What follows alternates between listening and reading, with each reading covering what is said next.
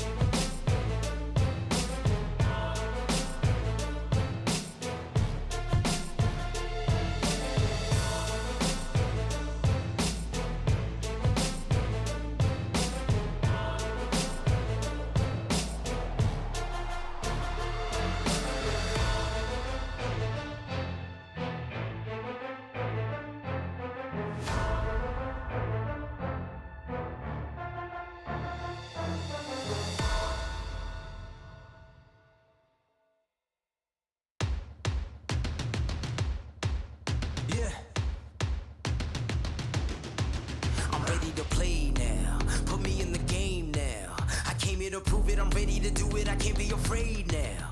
Put me on the stage now, I'm ready to rage now. I feel like an animal stuck in a cage and I'm ready to break out.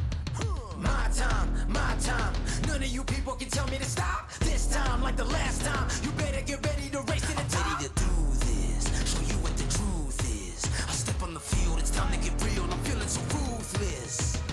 My time, none of you people can tell me to stop. Lower the lights down, hand over my crown, hand over my heart. I do this for my town, I do this for my crowd. So turn me up real loud. My time, none of you people can tell me to stop. Yeah. So what are you afraid of? Those feelings are made up.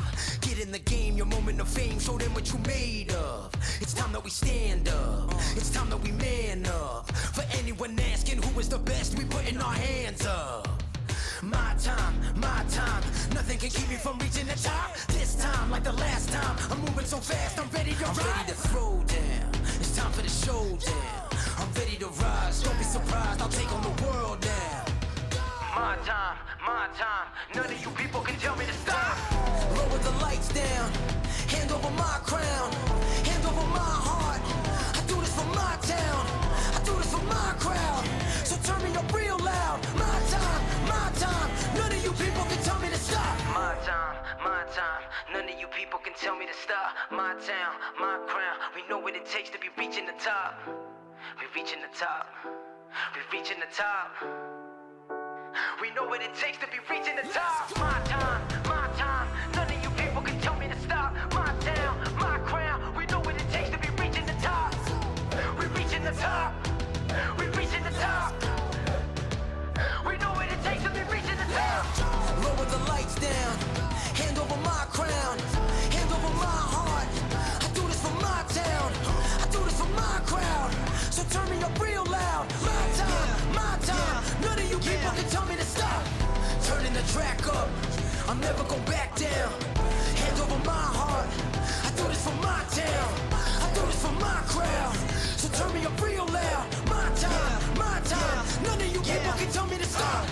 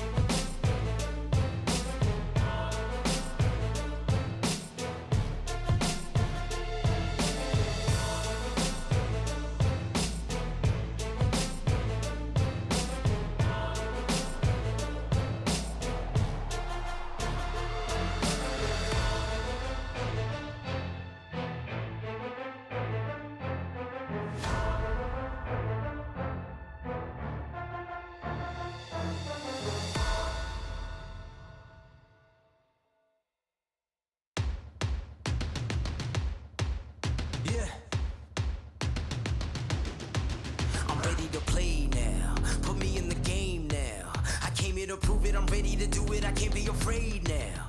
Put me on the stage now, I'm ready to rage now. I feel like an animal stuck in a cage and I'm ready to break out. My time, none of you people can tell me to stop. This time, like the last time, you better get ready to race to the top. I'm ready to do this, show you what the truth is. I step on the field, it's time to get real, I'm feeling so ruthless. My time, none of you people can tell me to stop. Lower the lights down, hand over my crown, hand over my heart. I do this for my town, I do this for my crowd. So turn me up real loud. My time, none of you people can tell me to stop. Yeah. So what are you afraid of? Those feelings are made up. Get in the game, your moment of fame, show them what you made of. It's time that we stand up, it's time that we man up. For anyone asking who is the best, we putting our hands up. My time, nothing can keep me from reaching the top. This time, like the last time, I'm moving so fast, I'm ready to ride. I'm ready to throw down, it's time for the showdown. I'm ready to rise, don't be surprised, I'll take on the world now. My time, none of you people can tell me to stop. Lower the lights down, hand over my crown, hand over my heart. I do this for my town, I do this for my crowd. So turn me up real loud. My time, none of you people can tell me to stop. My time, none of you people can tell me to stop. My town, my crown, we know what it takes to be reaching the top. We're reaching the top, we're reaching the top. We know what it takes to be reaching the top. My time, none of you people can tell me to stop. My town, my crown, we know what it takes to be reaching the top.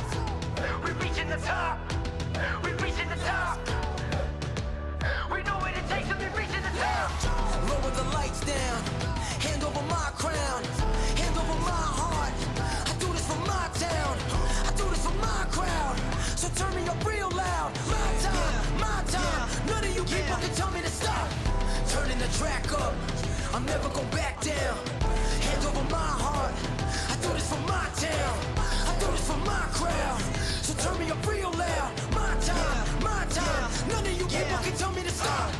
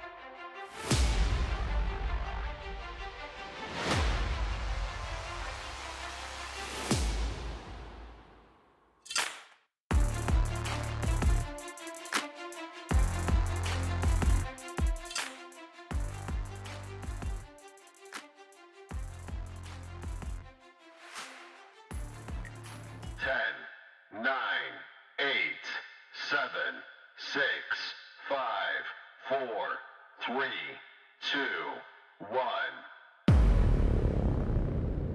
They fight not just for glory, but for the right to be crowned as kings of African Call of Duty Mobile.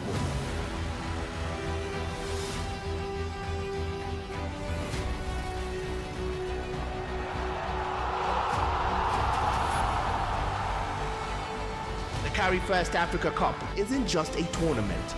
It is the soundtrack to a new era of African esports. He's going to be able to find the pistol kill. 1v1.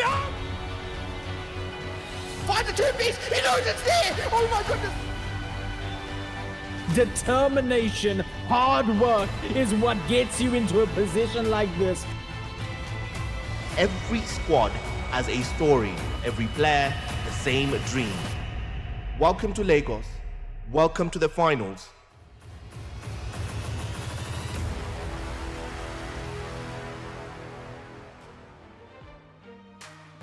Ladies and gentlemen, welcome to the Carry1st Africa Cup, the Call of Duty Mobile World Championships 2025 African Qualifier Grand Finals. It's going to be one hell of a day watching these players go through and get to that grand prize, but we got to do some introductions over here. I'm AR, Daddy Cool, joining me as always. I'm excited for this one, Daddy Cool, because this is energetic. This is history-making, record-breaking. This is the first time a team is getting an Africa slot to the Call of Duty Mobile World Championships, and it's being done by Carry1st, Call of Duty Mobile. We also have a couple sponsors there like Spotify and Mentos as well. And what they're bringing to the table, not only the team here who's qualifying is going to represent Africa on the world stage, but also they're currently playing for their slice of a $15,000 prize pool. I mean, that's awesome. I think that's one of the biggest tournament prizes we've seen in a hot minute here on the African continent. And we are excited to be bringing you all of that action. First place, $7,500 US. And all the way up to 8th place are also getting a cut of that pie. And we always talk about how it's not just about the glory of being able to represent. Well, actually, this money isn't just the thing. It's a possibility to represent not just your country this time around, but the whole African continent. That is, like you said, it is record-breaking. I think it's a huge opportunity here for Africa, and I just can't wait to see where this goes. It's been months and months of build-up to get here. Grand finals at LAN. Yeah, we're here to bring it all for you here on the Carry1st YouTube, and man, I'm excited, AR. I mean, we talked about it the entire time. Let's get a little recap. The road to Lagos. This is where it's all happening, the LAN. We got to see these 8 teams give it all, lay it all on the line just to get here. Sage Gaming, Nondescript Gaming, Bear Clan, Order 223, Paradox, Delta Esports, Sierra 7, and Eclipse Gaming. Daddy Cool, you and I got to actually witness the South African side of things as well, and I personally got to witness the final moments of the Nigerian sides as well. If that was just a taste, if that was the appetizer, this is the main course and dessert rolled into one. Yeah, these are the best teams per country in Africa. I mean, yeah, I think we're going to see some crazy game go off. And we're starting today off with some Sage from Senegal versus Paradox from South Africa. And, you know, again, you also want to these teams are now, yes, they're going to go and represent on the global stage, but they're currently representing their country. Yeah, no, that's the main thing about it as well. Paradox, undefeated. Sage Gaming, undefeated. Both Titans now facing each other for all that glory as well. And I think that's the biggest thing about it, is going for glory within this, Daddy Cool. It's all about the glory, the bragging rights, and again, like being able to go and play. I'm so excited. Whoever gets there, I think we're going to see players play out of their minds. There are going to be so much nerves, but I think the pure adrenaline is just going to be so much stronger. But yeah, all of this obviously being made possible by the amazing people over at Carry1st. They put this whole thing together. They are our headline sponsor, the best place to get yourself a Call of Duty Mobile COD points. I can't believe this is happening. I'm genuinely sitting here. I've been like waiting this whole time. I've just been in awe. And as we can see here, Sage's team, they are looking locked in and ready. And look at those. They look locked in. They look like they are here to take it all the way home. They look like they want to be the titans of this land. But also, we got to give a shout out as well to WIOCC, the official internet partner for the Carry1st Africa Cup. And then also K24 Digital and GH1 TV that are broadcasting these grand finals on their digital channels. It's absolutely fantastic that we have so many broadcasts of this going on. But yeah, I mean, look at Sage Gaming as well, locked in, loaded to get into this grand final to push towards that 15,000 USD prize pool, to push to that world championship opportunity. Yeah, there is going to be a lot of pushing and a lot of, gaming happening here today. And as you can see, these are our 5 maps for our first match here. Hacienda, Firing Range, Takeoff, Combine, and Tunisia. These are going to be, this is like, usually we see some back-to-back maps, but Call of Duty Mobile, what's cool is you always see like unique maps every single time. And obviously we're doing the format. We have Hardpoint, we have our S&D, and then our Control. And then we have our last 2. If we go to map 4s and 5s, the question is how many map 4 and 5s are we going to see throughout the day? Because we have a lot of matches on our hand here. This is all one big grand final series happening today. So it's also going to be whoever makes it to that very end. Do they have the stamina to pull it all the way through? This is also, it's going to be an endurance run. It's going to be a marathon, not just a race. So that's also something that these players have to take into account when this whole day is going down. Yeah, let's see how the players do handle it. Don't forget, we're doing some pick'ems as well. If you use in the chat, you can go and vote for who you think is going to be winning these matches. But here is our breakdown of the tournament. As we saw now, Paradox versus Sage Gaming is what we are covering currently. There is another match happening live. We are working on getting that LAN sorted as well, get it onto stream for you guys. But as we can see, going through to the second round and third round, it's just excitement is all it's going to be all day long. No, all day long. That's it. It's not going to stop. You know how I always say all gas, no brakes? This is the definition of it right here. Look at that main bracket, ladies and gentlemen. But we will hop into the Paradox Sage side of things. Who's going to come out on top and move to that second round? I mean, you get that momentum. Momentum is such an important thing with an opportunity as big as this. You can't slow down. You can't let your mental fatigue or even your body fatigue like play any part in what you're doing. As we get the overview of beautiful Hacienda, you got to go ahead and keep that mental at an all-time high. You got to go ahead and make sure that you're playing to the point where you're not exhausting yourself or over-exhausting yourself. Because like Daddy Cool said, there's a lot of matches going on for this. Yeah, it's going to be a lot. And throughout the whole day, if you hashtag us on Twitter with Carry1st Africa Cup or Carry1st Cup 2025, you might have a chance to appear on stream. And we will, give a bit of an opinion of what we're seeing. But we are into the match right now. And let's see how this game starts off here on Hardpoint Hacienda. Hacienda, we're starting off with Toxic right now. The slides going through, finding an angle immediately. You can see the P5 is coming through, jumps around the corner, and little shaky shots over there, but gets the elimination nonetheless. Smoke goes outside in time for the team.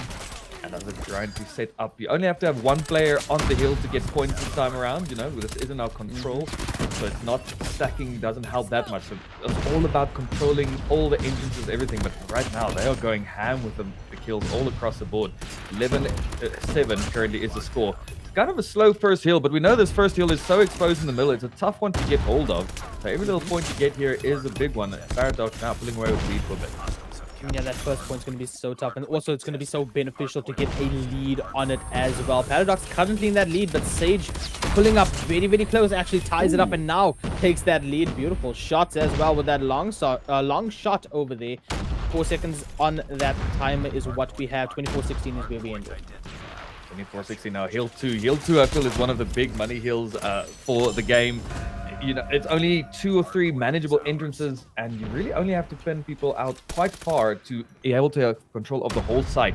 So if it is going to be the side of Paradox who takes it first, Sage is going to try and break in, but they get shut down immediately. So looking like a good heal here for the South African team. I kind of like the idea that we can actually say, the South African team, the Senegal team, this is such an awesome experience here for Call of Duty Mobile.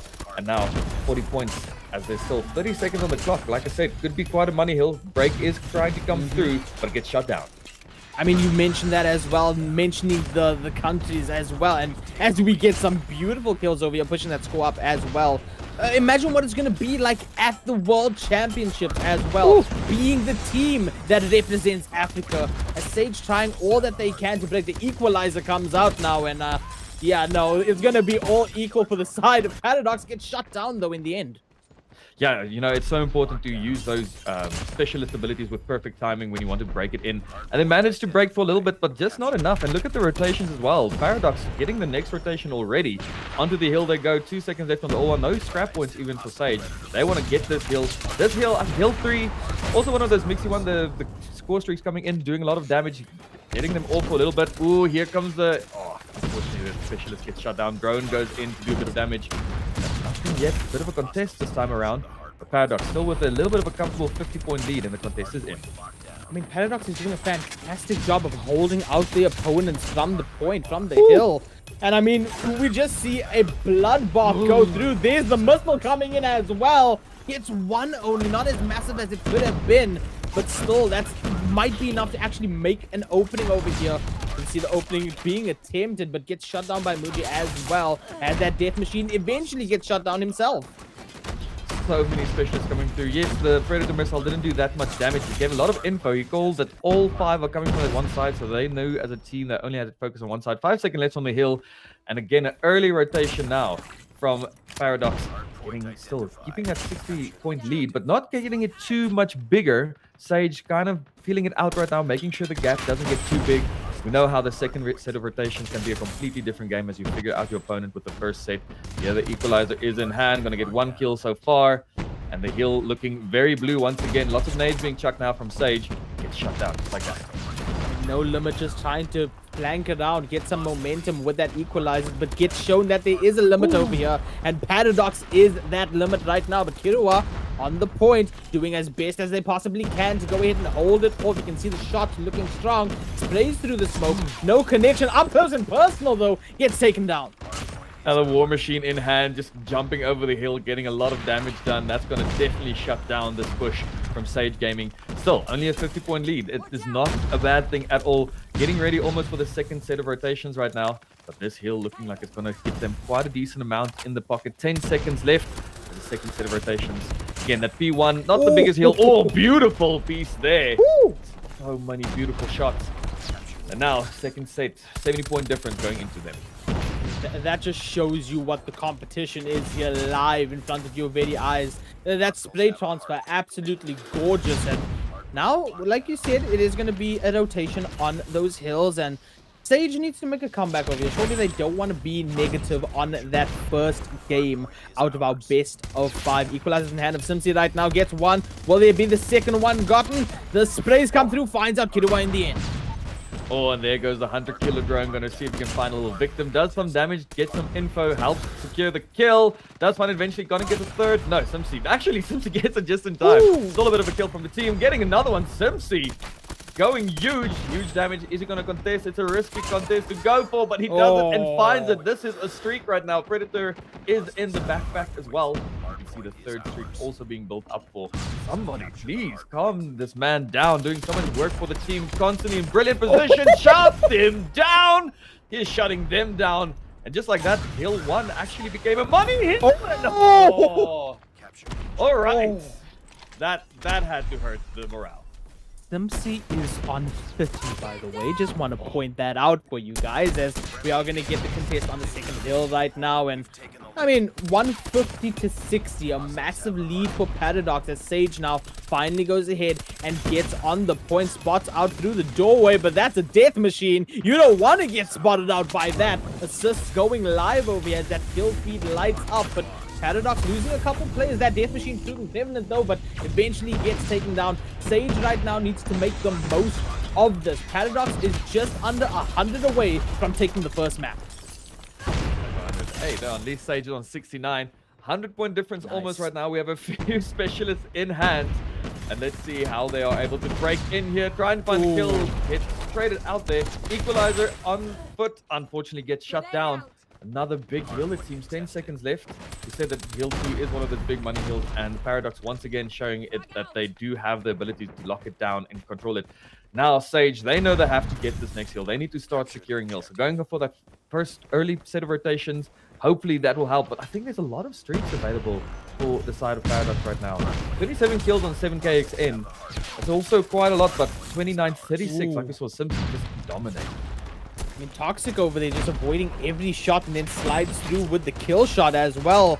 And I mean, Paradox right now are forced to be reckoned with. That War Machine so deadly in the hands of Daniello, and gets another elimination at the end over there as well. Just about to break 200 is Paradox. A substantial lead right now, and they just got to keep this momentum, keep this pressure, and push on to that win. Equalizer in hand, finds one, going to look for a second, not going to find it unfortunately, but the hill is yellow right now. But Simpsy doesn't like when the hill is yellow. He's coming in from behind, spree firing, hoping to find anybody. Unfortunately doesn't, but you know, that just means that the hill is secure. Nobody's going to be pushing in anytime soon. Finds one, no, there's a second, going to get to safety. This man's fingers are doing the most right now here on Call of Duty Mobile. Does get shut down now. A lot of streaks available. This hill is over. So get now to the next hill, and again, look at Paradox already has a player on the next hill, not on it actually, pushing up ahead to make sure that the team of Sage can't even get close. Does get shut down for now. 7KXN finds the first, looking for the second on this break. Will he find it? He does. That's what they need. Breaks 30 as well over there, 32 eliminations to the name, and still trying to keep going. Make that 33, get shut down at that point. That streak not going to continue. Paradox looking to get the final 30 points. Sage trying to keep this game alive right now. And contest on the hill is going to be here. Assists going everywhere. And I mean, this is just pure chaos right now, Daddy Cool. It is. This outside hill always tends to lend itself to some chaos. But right now, can't win on this hill anymore. So we are going to go over to our third set of rotations. But what we saw last time Paradox do on T1, they need just a few seconds. Going to try and get themselves as close as possible. Germ trying to find somebody in the smoke, doesn't. But find somebody on the side at least. In the meantime, 5 seconds left. 20 points is all Paradox needs to take home this game number 1. Ooh, the drop shot comes through, slides in, but gets taken down as well. Double berserker is what we're seeing over there, and Paradox so close to winning this right now. Sage just about to break 100. There's that sliding from Kirwa, equalizes on Simpsy, and so dangerous in Simpsy's hands. We've seen it early on 43 kills right now, Daddy Cool. 43, doing the absolute most. But look at the rest as well. 38, 29, 33, 32. The team of Paradox are here. They want to be the African team to represent. And right now, they get game number 1. And Sage breaking 100 at least, but still quite a tough one that they found themselves in there. I mean, so much pressure was put on Sage over there. We saw Paradox absolutely locked in from the start. And I mean, let's take a look at some of these kills that happened early on in the game. Look at these spray transfers, the collapse almost happening over here. And I mean, the streaks just starting to build up. And then look at where we ended, Daddy Cool. Over 40 kills on a singular player for Paradox. They did absolutely fantastic in map number 1. They did. And I mean, not only is it 40 kills on a single player, but that's with a 250 to 100 scoreline. Not even like a close 250, 250. So, yo, really Simpsy doing the most with the team there. But again, the whole scoreline across the board. Stage just currently struggling a little bit to find those kills, being a little bit disorganized. But, you know, it just takes a little bit of time. Maybe game 1 jitters. And we also know Hardpoint is a chaotic game mode. Now we're going over to our more strategic S&D, where some teams just tend to, you know, shine a bit more with that style of gameplay. So only time will tell how they handle that. But yeah, that's game number 1 done and dusted, and what an explosive game it was. Absolutely, and we move over to S&D. That's going to be on firing range as well, Daddy Cool. So the strategies will have to come through over here, and then of course followed off by takeoff, and if we need to, combine and Tunisia as well. But I mean, that was just the first one, Daddy Cool. We have an entire day of this. This is phenomenal. It really is, and Paradox look like they are ready, and we know the team of Sage, Senegal, they definitely want to also be bringing their best. Again, those first game jitters, some players are just a little bit better with handling it. So now it's up to game number 2. And don't worry, even if you do get eliminated in this game number 1, either team that does, we are doing a double elimination format at least. So we will be seeing them still throughout the day. It's not just one and done. Get yourself a chance, because we love a comeback story, right? One of my favorite things is when a team gets eliminated game number 1 and they manage to find themselves in the grand final against the very team who like knock them down and get that revenge story. But we don't know. That's going to be our timeline, our storyline for the day. Only time will tell. As like you said, this was the first game, and it already feels so exciting. You can really feel like the energy of these players through the screen. Well, I could personally. I don't know about you. I don't know. Oh no, absolutely. I could feel the tension that was happening over there. How much do you want to bet there was just that comms being yelled out over there? You could barely hear the gunfire over the comms of the teammates. I can imagine that happening, but I mean, that was just map number 1, Daddy. We are in for a fantastic day. And of course, all of this being made possible by COD Mobile, by Carry1st, by Spotify, by Mentos, by all of the broadcasters as well, making opportunities like this possible. I mean, being the team to represent Africa as a whole in the Call of Duty Mobile World Championships, this is massive. It's so exciting. And yeah, fun little thing we're doing on the side as well. Mavis is going to try and set a Guinness World Record attempt for the most selfies taken in 3 minutes. That will be happening later as well on the stream, so be sure to come and check in. That's such an interesting little thing. I love how we're just bringing so many things together as well. And if you guys are enjoying the stream or want to have your opinion read, be sure to go and hashtag us on Twitter with Carry1st Africa Cup as well as Carry1st Cup 2025. You could have your tweet featured on stream. And don't forget, the pick'ems, there's a lot of ways for you to engage and be involved in the stream here today. It's not just about watching, it's getting the community involved, because this is such a huge opportunity for the African continent. We really want to have everybody involved in any way we can. So yeah, if you want to have Africa get onto the esports scene more often, this is the place to get it started. So yeah, game number 1. Now, what is going to happen on game number 2 is the question. Like we said, it's the S&D era. What are you expecting to see? I'm expecting to see things get slowed down, obviously. A lot more than what we saw over there. We saw Paradox absolutely run it down and gun through it. Not the case to be with Search and Destroy over there. Now you have to be more tactical within this. This is an opportunity for Sage to make that comeback story that you so love. This is the opportunity for them to do that. This is the opportunity to out-strategize the opponents. On the side of Paradox, though, they have that confidence now after that first match. They know that they can just gun through. They know that their aim is absolutely smooth with it. So they just got to keep doing that. They just got to play around with their strategies and push onto that third game as well. That third map, I should say. It's all on the line for Sage over here. Like you said, it's not the final opportunity if Sage loses this best of 5. But I mean, having your mental sort of destroyed like that in a bit, I mean, like you said, 250 to 100, it's a little demoralizing. You can't let that get to you. Absolutely cannot let that get to you. The minute that gets to you, you start overthinking your moves. You start overthinking your rotations, your flanks, your shots, and then you start becoming more prone to mistakes. You can't have that, especially when the stakes are this high. Yeah, the stakes have never been this high, I feel like. Nerves can definitely get to you. Like you say, both these teams going into this in their respective countries were undefeated. So now it's like, you know, you still want to have that little bit of a, hey, we're the undefeated team. So both of these teams have that kind of prove and go for. This is just the first set of games that we're starting off with. As we see here, Trophy System going to go out very early. They want to secure this A site and B site, as attacker is going to be Sage to start it off. We're seeing a lot of Thunders over here. There's one thing that we've seen before from most of these teams over here, Daddy Cool, is that they know how to hit snipe. So I'm excited to witness that. They hit those headshots. They don't even need to aim for the throat, aim for the chest. They just aim for the hit every single time, and it just lands no matter what. But now number 1 for our SND. Let's get into it.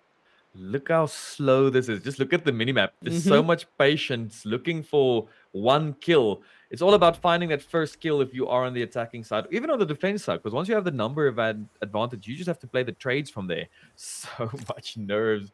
Nobody's moving. As we can see there, player number 4 and 5 from Sage are trying to see if they can find something. FUJ and 7KX and taking some poking shots. Here, Germ has got a crucial position up here to try and get info for his team and potentially do a lot of damage.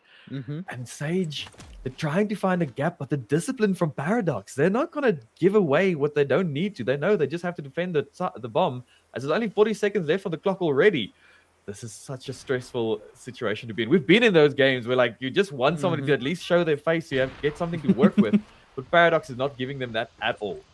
Yeah, absolutely, and this shows you, like you said, the discipline of Paradox here, not shifting one bit. It shows you the strategies behind it. They can play out the time all that they want for this, so they're just going to do that. And now finally showing their faces, and they hit the shots as well. They go ahead and take that first one out of the 7 for SND.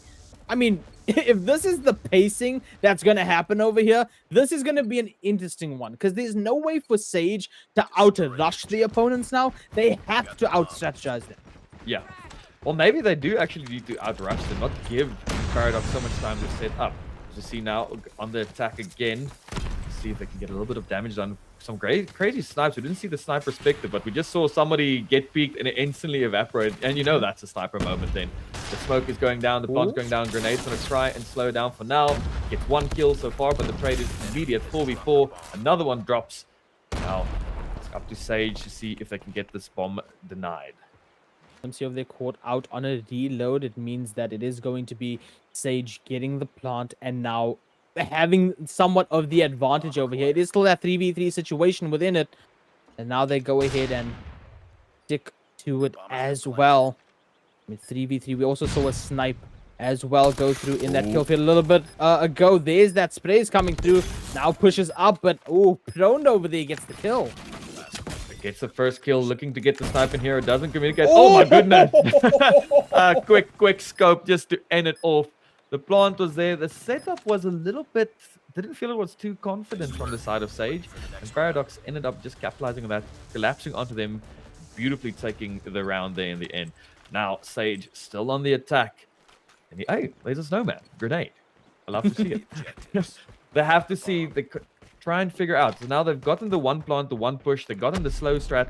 Neither of the 2 have worked. What are they going to try this 3rd time around? I mean, it almost worked as well. They just couldn't hold it until that bomb actually detonated. But they can go ahead and try again right now. You can see them trying to clear this off. Spotter where the sniper is in the back and peeking out. Simsy though plays that timing so beautifully to get that kill.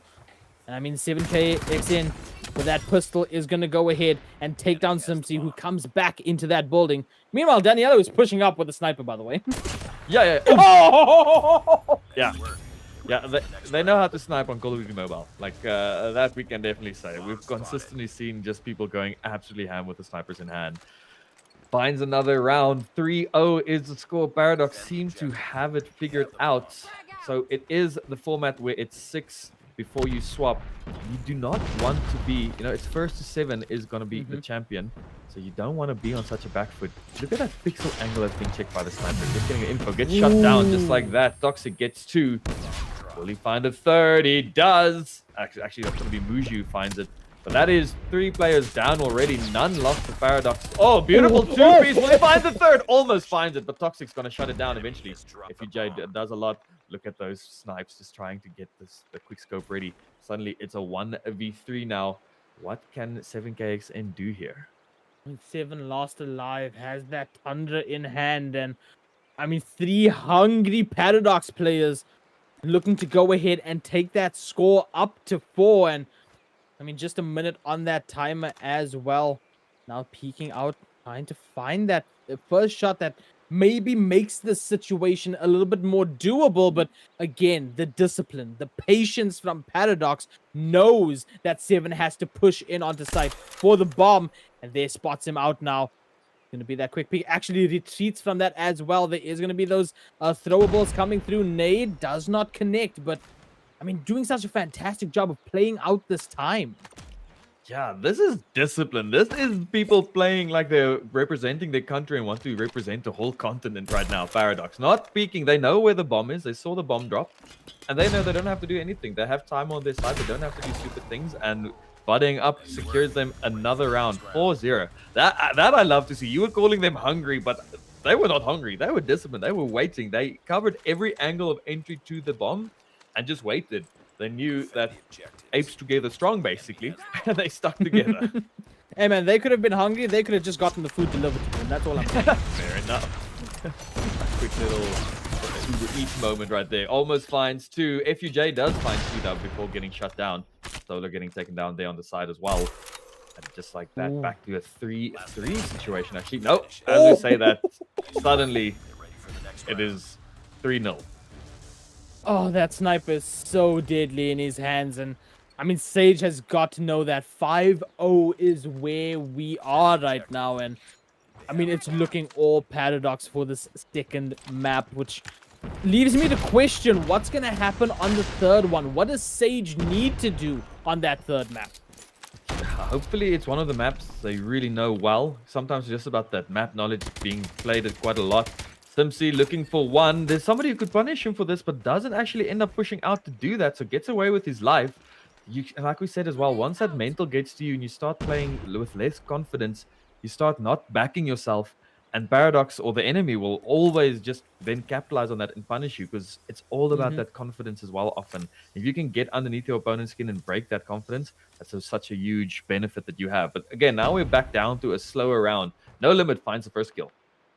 Daniello on 9 as well with this Tundra, and I think that's one of the things affecting the mental as well within this map. I mean, you talk about the confidence of not wanting to push out. If you know that Daniello's that good with the sniper, you don't want to give an elimination. You don't want to peek that angle at all, as Muji finds a kill with that Tundra as well and takes us down into this 4v3 situation with 45 seconds left on the clock. And I mean, this round's looking all Paradox once again. The way Germ has slipped the net into the back of their spawn, looking at the minimap, he's about to just collapse from them from behind. They're about to have a very, very bad time. Slowly but surely coming through, but the sniper from Daniello also being held down. Unfortunately, Germ does get spotted out and taken down, but I think he gave his team all the info, finds the first kill as Daniello. But I think they know they're trapped in that building right now. So Paradox just have to surround the building SWAT style, make sure nobody gets out. The sniper from Muji in hand as well does get the shot, but doesn't get the kill. But the trade is followed up immediately. It is a 2v1 situation. Can FUJ manage to clutch this one out? Germ is actually still alive. He is still there at the back. He didn't get killed in the end. But there we have it. Paradox 6-0 up now as we go into the attacking side. Will Sage be able to replicate this defense is the question. I mean, that was insane. That was down to the clock over there on that one. But now we go ahead and witness Sage's defense. And it has to be as strong as what Paradox's was. But I mean, look how quick Paradox is actually moving. Way quicker than what was able to be done by Sage in that first one. Muji with that cross-map nade. Shotgun coming out from Toxic as well. We are immediately down to a 4v3. Just like that. I mean, did you watch those nade lineups? We saw them line it up. They knew exactly there's going to be a player there at the back. We know the nade lineup. Do a little bit of damage with some bullets. Nade comes in, follows up perfectly. That is a team that has stratted the map out. But yet, it's still a 3-3 situation right now. So it's not just over just quite yet. But Sage now lose one player, 2v3. This is the last round in the S&D, so they have to pull something out here. You can see trying to get onto the site right now, and I mean, Paradox doing such a fantastic job of holding out their opponents and popping out when least expected. And just like that, Paradox with a clean sweep in Search and Destroy on our second map of Firing Range. That is a brutal defeat to face if you are Sage. But again, you can't let that get under your skin. You can't let it affect your mental too much. And even if you do, you have to be able to reset. You have to be like, okay, guys, we are now basically from the start. Can't lose any more maps. Because you've seen that happen. 2-0 behind and then suddenly the reverse sweep. It has a name for a reason because it happens quite often. The question is, will Sage be able to make it happen? As we go over to Control now, which once again is one of those hybrid game modes. Has a bit of the life count slower, but also multiple objectives you can capture at the same time. Looking at those kills, take us through it there, Mr. AR. I mean, 12-2 on Daniello, but also 8-0 on Muji.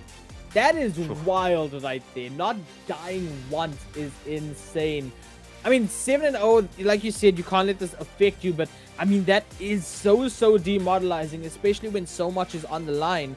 But you have to do your best to try to push through. Like you said, reverse sweeps happen so often. Now we move over to Control on Takeoff. This is the point where we're going to have to witness Stage lock it all in, give everything they've got over here, and no pun intended, control the entire scoreboard to push us to a map number 4. If not, we are going to say GG, and Paradox is going to get the win for this one. And I just want to say that FUJ was the only player who went positive that previous game. He got 7 for 6. The rest of the team had a bit of a slow one. And again, it's just about that experience, right? I think a lot of these teams haven't gotten as much of an opportunity to play at this level. And it's so good to finally have more and more teams playing at this level, as this is the only way you get better, is by consistently playing here. And then eventually, hopefully, I can't wait to see whoever makes it to the grand final representing Africa at the Grand Championships, the Call of Duty Mobile Grand Championships. That's going to be such an exciting time as well. Can't wait to catch that. But right now, we are focused on the qualifier, the African qualifier, here on Carry1st, being brought to you by the amazing people over at Spotify and Mentos. So yeah, game number 3, map number 3. Sage need to find something. They need to find a chink in Paradox's armor. Yeah, they need to get that rhythm building and keep that rhythm, keep that momentum pushing into map number 4. They know now that for this series, it's do or die within this best of 5. And I mean, we've seen them beforehand go ahead and push through. Hell, they were undefeated in their own ranks, in their own qualifiers just to get here. They need to go back to that. They need to lock in that mentality, lock in that skill, bring it back out, show the beast over here at this land, and then push through to that 4th map, because this, like we said at the beginning of this is a record breaking, this is history making. This is the first time that there is an Africa slot for the Call of Duty Mobile World Championships. I mean, the first for hopefully many to come as well. So maybe we'll get another opportunity for this next year as well. But you want to be the first. You want to be the first one representing Africa, because that name is forever going to be engraved in stone as your name being the ones to represent the entire continent at Call of Duty Mobile World Championships. Yeah, a whole continent is got. That's a lot of pressure as well, right? Like right now, these players have the pressure of their whole country, but whoever makes it in the end, out of the 7 countries that are currently in this qualifier, once they make it to that grand finals, they have a whole continent behind them, and that's both, I can feel, exhilarating, but I think it's also so much pressure. So the nerves, they need to go. I don't know how, you know, if you go like boxing, you can like train your abs to be immune to punches. How do you train your nerves to be able to handle something like that? It has to be by just doing it more and more. So having this opportunity is one of the ways we get to do it. But yeah, game number 3 is just around the corner. AR, I think, Stage, what do they need to do? Do they need to kind of shut down a certain player? Sometimes you just need to shut down one player, but I feel like the skills across the board are consistent, right? I mean, brother, if we go back to that first map over there and we talk about shutting down a player, you had to have to shut down the entire team over there. Every player was popping off. In that second one, we got to witness that sniper in hand. Daniello and Muji were the ones to shut down. They managed to get a flank. They managed to get those shots. They managed to go ahead and change the game completely, just by getting that 2 kills to sort of push back Sage enough to maybe even get that timer to tick down all the way. I think if Sage needs to go ahead and shut down Paradox, they need to focus on building that confidence in themselves and not overcommitting. What we saw in the first one was they were popping off, right? They were hitting those shots. They were getting those spray transfers. They were getting those streaks as well. But then they also overcommitted a lot more and pushed around corners they didn't need to, getting themselves eliminated, giving the numbers advantage in that moment to their enemies. And I think they just need to back up a little bit on that. They need to play as a unit. Like you said, ape together strong. We need to play together. We need to have that unity, have that chemistry, because that can surely push them to a map number 4. No, that is definitely, I think that's the right thing, right? Just reset, focus, find the right targets, work together. As you can see, the player intros there, the team intros, they are looking serious and ready to bring this one home, both of these teams. So, and again, we saw the confidence during the qualifiers. We know what Sage is capable of, but again, this is LAN. We've said this so many times when we are able to cast a LAN opportunity. LAN is a different ball game completely, especially, I mean, you're not even playing in your country this time around. This is happening in Lagos. So you're not even on your home ground at all. There's an extra layer of stress and excitement and everything. And currently Paradox is dealing with it slightly better. But again, if Sage do get taken out in this next map, they're not out of it completely. They do have that lower bracket climb back they are able to do. And every single one of those matches are going to be so intense. As you see here, Sierra 7 versus Bear Clan. Whoever takes victory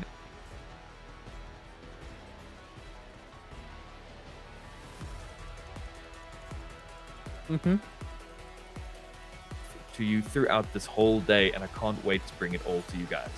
Oh, no, absolutely. And if you guys want to get involved with us even more, go over to Twitter, go and use hashtag Carry1st Africa Cup and hashtag Carry1st Cup 2025, because maybe your tweet will get shown on the screen during this entire broadcast. And of course, speaking of broadcast, we have K24 Digital and GH1 TV also broadcasting the grand finals on their own digital channels as well. That's how massive the scale of this is right now. This is for the entire continent to be represented, not just one country. No, the entire continent. And of course, all of these players in this grand final also battling for their share of a 15,000 USD prize pool. That is massive, Daddy Cool. It's huge. That's one of the biggest prize pools we've seen on the African continent. And yeah, that's just the first step. Whoever wins here again, they get that ticket, as you can see here on the bottom right, those flight tickets to America to represent the whole continent. And all of this being made possible by Carry1st, Spotify, and obviously Mentos, the chewing gum partner. I mean, I think if you're stressed, chewing gum goes really hard and it helps so much. And if you guys are enjoying the awesome skins you're seeing in the game right now, Carry1st is the best place to get yourself Call of Duty mobile points. They run specials constantly, so you can be kitted out looking absolutely swagger, if you will, in your games while you're styling on people. And what I really like about Call of Duty Mobile, they have that, they can do whatever they want with the skin styles, and there are some really beautiful, awesome skins. It's just so fun to play with. But yeah, game number 1 might just be over after this, unless Sage dig deep. Maybe they've been kind of using this time, you know, that bluff moment in pool, we were like, how do you play pool? I didn't know what, you know, you're actually goated. Once the other team is kind of relaxed, you go in for the strike, and then they are ill prepared. You might be able to bring it back, but only time will tell as we get ready here for this control now. And I'm stressed for everybody. Why was that such a specific example? Are you that guy? Are you the guy that pretends you can't play pool? Is that you, Daddy Cool? I think it's him, guys. Don't play pool against Daddy Cool. I can neither confirm nor deny these accusations. That sounds like a confirmed right there. What's also confirmed is that match pick'ems as well on the Carry1st Cup website, which is cup.carry1st.com. Go ahead and do your match pick'ems. I do believe that there's a 10k card point giveaway attached to the leaderboard as well. So if you want some of those skins and that card points that Daddy Cool was talking about, that's an easy way to do it right there. Go get your pick'ems, your predictions on the wins as well. But I mean, Daddy Cool, let's just recap on that first map over there. 250 to 100 is what we saw. That immediately may have taken mental down from Sage. Then a clean 7-0 for Paradox. That takes the mental down even more. We talk about how maybe they're just used to certain maps, maybe certain game modes. We are now in control on takeoff. We talked about the confidence that needs to be here. We talked about the overcommitment that doesn't need to be there. I mean, we've talked about the aim and the strategy of Paradox as well. But nonetheless, it is do or die for Sage right now as we get into it. We've booted up that 30 lives apiece, and we've hopped straight into our control map. I just love how Paradox knows map flow so well. They're always ready to pre-fire just in case somebody did a rush. But they don't find the kill this time around. But just like that, they find that now. Toxic finds 2 immediately. Looking for a third. Germ finds 1 on the side as well. So much action. The life count, 29-25. Oh, quick pull away already from Paradox. 27-22. This feels like it's just going to be a TDM as Paradox. They need to try and just keep Sage off. Sage need to try and get on. Kira finds 1. I mean, let's talk about that opening moments over there. For 1 kill that Sage got, Paradox got 5. That is insane right there, but still Sage doing a little bit, almost enough over there to sort of get the lives close to each other. 17 is where we are, and yeah, both these teams just playing this like a TDM. They just want to get into these gunfights as we watch Paradox go ahead and take down those lives even more, all the way to 13. Germ with the beautiful snap there and the attempted free fire once again, just in case there's a rechal, but the rechal isn't going to be there. 21-10, lives are dwindling, not a single tick found yet. Gonna get away with it, skin of his teeth right now. Sage feeling like they can't find anything within Paradox to exploit.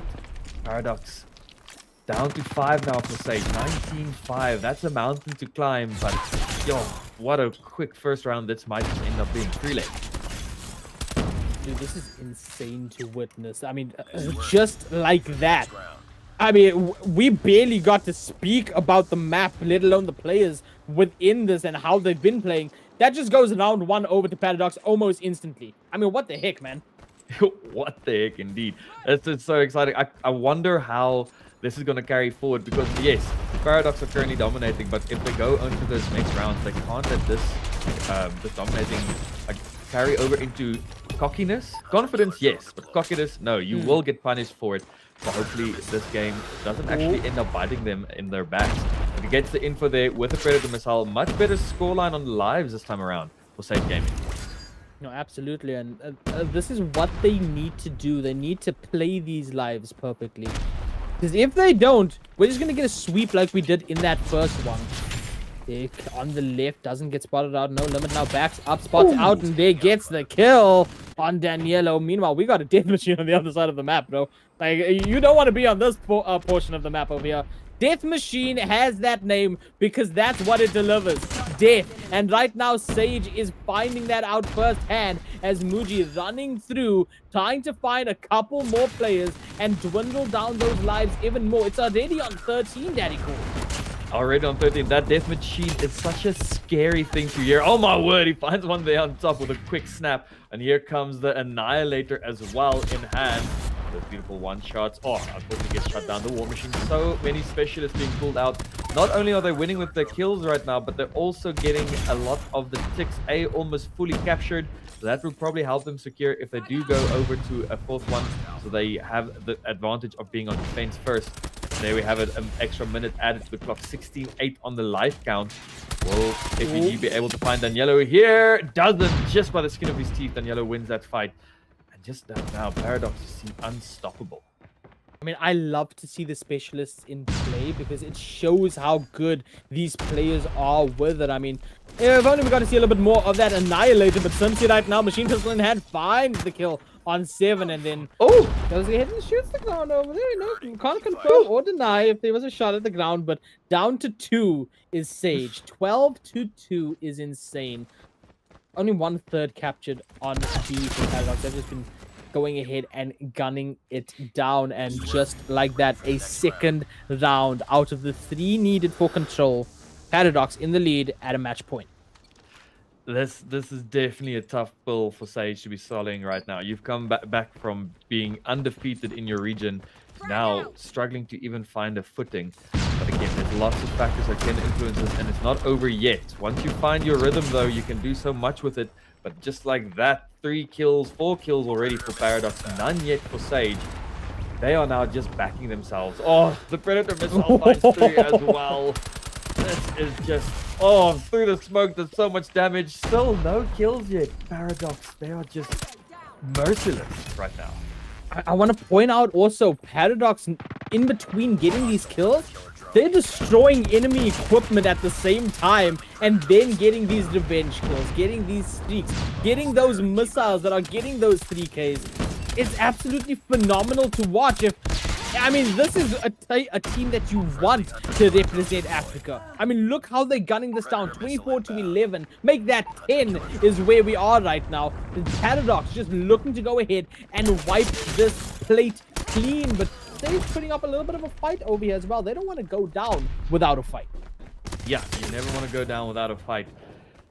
As we see 20-7, they're giving it their all. They managed to at least in the end quite a few kills after that rough start. I mean, it went from what 20-30 to 18-4. It's a little bit I managed to slow it down a bit, but not enough. Some specialists coming through from Sage going to help them find a few kills, but only 3 versus 14 left. It's not going to be enough as the time has also run out in between. That is another clean game for Paradox. That Sage definitely have to just take this one on the take it on the chin and go back to the drawing board and figure out how they're going to bring it back in the lower bracket. And Paradox, they can pat themselves on the back for what a dominating showing this has been. I mean, that's scary in its own right, yeah. I mean, to go back to back with clean wins, that's insane. And all the props in the world to Sage over there. They've done their best within it. Look at the scoreboard right now, Daddy Cool. Take us through it. 26 for Toxic. So it's been a different player every single game mode that's able to shine, but the kills still consistent across the board for the side of Paradox. On the other side, we have Sage. I mean, they just didn't get opportunities. Also quite equal across the board. FUJ definitely being the star player for the side of Sage. He just needs to go and hype up his team for this after this one. But again, this was game number 1 only. We don't know what is in store for us the rest. Again, lots of these teams I don't think have ever faced each other. So you have to try and figure out your opponent and all that stuff in between. Everything is happening already. And it's such a fast-paced game, this Call of Duty Mobile. So a lot of factors in play here. Sage taking that one 3-0 is how they will be walking away. Paradox very happy to have got 3-0 as well. And a 3-0 on takeoff as well. That's definitely going to be a big confidence boost, but don't let it go to the head is the most important thing they can do right now from both sides. Don't let this loss go to your head. Don't let this victory go to your head. Keep it cool, calm, and collected, and just keep on carrying this forward if you're Paradox, and just reset if you're the side of Sage. Man, I would have loved to have heard Paradox yelling at the top of their lungs after that final one, knowing that they've won it, knowing that they're going through to that second round match. I mean, it's fantastic to know that this is all happening. Such a massive opportunity happening. And of course, all thanks to COD Mobile, Carry1st, Spotify, and Mentors for actually going through and making opportunities like this possible. Daddy Cool, a clean sweep over there, 3-0. Phenomenal. Yeah. Let's talk about what the other teams need to take to note right now of what they will go ahead and obviously hear the news about with this. Yeah, I think most likely this is at LAN. It's being displayed on the screens as well. So they could be watching this, taking notes, knowing that, okay, this team of Paradox, they know what they're doing. They are a team to possibly be feared. Or you're just sitting there being like, you know what? We are undefeated in our region. We're the best in our region, and we're going to prove we're the best on the continent.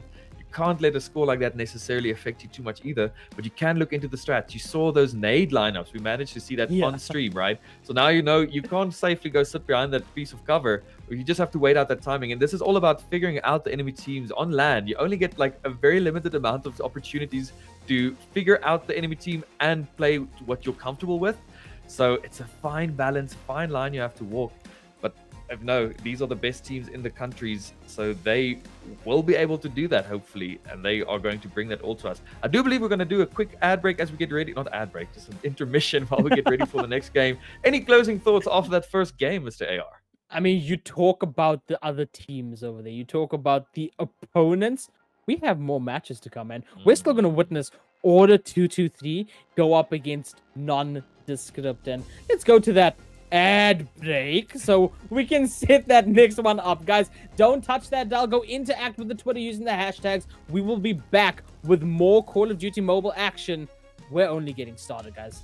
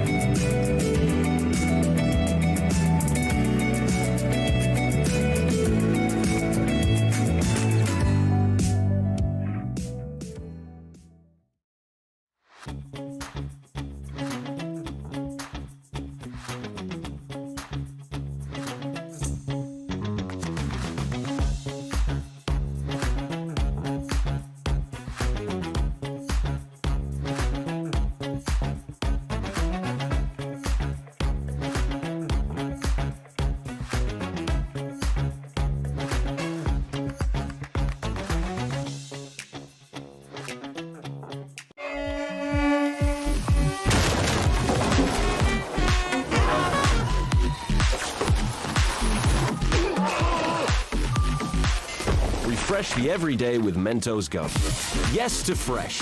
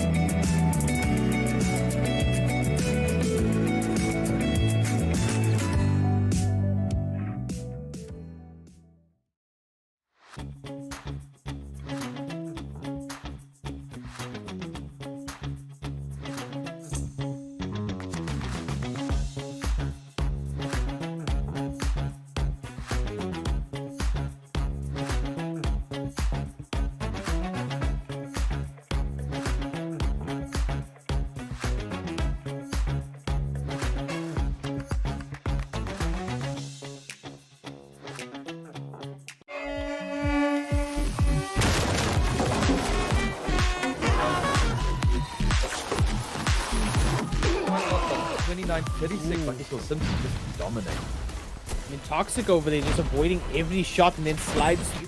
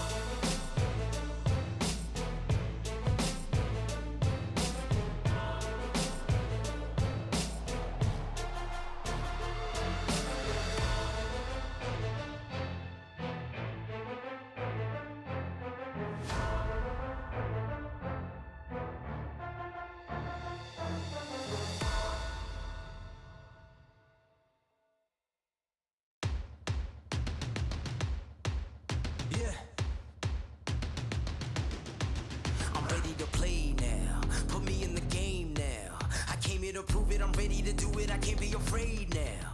Put me on the stage now, I'm ready to rage now. I feel like an animal stuck in a cage and I'm ready to break out. My time, none of you people can tell me to stop. This time, like the last time, you better get ready to race to the top. I'm ready to do this, show you what the truth is. I step on the field, it's time to get real, I'm feeling so ruthless. My time, none of you people can tell me to stop. Lower the lights down, hand over my crown, hand over my heart. I do this for my town, I do this for my crowd. So turn me up real loud. My time, none of you people can tell me to stop. Yeah. So what are you afraid of? Those feelings are made of. Get in the game, your moment of fame, show them what you made of. It's time that we stand up, it's time that we man up. For anyone asking who is the best, we putting our hands up.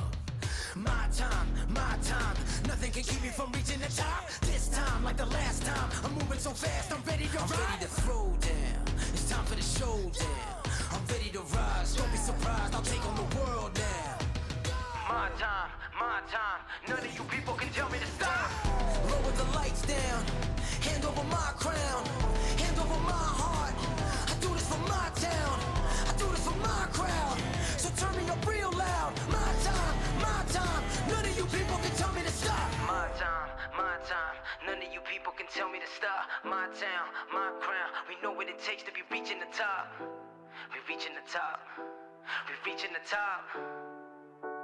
We know what it takes to be reaching the top. My time, none of you people can tell me to stop. My town, my crown, we know what it takes to be reaching the top. We reaching the top, we reaching the top. We know what it takes to be reaching the top. Lower the lights down, hand over my crown, hand over my heart. I do this for my town, I do this for my crowd. So turn me up real loud. My time, none of you people can tell me to stop. Turning the track up, I'm never going back down. Hand over my heart, I do this for my town, I do this for my crowd. So turn me up real loud. My time, none of you people can tell me to stop.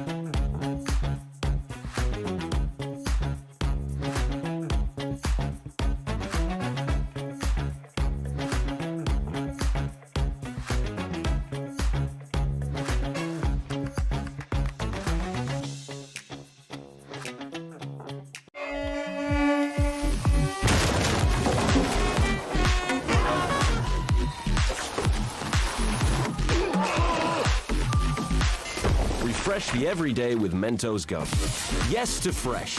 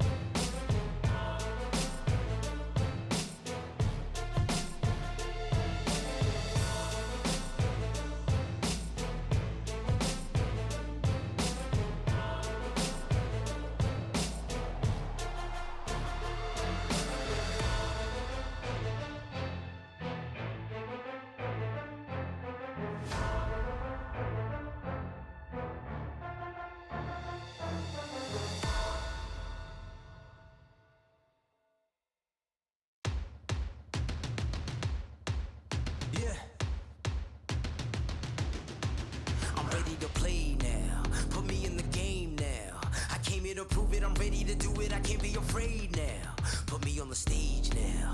I'm ready to rage now. I feel like an animal stuck in a cage and I'm ready to break out. My time, my time. None of you people can tell me to stop. This time, like the last time, you better get ready to race to the top. I'm ready to do this, show you what the truth is. I step on the field, it's time to get real. I'm feeling so ruthless. My time.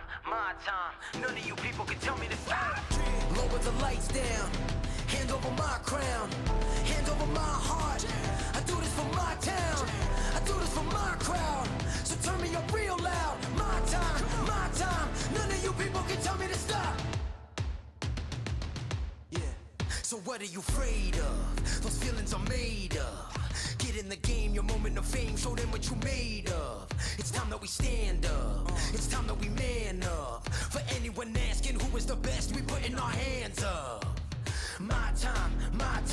Nothing can keep me from reaching the top. This time, like the last time, I'm moving so fast, I'm ready to ride. I'm ready to throw down. It's time for the showdown. I'm ready to rise. Don't be surprised, I'll take on the world now. My time. None of you people can tell me to stop. Lower the lights down. Hand over my crown. Hand over my heart. I do this for my town. I do this for my crowd. So turn me up real loud. My time. None of you people can tell me to stop. My time. None of you people can tell me to stop. My town, my crown. We know what it takes to be reaching the top. We're reaching the top. We're reaching the top.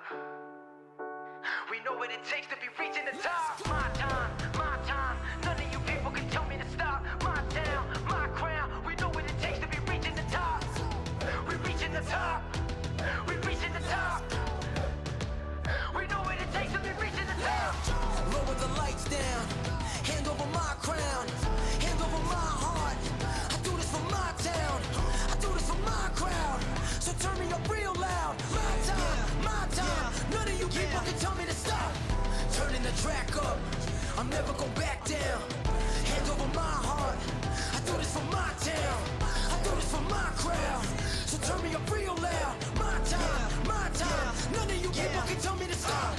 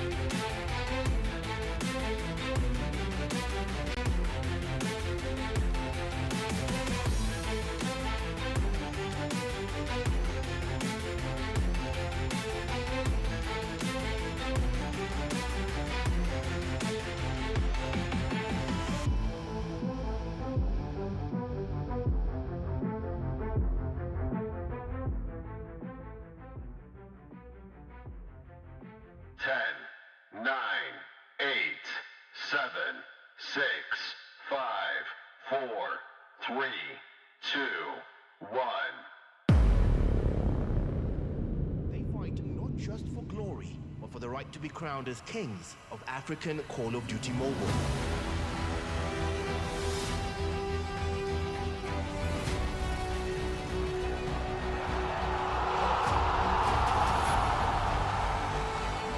The Carry1st Africa Cup isn't just a tournament. It is the soundtrack to a new era of African esports. He's going to be able to find the pistol kill. 1v1. Find the two-piece. He knows it's there. Oh my goodness. Determination, hard work is what gets you into a position like this. Every squad has a story, every player the same dream. Welcome to Lagos. Welcome to the finals.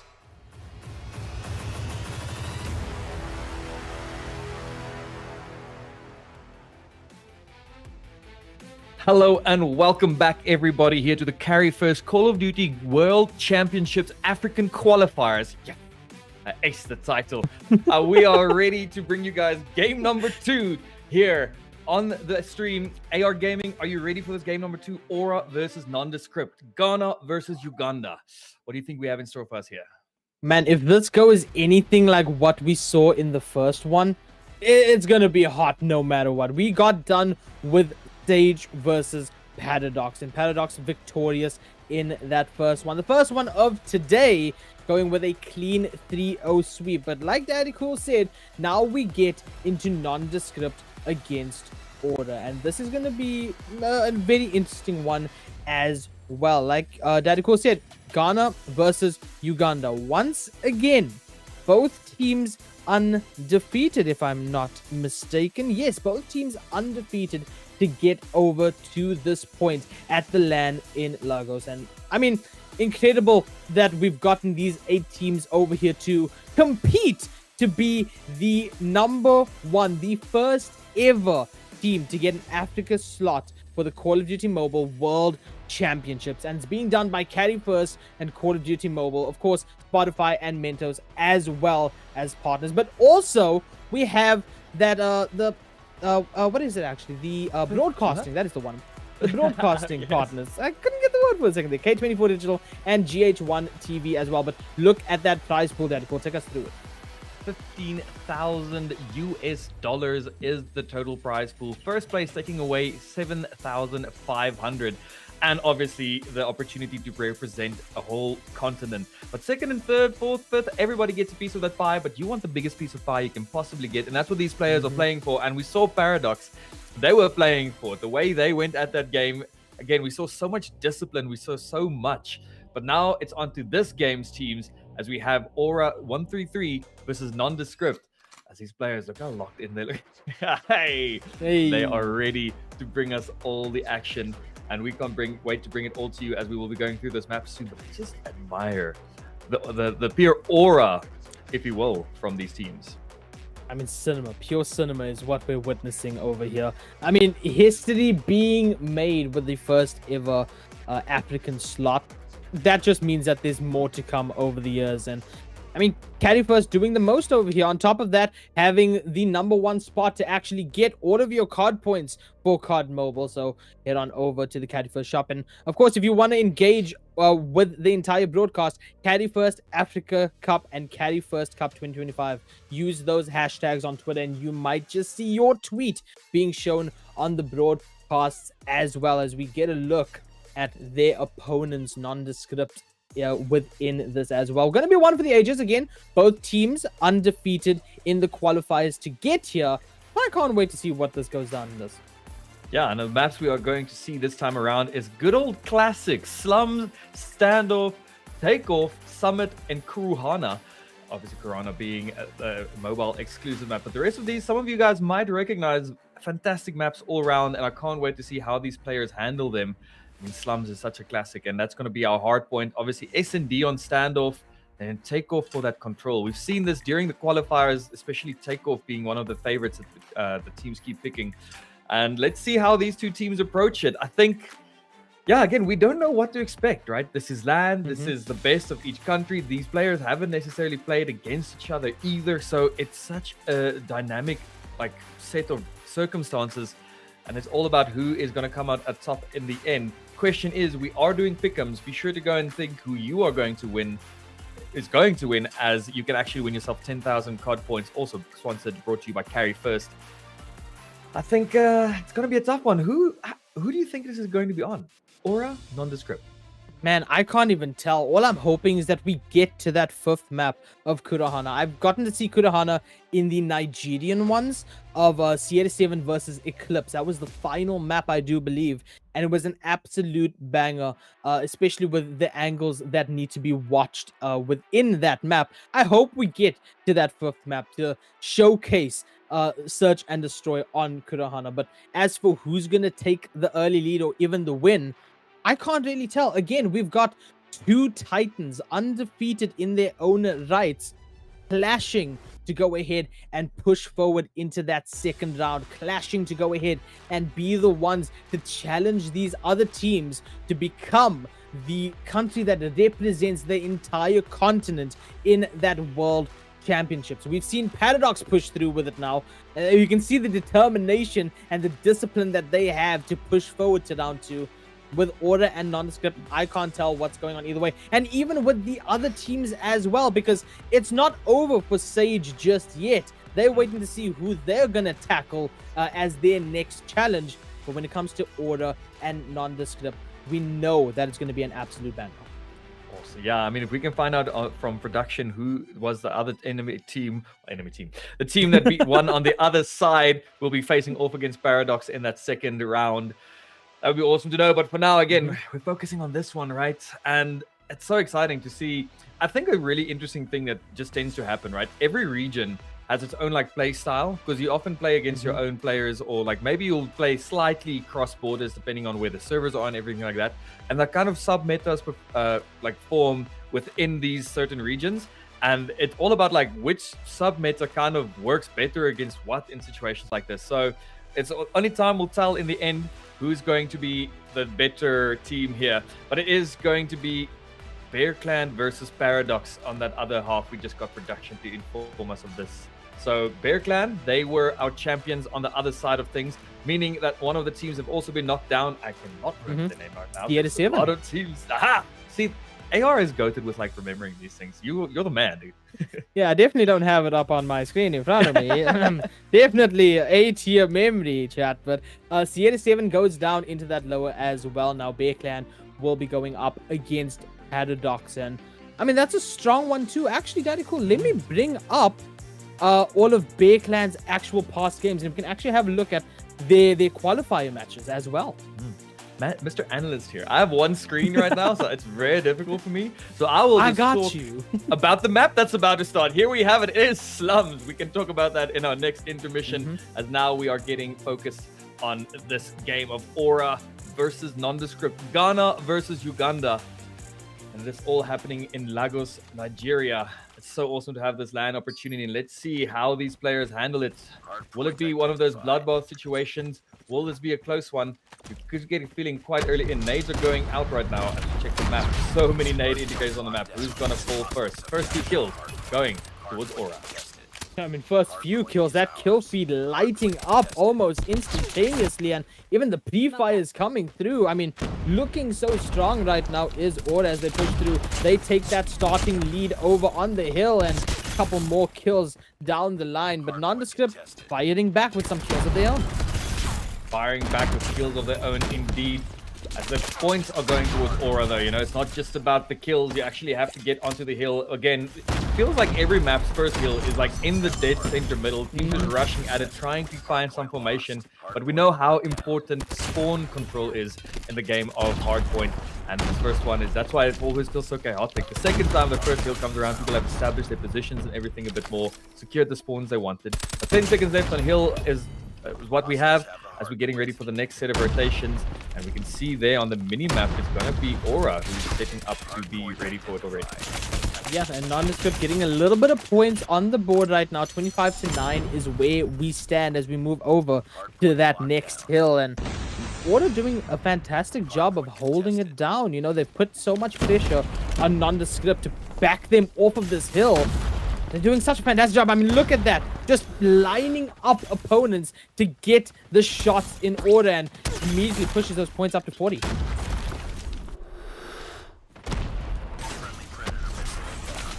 Ooh.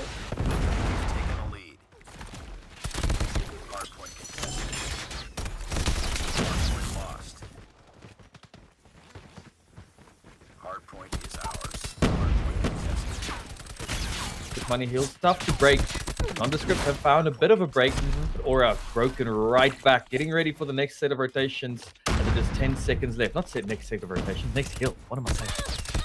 Next hill. I mean, it's chaotic right now. Words are hard, as is shooting, but both these teams making sure that every shot hits, as we are going to be at a 74-13 as the next hill is about to unlock. More kills just coming through. Time to go ahead and prove dominance is both of these teams. Nondescript get on that hill first and start ticking up those points. Start ticking up the points indeed. Looking at that, some big kills across the board from Aura's side. Nondescript struggling to find the momentum just a little bit, not far behind, but we said this before, land, nerves, all that type of thing affects how you play here, and sometimes you're just a bit more adaptive as a more experienced team, or you know, you maybe took some some energy drinks, getting yourself into the game, getting ready, and Aura currently looking locked in. 27 seconds left on the countdown. 27 seconds. Make that 20 as we get a contest on that hill as well. 97-25 is where we stand. You can see Babushka just holding that throne in case teammate goes ahead and gets taken out, but not even needed. The shots are beautiful enough that the kills are going to go through either way, and they're going to be over 110 right now as we move to that next hill. That's a big point difference right now. If you are Nondescript, you need to start focusing up on those rotations. This hill as well inside the building, kind of all angles have to be covered, so it can be broken quite easily. Will Nondescript be able to, or does Aura know how to handle it? See so many specialists in hand as well. The Annihilator, everything being thrown, and so many kills going in favor of Aura right now. 40 seconds, they might just get themselves close to 200 off this hill, as Nondescript not even able to get close at this point. We are going to see War Machines in action as well, and I mean, this is tough right here. It's very similar to what we saw in our first games earlier on, sliding through just to kill as well over here.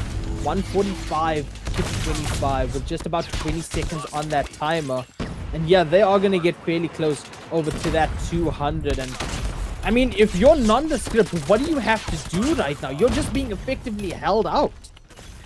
You have to push it together as a team. You have to do those early rotations or get the scraps, one of them. It's looking like Nondescript trying to set up for one of the hills. They managed to get a few. Actually, no. Nondescript got a bit of that scrap points. But Aura, they are already set up on this next one. Like we said, the second set of rotations now. Everybody's more in position right now, and so much damage being done here. Beautiful positioning.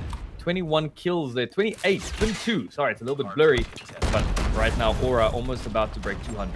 I mean, fast-paced action like that, no doubt that the bitrate is struggling to keep up with how fast these players move and shoot and rotate through. I mean, the shots coming through so beautifully as well. 172-38 is where we stand, and just about 30 seconds on that timer. Order doing a fantastic job of not only gaining that lead, but maintaining it on top of it. And as we get back to our first point over here, just about to move over to the next.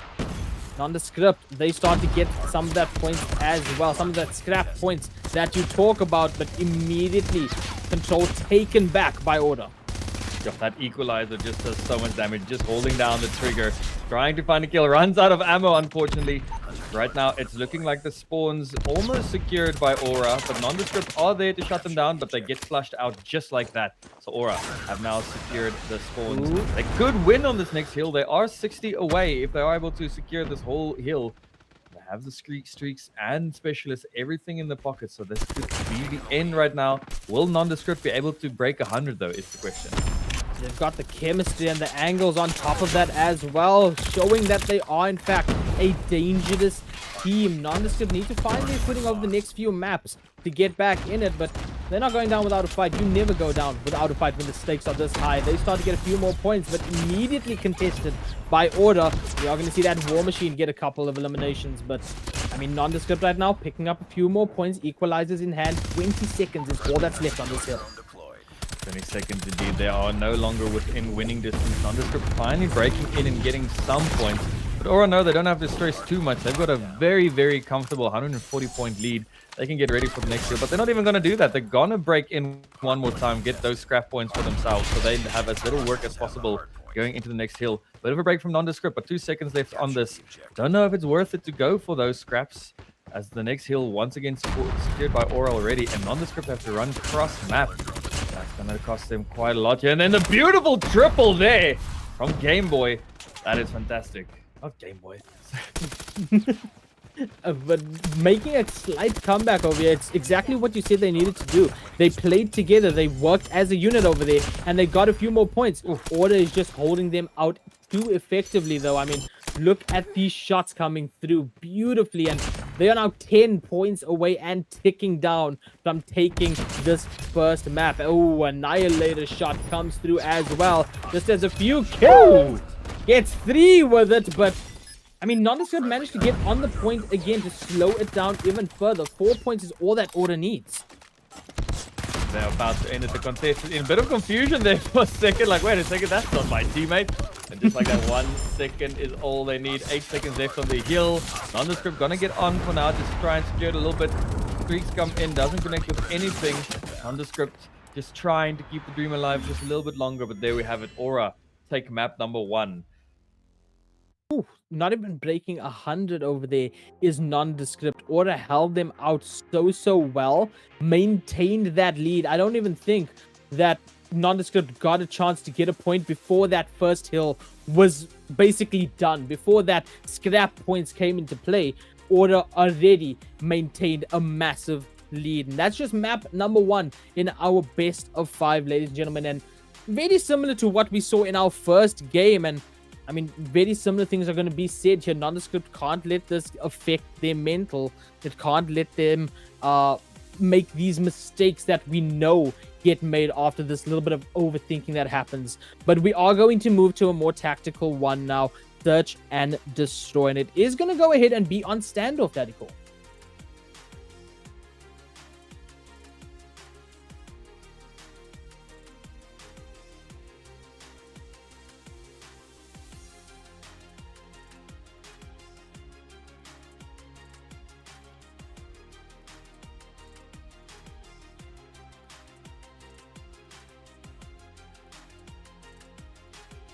A lot of kills. A lot of kills indeed. And search and destroy next is where we're going. Standoff. More of a tactical map to actually go ahead and get through this now.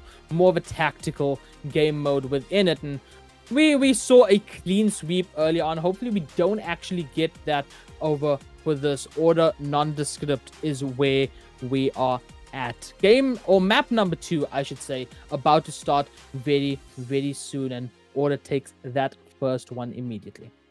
Guys, should be audible once again now. 250-82. I was reading through the kills across the board there that we saw. Big kills from the side of Aura. Not too bad kills, actually, on the side of sorry, it had a bit of technical difficulty at the back. On the side of Nondescript. But yeah, well, like we said, you just have to focus in, lock in, not let this affect you.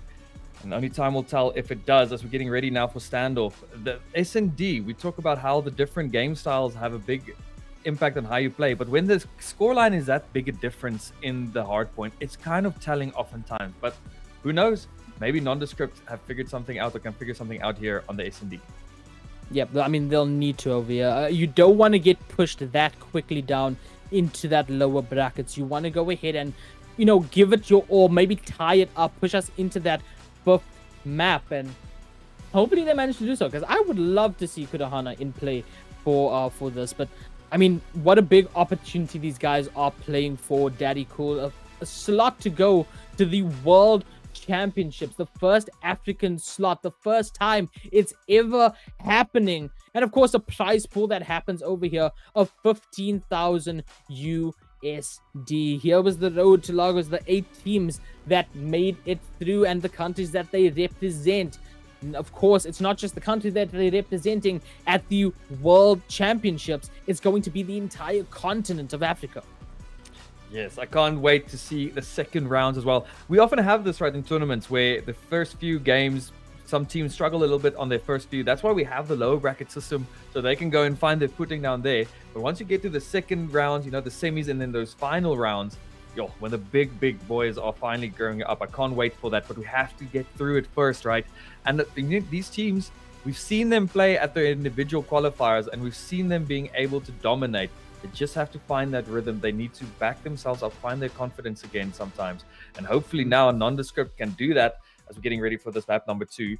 Again, the kills weren't too bad. Julian had a bit of a slow one there for Nondescript, but all across the board, kills were good. It just felt like they didn't have enough control of the map. You have to remember, it's not just about the kills. It's about controlling the flow, the spawns, the rotations, just a little bit off there. But one team, if they have so much control, it's tough to find that break. But S&D, at least, no respawns. You don't have to worry about it. Everybody spawns the same place. You just have to get that bomb planted or prevent the team from planting. And only time will tell how these teams manage to do that. But yeah, we have to say thank you once again to the amazing people over at Carry1st, making this all possible alongside Spotify and Mentos. $15,000 prize pool, this awesome opportunity for the African continent. Wouldn't be possible without them. And all our other partners as well. WIOCC as our internet partner. And then we have some other fun stuff happening across the day as well, with that world record, Guinness World Record, going to be presented or attempted by Mavis. Just awesome stuff going across the board right now here on Call of Duty Mobile Grand Finals. Absolutely, and we are getting word from broadcast that there are some tech difficulties with certain players and connecting to lobby. So we are going to get that sorted. We're going to go to a short intermission and be right back once these players are sorted out. We can't have a LAN without the players, guys. So we're going to get that sorted out very, very quickly and be back very shortly.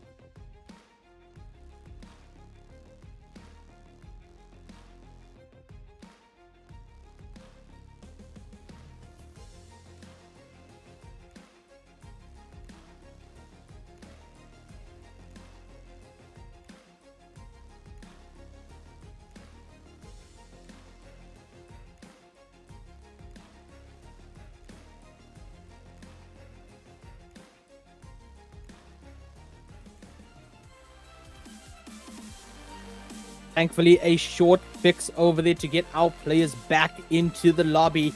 Games number 2 for our World Cup qualifiers, well, World Championship qualifier, I should say. The first African slot that's happening for World Championships. It's so massive that there's bound to be a few issues here and there, right, Daddy Cool? There will always be issues at LAN. If you have never been at LAN, you do not know the struggles. It is a story as old as time. Every single game, every single LAN, there is difficulties because it is actually such a massive feat to put together. And yeah, managed to able to quickly fix up those little issues right now, which means we are getting ready for this game number 2 on standoff S&D. Hopefully this is also what Aura needed. Well, not Aura in this case, Nondescript needed to, you know, get themselves their heads clear, get them back in the game to bring back this match number 2.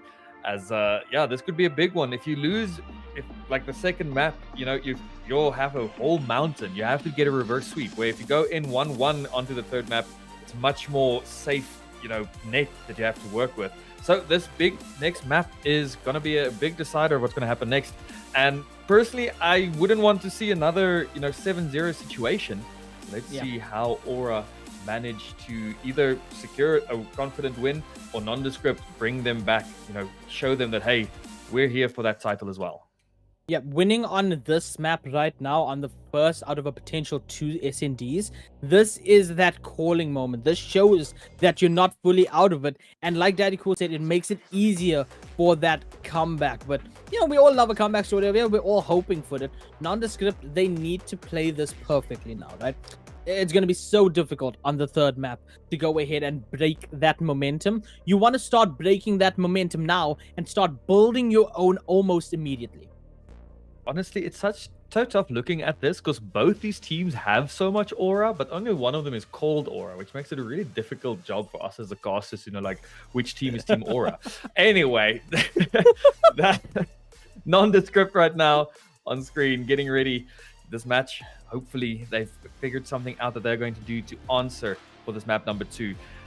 And then obviously also you have to look up into the future matches. Not just this match you have to worry about, right? How you manage these and take these is how the other opponents will be seeing you. Because like we said, a lot of these players haven't faced each other before. So there's so many layers to everything at LAN.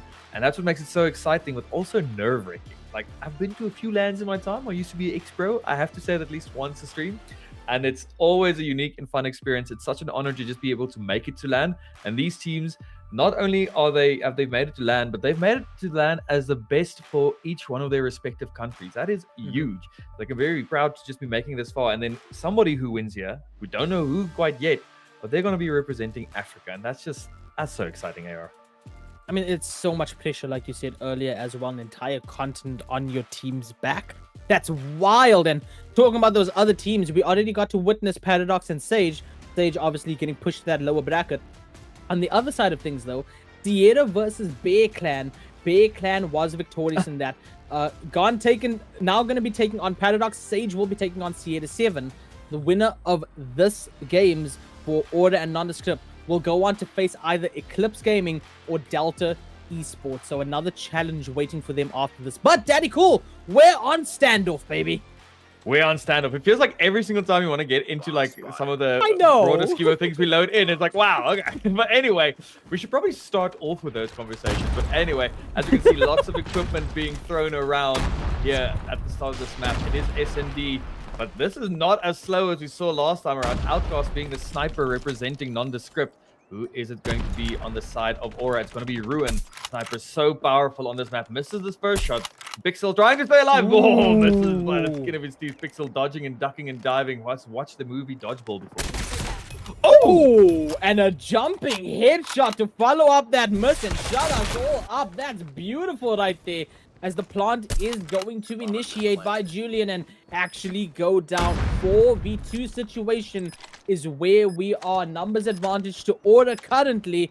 Can they go ahead and keep that advantage? It seems like they do, as they get a clean wipeout and an easy defuse. The plant was in, but they lost too many players. Nondescript. I mean, it's good getting that plant down, but you have to be sure to secure the map in the same time as well. That's what makes S&D such an interesting game mode, right? There's so many things you have to focus on. You can't respawn. You have a bomb you have to plant, and you still have to control the map. And it happens in 40 seconds. Well, no, 2 minutes. What I'm saying, the bomb plant is 40 seconds that you have to defuse. But so much happening in such a short amount of time. Okay! Ruin just finds another kill just like that. I mean, that shows you the skill. We talked about the snipes earlier on. That shows it right there. Ooh, a little bit of tracking going on. Maybe still a bit of that little issues for connectivity going on at the LAN. But, I mean, gets the kill. Nonetheless, 5v3 is where we are right now. And it seems like we might be actually having a technical difficulty. Okay, it seems like it is recovering now partially. Having a small bit of issues right now. Players just quickly trying to reconnect. We might have to reload up this map if this continues to happen. Sorry about that, guys. There we have a few disconnects. Let's confirm what is going to happen now. Seems like a lobby crash. I mean, we see that quite often in COD Mobile happen, especially on the tournament side of things. So not surprising that it happens. Sometimes the action's just too hot to handle over there for that. So we are going to go ahead and get that fixed. We will start this off again, but that sucks to see, man. Like, especially when that momentum is being built so quickly for a team. Yeah, and yeah, we saw some nice snipes. First few 2 misses, and then just immediately, like I said, shuts us up with a beautiful jumping headshot. Like, but I have a theory, right? In Call of Duty, I swear you always miss the easy shots with the sniper. Call of Duty sniping is made for styling. So if you're not, it's like if you just style a bit, you get like extra accuracy or something. That's my theory. That's my it's a buff, a conspiracy theory. You know, we've heard about like what's it called, skill-based damage or something. That's not true, guys. But style-based accuracy, that one we should investigate, honestly. And I'm not even against it, dude. I need to know something, Daddy. Are you covering up your misses on your snipes with that excuse right now? No, I'm bragging. Can I borrow that? Yeah, guys, write this one down as an excuse if you ever like, oh no, I'm just missing my easy shots because no, there's skill. Wait, there's no style. He just walked in front of me. He just walked. He didn't jump or anything. Yeah, you have to work for those skills, dude. So hopefully we get to see more of those snipes when we get this lobby fixed. If we can get a confirmation with broadcast, are we going to take an intermission again, or are we actually getting that fixed fairly quickly again? Okay, we will check in the meantime. But guys, that gives us a Wait, now good you can chance. talk about the rest of the games. That's what I was saying. Yeah, it was meant for me. No, so Bear Clan took on Sierra 7 in the first round as well. Bear Clan victorious on that one, pushing Sierra 7 down into the lower bracket, which means our first lower bracket round one is going to be Sierra 7 versus Sage Gaming. Sierra 7 was undefeated up until this point as well. Bear Clan still undefeated within this, and now taking on the Titans that we witnessed earlier of Paradox representing South Africa. Yep, and now it's going to be nondescript from the beautiful country of Uganda versus Aura from Ghana. Aura 133. I should probably be saying 233. Damn it. 233. 233. I wonder what the 233 stands for. We need the lore of these teams. But actually, like we say, this qualifying series to get to this Africa Grand Championship qualifier has been months in the making. These players have been grinding for, like we said, months at this point just to be here at this LAN, and it's all brought together here today by the amazing people over at Carry1st, Spotify, and Mentos. And it's so cool to see it happen, having it at LAN. Some technical difficulties, unfortunately, but that's just par for the course when it comes to LANs, and we're making it happen. We're going to bring you all the action. We're going to power through. That is the African way. I don't even think at this point, we usually obviously slightly South African, well, not slightly, South African based, but Africa as a country, as a continent, we have struggles, but we power through. We're an awesome people. So bear with us as we get through this. And I can't wait to see our team get onto the global stage. Hopefully there will be no technical issues on the global stage, but I will not be surprised because, again, LAN, it happens. And then we as Africans have a massive advantage because we deal with this on the daily. They're not going to know what hit them because they don't know what technical difficulties are. Like to quote Bane, we were born in it, raised by it, and we're stronger for it. So yeah, let's find out when this next map is loading up. We are going to go to a quick little break. Yeah. You mentioned that as well, how awesome it is. Let's talk about something else awesome before we even get that. Let's see if we can pull some time over here, Daddy Cool, while they fix this. Okay. In the meanwhile, let's entertain the people. They're tired of seeing a timer right now, okay? Let's entertain them. Let's talk about what's happening tomorrow, where Mavis is attempting a Guinness World Record for the most selfies taken in 3 minutes. I mean, in its own, I didn't even know that was a Guinness World Record. I'm just going to keep it 100 with you, okay? I didn't even know that was a world record. But most selfies in 3 minutes. You know, we're on the analyst team. Let's talk about some strategies as to how people can get that. Because we talked about it, and I was like, if there's one person, one person out of everyone that I know that can get that many selfies in 3 minutes, it's Daddy Cool. Yeah. I was theory crafting, like, once Mavis gets this world record, because he's gonna get the world record. I'm like, I'm gonna sign up next and see if I can break it as well. But first of all, we need to define the definition of a selfie, right? Do you have to be holding the phone? Is it just a picture of yourself? Is there external assistance allowed? We need to get these details, and then based off of those details, we can figure out how we can hopefully get ourselves on the running next. So you can see my brain has been thinking about it. I'm gonna get it. I'm Mavis, I'm coming for that title right after you get it, man. Bro's gonna book a plane ticket just for tomorrow to go take selfies in 3 minutes. But that's very interesting, and of course that's happening tomorrow at the LAN itself live. So be sure to, if you're in the vicinity of the LAN, go check it out. Go see if you can maybe help out or even beat that Guinness World Record, because that's fantastic to watch. Of course, we also have to go ahead and give shout outs to K24 Digital and GH1 TV, who is also broadcasting the finals on their digital channels. That's how massive this actually is. I think we have what, like 3 or 4 broadcasts going on, if I'm not mistaken, like that. That's how massive this opportunity actually is, Daddy Cool. No, it's huge. And we were supposed to be our B stream. Currently, the LAN A stream is having those technical difficulties, but I can promise you they are working hard to make sure that Grand Final Sunday, the big one, runs as smoothly as possible. So we've decided to rather, focus on this B stream for today while the technical difficulties get sorted, because that's how it goes. Again, at LAN, we here in South Africa, we have Comic Con Africa happening. We start on a Thursday to run through all of our technical difficulties on the quiet day, so that the prime day is as smooth as possible. So thank you for bearing with us through that. At least you get to see me and AR, beautiful face over there, stunning human, on your streams for now, just keeping you guys entertained while we work through these. But yeah, standoff, we saw the first map, or first round, go in favor of Aura, and Aura taking that first map as well. I mean, Nondescript got the plant, but they weren't able to defend it effectively enough. It looked like it was going to go well, and then suddenly Aura just collapsed onto the side of Nondescript. Now, how does Nondescript answer that is the question.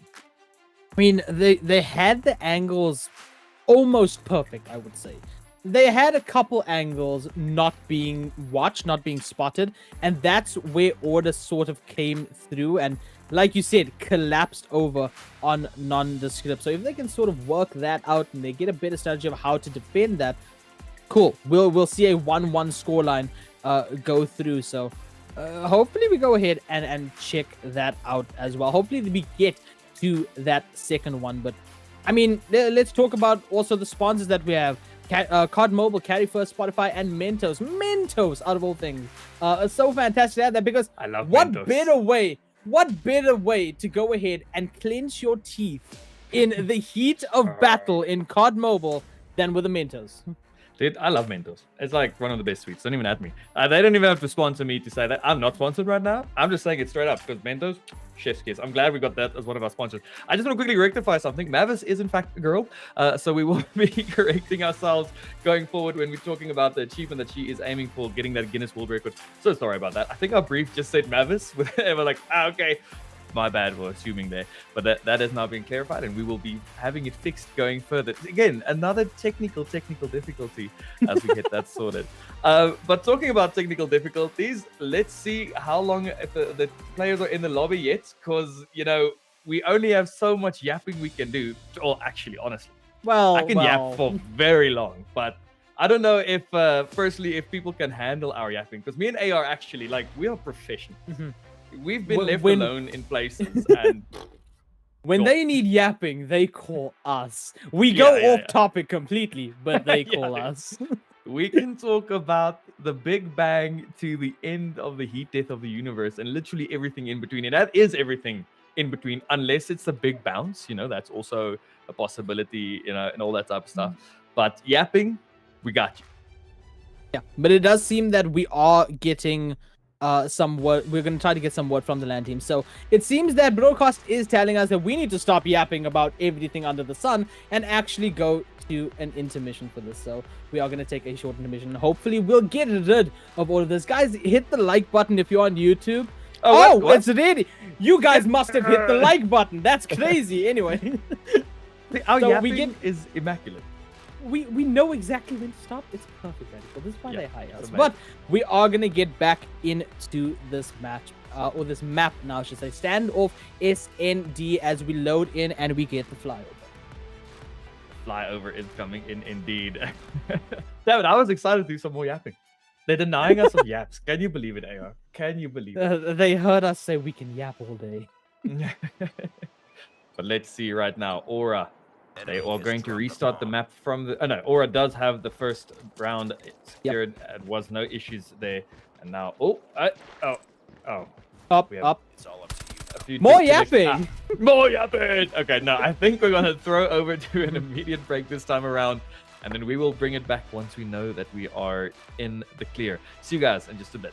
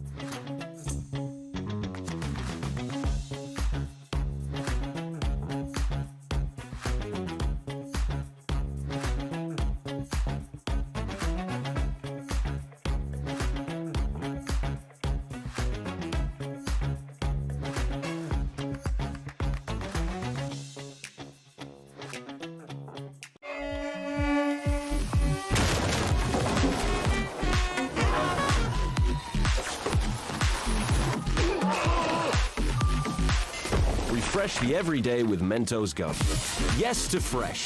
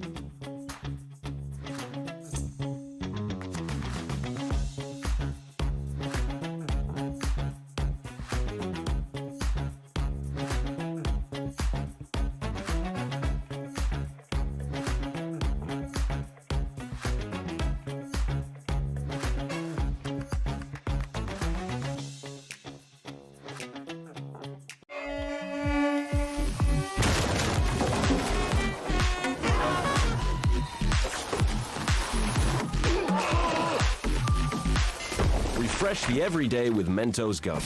Yes to fresh.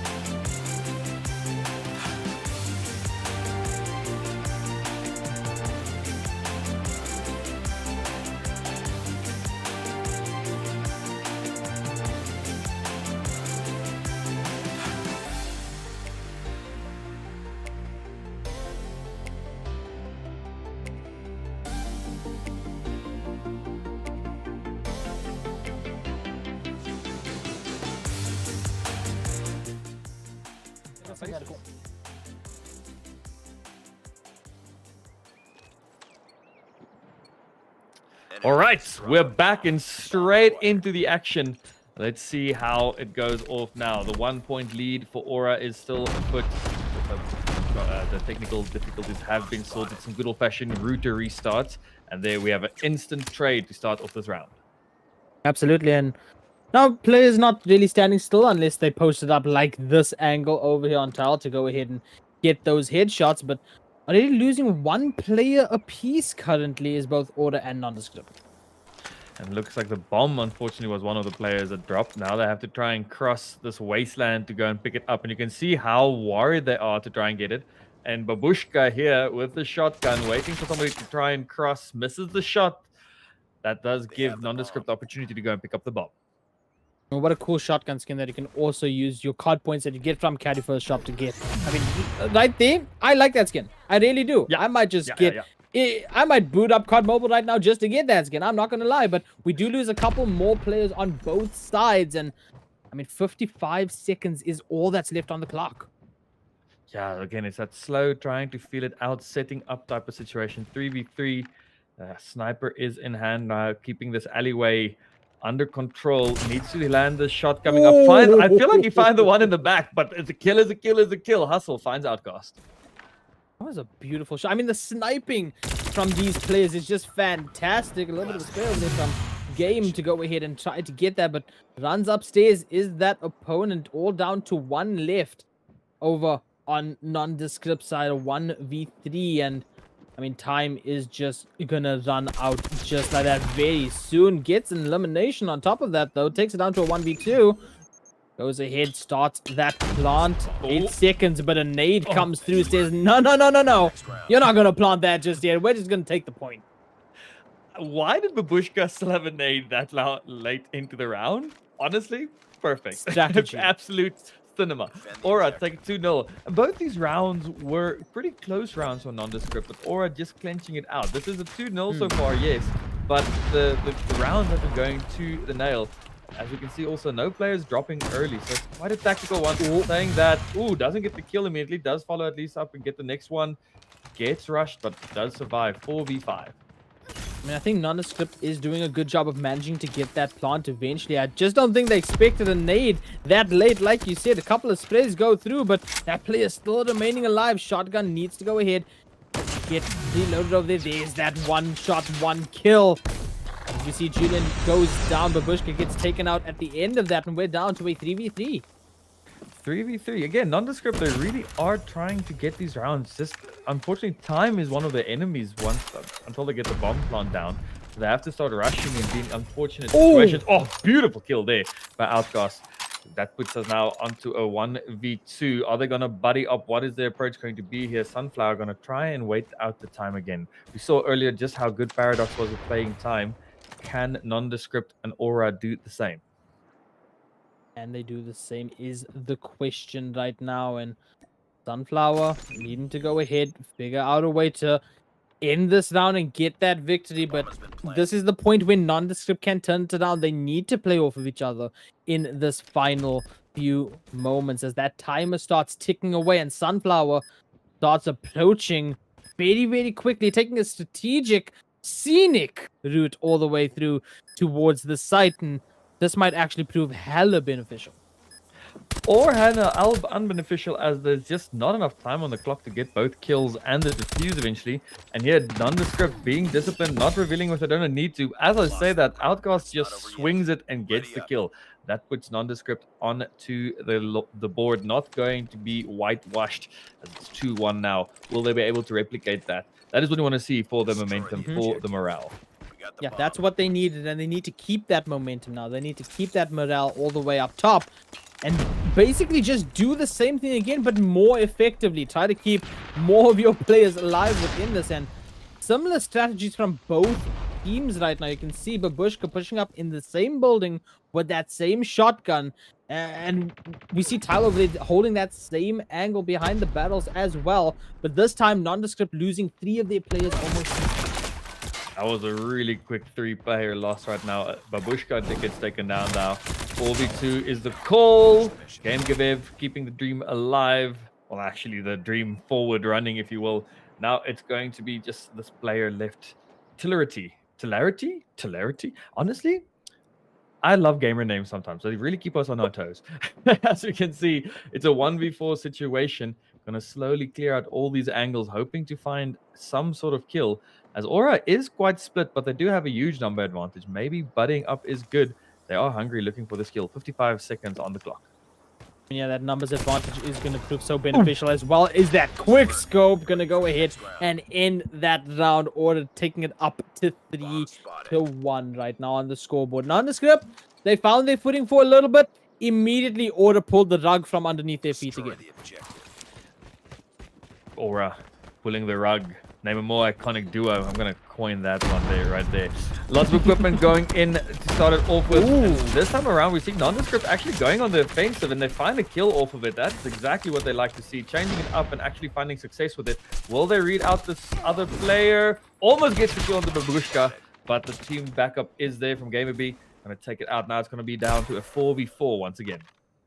I think that's what they need to be doing. They need to push up and stop that shotgun from getting into position. It slows them down tremendously, and they sort of did that. But that shotgun on Babushka right back in this building almost instantly. Gonna fire once, not getting the kill immediately. And that is gonna go ahead and be Julian taking down Babushka.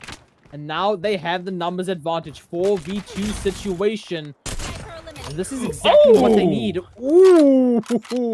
I mean, we talk about the snipes all the time, Daddy-Cole. Yeah, we talk about always, the snipes. dude. We see you, Hustle. We see you. That puts us now onto a 1v3. Oh, unfortunately, doesn't get the kill there to end off the round, but they know exactly where the player is now. Now it's just a hunting fest, but they can get the bomb down as well. Shouldn't forget to do that. Let's see what they do to answer this round to clean it up. I mean, holding this angle is exactly what you need. You can see them on the mini-map wanting to go through this little angle, jumps across. No shot given over there to Hustle, as the plant will now begin. Thrown up over on the side. Plant is down. 45 seconds is what remains. Nade comes through. Hustle holding a nade again for that end round. You know, sometimes you just need a nade for the end of the round. It might just secure you around like we saw earlier. But now 30 seconds left on the clock. Needs to find these kills. Need to find an opening, but Nondescript not going to give it away. Look how disciplined they are, holding all the angles and only playing info right now. You know how quickly you can get taken out by a sniper. So let's see. How is Hustle going to try and break in here? Slowly but surely clearing out every corner. Knows it'll be somebody. Finds the first. Looking for the second. Nobody's speaking. There's still a lot of discipline. Finds another. Will he find the third? Unfortunately not. Beautiful shots though, regardless. It's not over yet. Almost. It was that close. Not sure actually how much time was left on the bomb over 20 there, seconds. Yeah. Almost. Yeah, would have had enough time. Yeah, would have had enough time to actually go ahead and get that defuse. Almost. But Nondescript go ahead and get themselves a point on the board again. 3-2 is where we stand right now as we get into our next round. 3-2, much closer game this time around from Nondescript, so they're definitely a technical team. Oh, okay. Zane swings in. Babushka couldn't get to his position quite quick enough. I think Nondescript have definitely found an answer to what Aura have been doing. But as I say, that Sunflower immediately finds two. But there's still a chance here. 2v4. Nondescript on the back foot. Unfortunately loses another one. 1v4 now. How will they answer? It is a sniper once again, and we've seen what snipers can do. Yep, they got that early elimination. It was done so well, taking down Babushka over there. But then they just dwindled in numbers due to Order just pushing through, and Sunflower holding that angle prone is going to go ahead and get the fourth round over for Order as we switch sides. Switching sides indeed now. How will Aura handle the attacks? Or more importantly, how will Nondescript that is, handle the defense? Will they be able to keep them off? Attacking traditionally the more difficult side to be on. Look at this angle from Outcast, hoping to find that early kill. We see game push up through this building right now. Looking for the angle, looking for the shots to come through. Window is being held by Zane right now.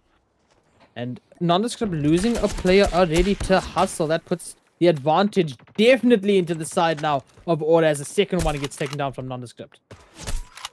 Nondescript have lost a few players. 5-2 now is the score. Ruin trying to find a few spam shots. Might as well try. If you hit something, you get a kill. If you don't, you've got more bullets. So right now, time is running out though. 40 seconds left. 3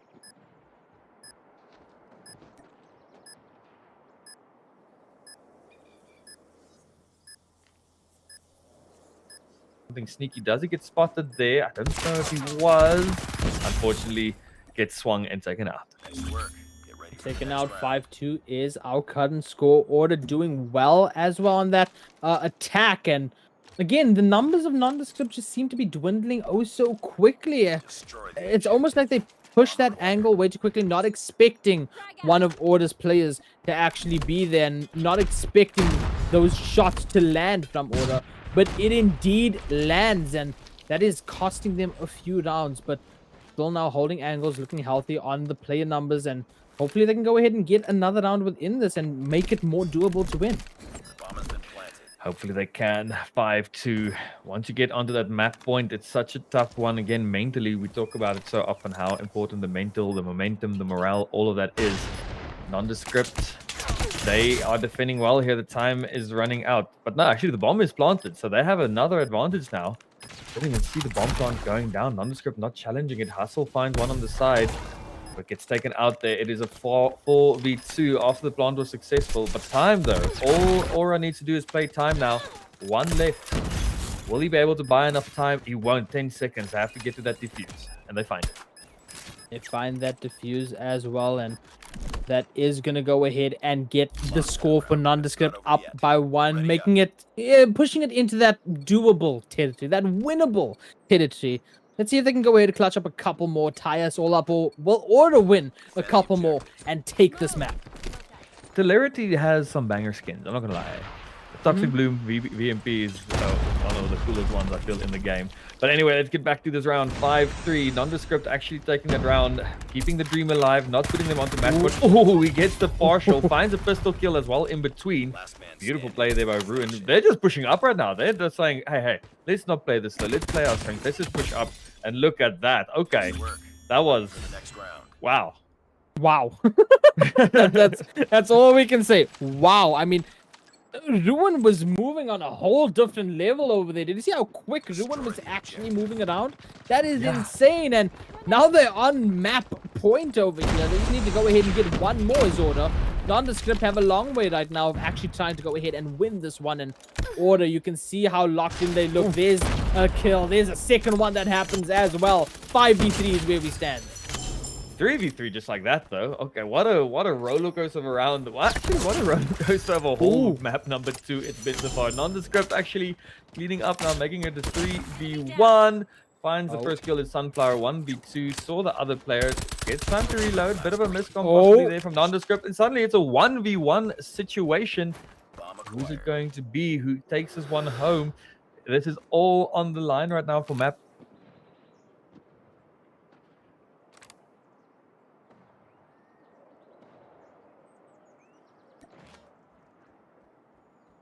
Sunflower just holding this angle, playing out the time for now.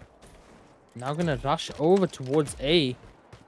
I mean, clearing every corner. Look how quick Sunflower is moving as well. Checking corners effectively, not burning any time. And now we'll go ahead and get that plant down. And just like that, now it's Order playing off of that clock.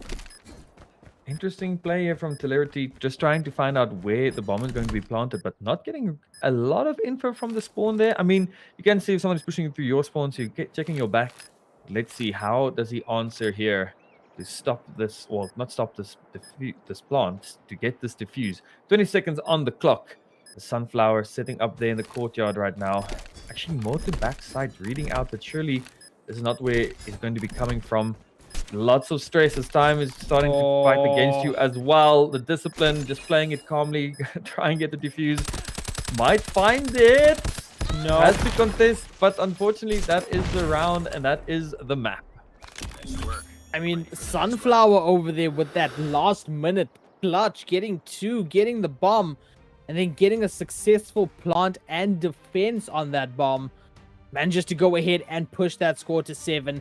Meaning that Order gets a second map on the board and are at match point now. They just need one more to go ahead and take it all away. That is all they need indeed. And I mean, this was a much better showing on the S&D side of things. Nondescript, they had a lot of close rounds. They got a few rounds on the board. I mean, they had less than our previous game on the hard point, but in the end they brought it back in this S&D, and now we're going over to that hybrid game mode we always talk about, control, where it's about bringing those two together. And I'm really happy with the performance there from the side of Nondescript. As we can see, their kills across the board looking much more consistent as well. But I mean, looking at Aura, like much more consistent, but also just straight up more kills. Obviously, they were the winning team. Well played, GG. Game number 2. Now, can Nondescript do the reverse sweep, or are they going down to the lower bracket? Well, to figure that out, we have to go to the snowy tops of Takeoff for our third map, for our control map, and for what is potentially the last map in this round. And I mean, whoever wins this obviously goes to round 2. The loser of this will go down to that lower bracket. Will it be Nondescript making that comeback story? Will it be Order confirming themselves to that round 2? Will we even get to see Kurahana at all in this qualifier? So many questions, Daddy-Ko. And the only thing that can answer it is time itself. Very philosophical statement, I feel, you know.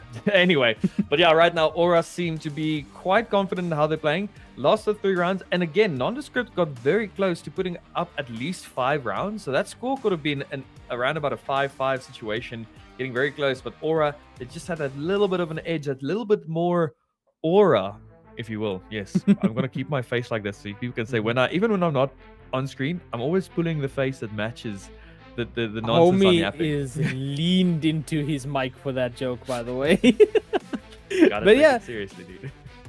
We're on potentially match point right now, Daddy-Ko. What does Nondescript have to do to keep this dream alive?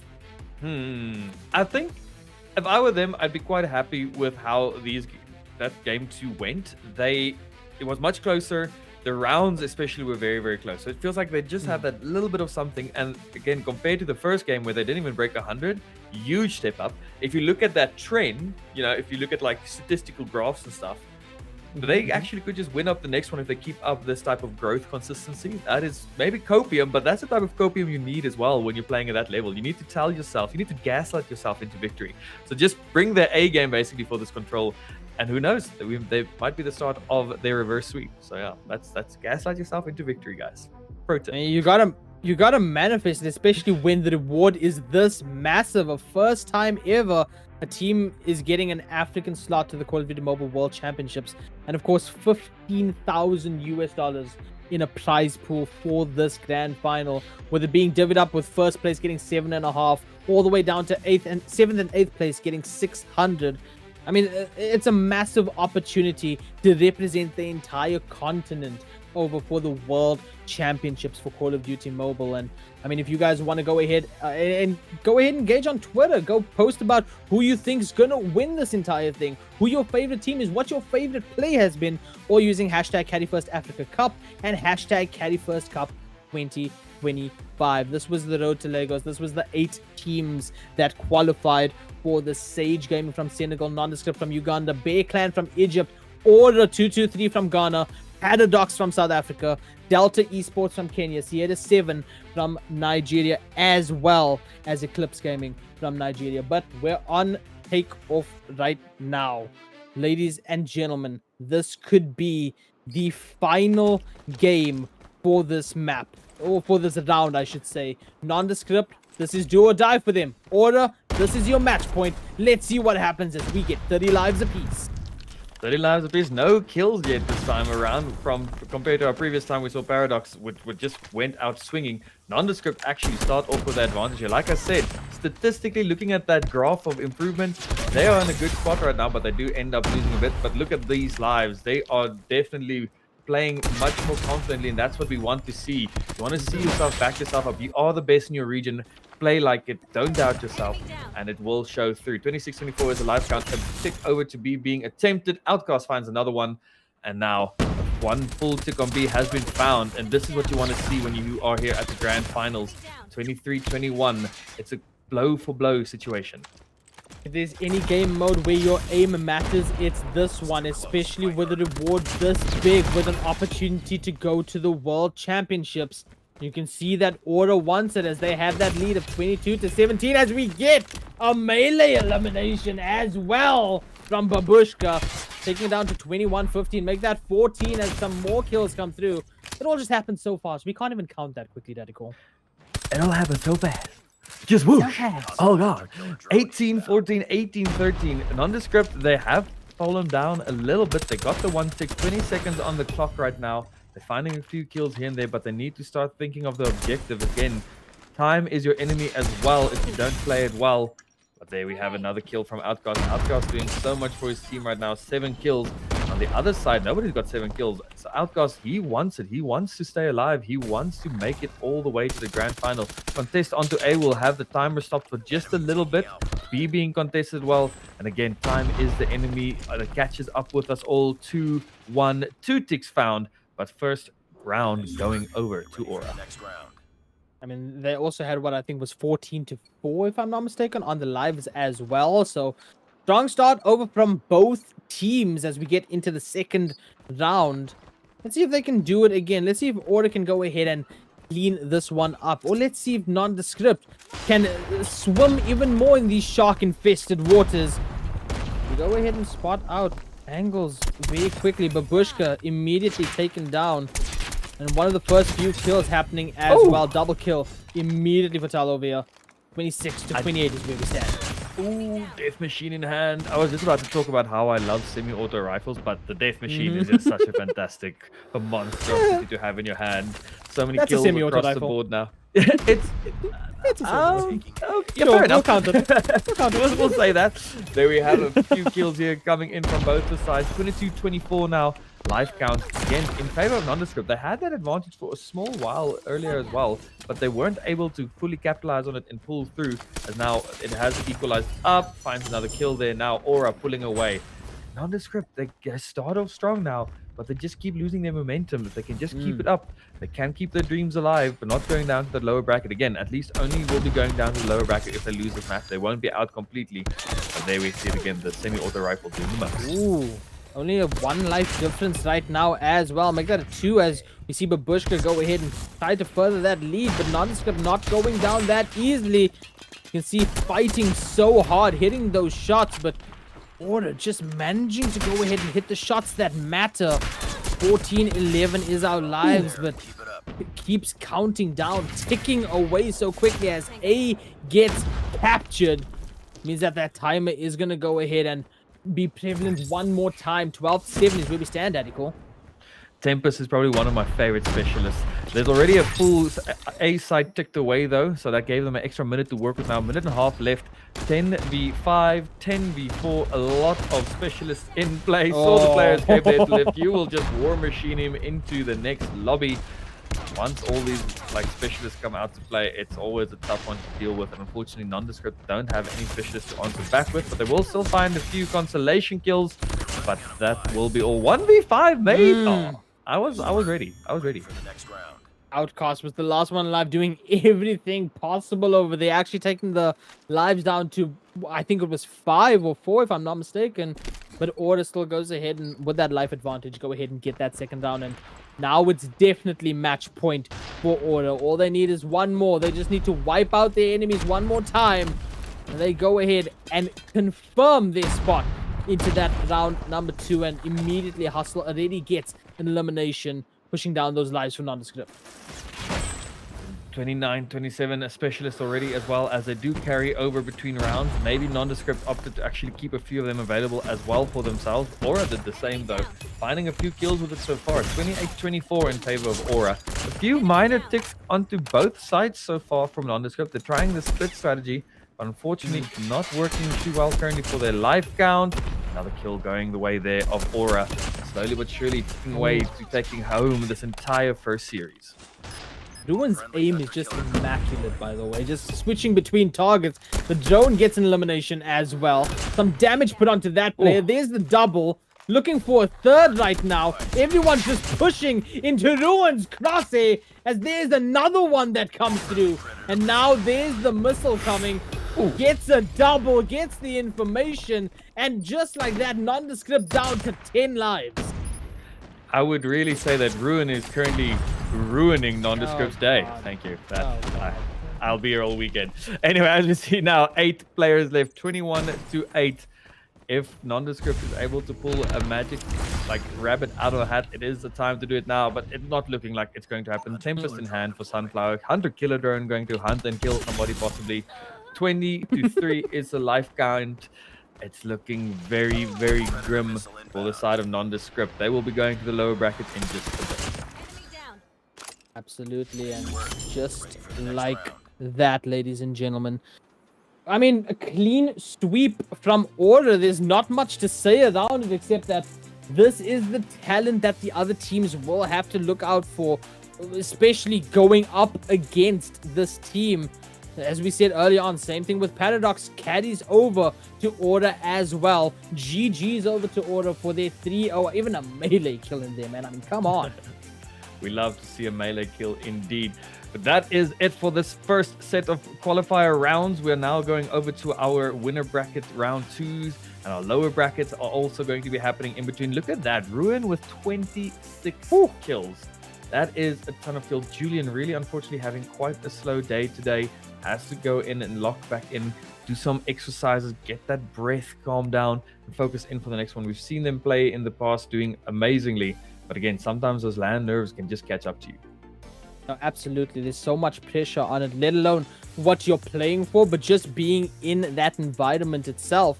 It's a whole different fight feel than just playing for a qualifier like that. You're on that stage now. There's so much people surrounding you. You can feel all eyes on you. And maybe that was just a little bit too much over for Nondescript over there as Order gets the clean 3-0.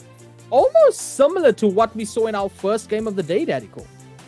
Yep, almost similar indeed. Again, a 3-0 doesn't always tell the story, doesn't tell the individual round scores and everything like that. We saw once again Nondescript really shining there, a little bit of their light on the S&D, but unfortunately it wasn't enough. We will be bringing you guys the lower bracket matches just after our short little break we're going to be now. Hopefully it'll be a short one indeed as we get the new lobby up and running. We'll see you guys in just a bit.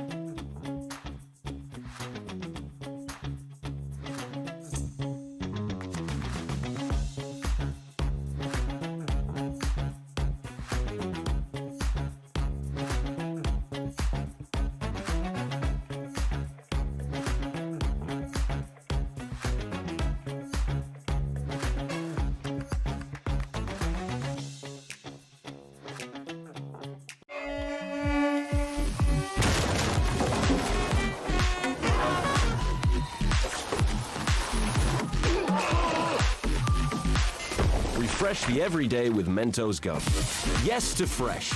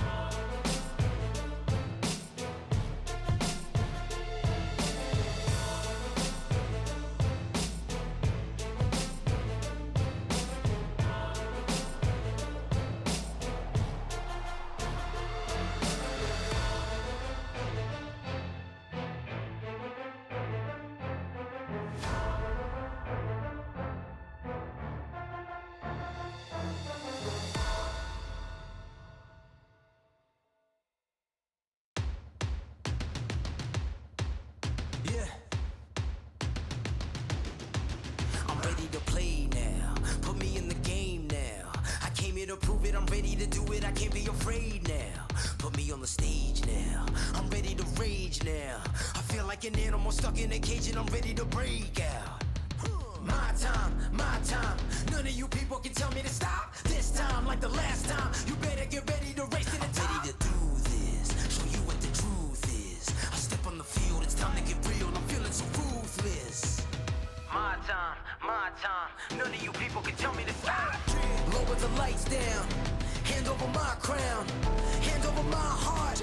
I do this for my town, I do this for my crowd. So turn me up real loud. My time, none of you people can tell me to stop. Yeah. So what are you afraid of? Those feelings are made up.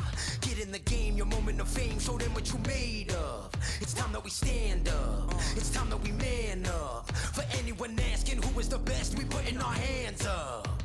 My time, nothing can keep me from reaching the top. This time, like the last time, I'm moving so fast, I'm ready to ride. I'm ready to throw down, it's time for the showdown. I'm ready to rise, don't be surprised, I'll take on the world now. My time, none of you people can tell me to stop.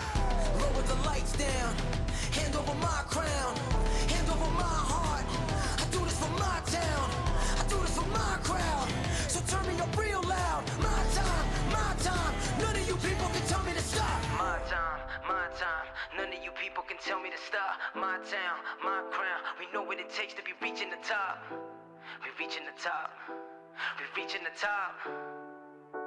We know what it takes to be reaching the top. My time, none of you people can tell me to stop. My town, my crown, we know what it takes to be reaching the top. We're reaching the top, we're reaching the top. We know what it takes to be reaching the top. Lower the lights down, hand over my crown, hand over my heart. I do this for my town, I do this for my crowd. So turn me up real loud. My time, none of you people can tell me to stop. Turning the track up, I'm never going back down. Hand over my heart, I do this for my town, I do this for my crowd. So turn me up real loud. My time, none of you people can tell me to stop.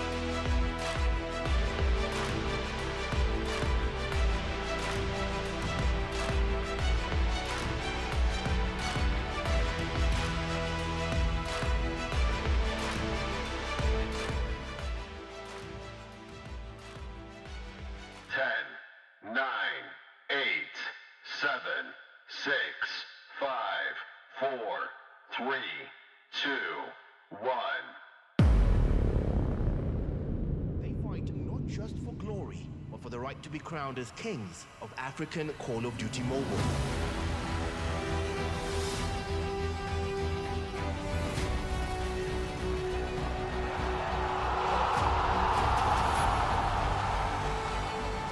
Carry1st Africa Cup isn't just a tournament. It is the soundtrack to a new era of African esports. He's going to be able to find the pistol kill. 1v1.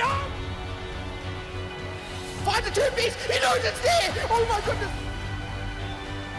Determination, hard work is what gets you into a position like this. Every squad has a story, every player the same dream. Welcome to Lagos. Welcome to the finals.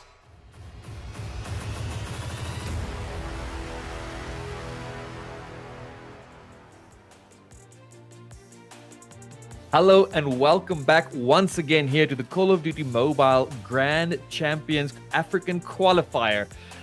And we are ready for our first round of lower bracket matches, that being Sierra versus our amazing team of Sage we saw a bit earlier. Will they be able to bring it back? Only time will tell. AR Gaming, are you ready for this right here? Man, I've been ready. You know, I got that chill in my bones right now because it's such a massive opportunity that is still on the line. Even though that this is lower bracket, it's not over just yet. We do see round 2 Bear Clan Paradox as well as Eclipse and Order. That is going to be some matches for the ages, but we are going to be taking Sierra 7 versus Sage Gaming. Now, Sierra 7, they did phenomenally in their qualifiers. They even pushed Eclipse all the way down into the lower brackets, and then in the final as well, the Nigerian qualifiers, they dealt with that. Sage, we obviously saw earlier on, bit of a rough start over here today, but let's see what they can do in the lower bracket as we see our 8 teams that are competing for that chance, for that shot to make history of being the first African team in the Call of Duty Mobile World Championships. Yeah, and also for their shot of that piece of pie of the $15,000 prize pool. Whoever loses here is not going home empty-handed. At least they are going home with $600 just for making it to this land as a whole. But again, we always talk about a small piece of pie, but it's the glory of being crowned as the best on the continent. And that is what these players are playing for right now. Like we said, we're going to go through the lower brackets before we get back to the winning bracket as well. And I think this is a big one. We've talked about the stress about the first few games, but this time it's the stress about if you don't win here, you are done. You have lost your chance, but you've made it here. And that is rewarding stuff. Looking at the teams right now, we haven't seen this awesome player enter yet for the team of Sierra 7 from Nigeria. And they look like they are ready. Oh, look at that. Yeah. Oh, cinema. I mean, it's that pressure now of trying to survive. That's all that's left within this is survivability for these teams. And yes, while they walk away with that $600, not all that these players want. No, they want the big prize pool share. They want to be going to that World Championships. They want to make their names known. And of course, their names are going to be known thanks to Call of Duty Mobile, thanks to Carry1st, thanks to Spotify, and thanks to Mentos for making all of this possible. Of course, we also have to give that shout out to WIOCC, the official internet partner of the Carry1st Africa Cup, and then of course K24 Digital and GH1 TV that are broadcasting the grand finals over on their digital channels. But Daddy Cool, take us through the map. We get to see another Hacienda. We've seen Hacienda once at least so far. And look at that. You're getting your Kuruhana. At least you were worried because we didn't see a map number 5. But this time it is map number 2. And then after that, it's Takeoff. Now, I'm very confused because I'm pretty sure that is not the image for Takeoff. Because I was bamboozled a bit earlier. But Takeoff, if we do go to map number 4, where a lower bracket like elimination is probably one of the best chances we are to have to see a map number 4. We're going over to Slums. And then we might just end it up if we make it all the way to map number 5 with Tunisia. And regardless, we're guaranteed for some action here. Again, these teams and players are now playing for their shot at survival, for staying in the tournament. And that is a stressor, but it also puts that fire underneath you to just bring out the best of you. The first game is done. You've warmed up. You're at land now. You've played it. Now it's about, bringing your best, bringing your A game. And hopefully we get to see an awesome show now. It's like you said earlier, now is the point where you got to manifest and gaslight yourself into winning, because this is all that's left. There's no other shots after this. This is do or die for these teams. and surely they want to do over in this land. Of course, it's happening in Lagos, Nigeria right now, and what a phenomenal land to actually have. A massive opportunity like this happening live in person is absolutely fantastic. And there's some other things happening in person there as well. Mavis trying to get the Guinness World Record for the most selfies taken in 3 minutes. And that's all happening tomorrow at the LAN. At the LAN, indeed. And all these players are at LAN. And again, so many extra nerves and layers to the whole tournament because of that. And again, who wins here? They are representing a continent. And currently, there is representing their countries. And Nigeria, effectively, versus the side of Senegal. On Hacienda is how we're going to start it off. Sage versus Sierra 7. Who is going to be our champions? Staying alive, staying in for just a bit longer. Only time will tell as we get into this first round here on Hardpoint. I actually got to witness Sierra 7 in the finals of the Nigerian qualifiers, and absolutely fantastic plays. You know how we always talk about snipes? Yeah, these guys can snipe, so I can't wait until we get into that mode where we can go ahead and witness these snipes go through. But we go ahead now, this point in the center, this hill in the center, once again proving to be fairly equal over here right now. 5-9 is our current score, with Sage taking the lead. Yeah, Sierra 7.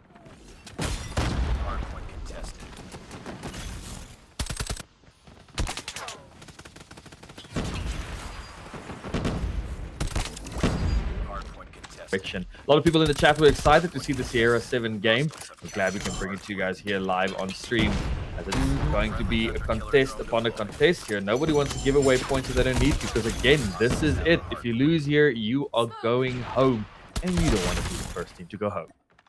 I need the chat to spam who they're backing up over here. Spam S7 or spam Sage. Let's see who's supporting who right now. But 18-23 is the score, as the second hill is just about to unlock.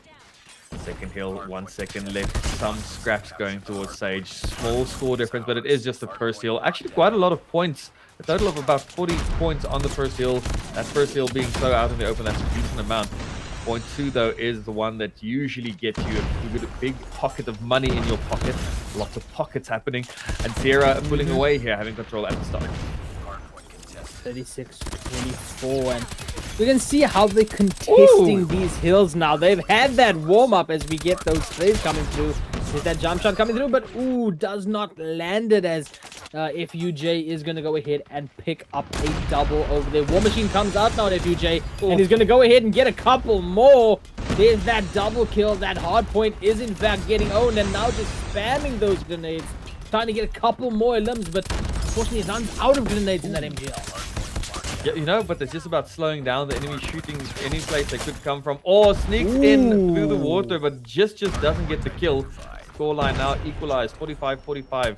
Next hill about to unlock, 3 seconds, and both teams ready on the rotation already. So this is definitely what we came to see. Both these teams feeling like they're playing with a bit more confidence right now. Sprays through that smoke, gets the elimination as well, and this is probably the most even that we've seen in all of our maps today. 45-54 is our score. Another War Machine coming through, and you know, it's going to create hell on this battlefield right now. More eliminations going over to Fadi. There's that kills coming through. Flanks around now. Slides through, but gets caught out by Solo. Does do so much damage with the War Machine, but not enough just quite yet. But constantly contesting both teams right now. Axe just staying on, just staying close, making sure that points don't go away from his team at least. Equalizer comes in to shut down the Death Machine. Equalizer, one of my favorites, does so much. Gets shut down eventually though. Sage now pulling away with a bit of a lead, but not much, as there's 5 seconds left on this hill. 50-69 right now. Nice points going on, and we're about to switch those hills as well. You picked up what I'm putting down there. These teams so equal at this point, and that's even without talking about the equalizers. See Fadi pushing through, slides in, but gets caught off by spinning himself around, checking corners, and eventually gets taken out. And Sage is going to be starting to tick up those points one more time. Oh, that nade just explodes on their face. No time to react. I haven't seen a Vortex gun yet today up until now. Good way to just shut down some angles and some lanes. Lots of damage. 100 killer drone finds a kill there on the side as well. 84-62 Not a big gap in score at all. Hacks getting a beautiful 3-piece, getting shut down though. Not too many streaks in play either just quite yet. As we say, these players are 1-for-1 fighting it down right now. Was that a banana peel that just came out of that gut? I did see that the entire time, throughout the entire day, and I'm like, am I seeing things? Am I just really hungry? No, okay, you see it too. That's good to know. But 71-86 is that scoreline right now. Death Machine in hand for ZV right now. I'm looking to get more eliminations. There's some more going through, and I mean, waiting for that point to actually just unlock, to go ahead and get those points a bit higher. Spams through and is immediately on the point for CR7. Just a sub 10-point score difference right now. Again, this is definitely both teams bringing it their all. They know what's on the line here. They know whoever loses here is going home. So you have to bring your A game. You have no other choice to do it, and they definitely are. Kills left, right, and center. Fady pushing up, doing a lot of damage, shutting down the lanes for Sierra7. But Sierra7 not getting on the hill just quite yet. Finally onto it now. 30 seconds left. 30 seconds indeed. 94-92. One of the most even scorelines you could ever imagine. And Body sliding through, looking to go ahead and increase that lead. But Sage looking to go ahead and tie it all up right now. Actually takes the lead from CR7 with 10 seconds left on this. Looks like they're trying to go ahead and get some scrap points and maybe just hold off, get as much of a lead as they possibly can before that next hill. And like you say, can't get any closer, so there's huge chance of us seeing a map number 5 right now looking at this first game. But I don't want to cast for Cursed. We've also seen so many times how a game can just go blow for blow, and all of a sudden one team figures out the other and the other can't reply, and they just run away with it. Right now, CR7 do have this point under control. A very aggressive front forward facing push there. Does manage to slow down the enemy team quite a lot. Now we have the claw in hand as well. I mean, if there's any two casters that ever cast against anything, it's you and I, buddy. So we just gotta maybe own up to it. But 115-108 is where we stand. S7 still going ahead and getting that lead. Now contested onto the hill. And Sage tries to go ahead now and get it back up, closing in. But a War Machine from Fadi stops all of that and increases S7's chances of getting to that 250 real quick. Oh! Fadi doing so much work there, getting so many kills with War Machine and the gun, and that will be the first time we see a decent set of points going toward one team. And now a rotation is being set up, and who is on the hill first? Nobody actually. Sage Gaming, you have the spawn at least. So now CR7 have to cross the map, and that gives Sage a bit of time to potentially get some points back. Absolutely, 142, 115. War Machines left, right, and center is what we're seeing the entire time. Just going left, right, and the opponent's just walking into that pathway of those explosions. Looking to go ahead and get some more, but unfortunately gets slid onto, and it is going to be Life that takes down FUJ over there. Death Machine enters the fray as well. There's so much going on, Danny. There's so much needed. That War Machine is so crucial. If you know the maps, the spawns, where the enemy will be coming from, you can just deny an entire area and get a ton of kills to boot as well, because those kills also do contribute towards your streaks. So much benefit coming from it. Double kill there with the War Machine, not the War Machine, the Death Machine. And now we have a rocket coming in, finding a few kills and info. And Missile getting one, the info so important over there as well. You can see switching to that machine pistol to try to finish the job over there. Drone in hand is going to get caught out over there. And that's just some COD mobile timing live in front of your very eyes, ladies and gentlemen. But 174-124 is where we stand as we wait for the next hill to unlock. And it's immediately going to be captured. That spawn going to be captured by S7.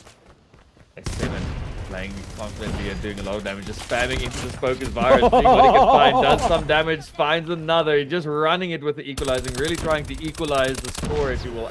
Actually, no, just pull away with it more. Virus finds another one. So many streaks and abilities up in play right now. Getting close to 200. Sierra 7. Sage just 60 points behind. Not much at all. But it feels like Sierra, they have figured out, like we said, they found that rhythm. They found what they need to do and how to shut down Sage as they're about to break 200. And when there's no precision airstrike, you grab a War Machine and you do it yourself. That's exactly what we just saw over there.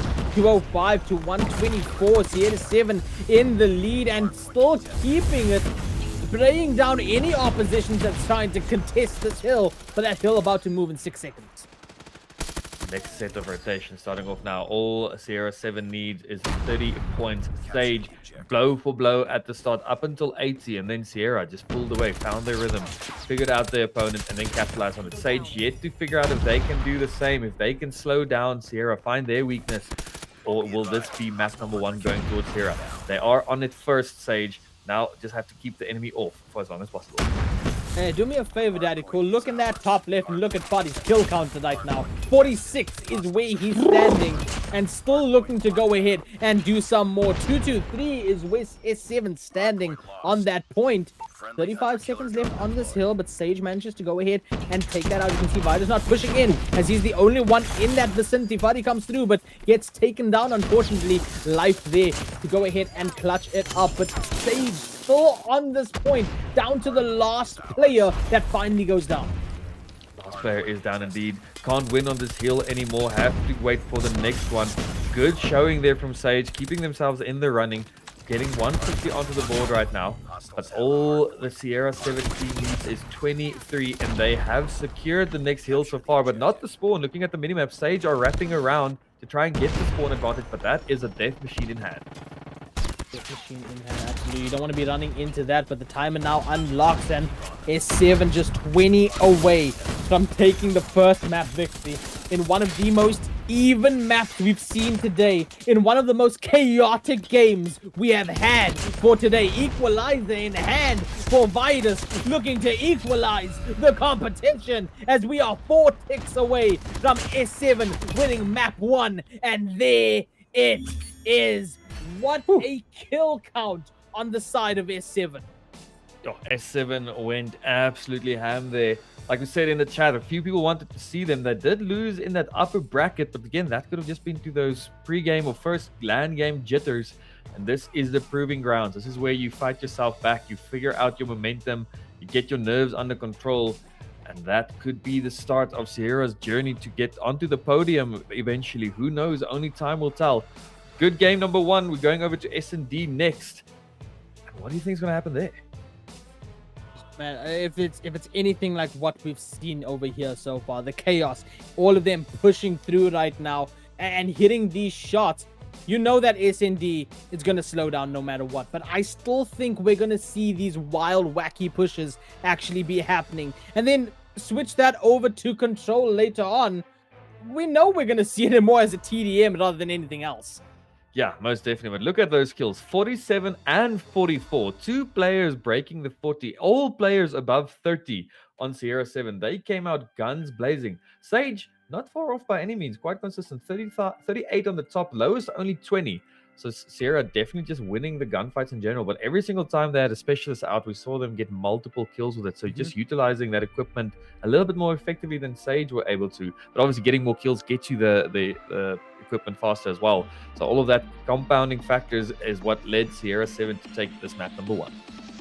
Absolutely, and that's just map number 1. You got to remember that, ladies and gentlemen, because we're now going to Kurohana up next for Search and Destroy. And I got to witness S7 win their qualifiers on this map.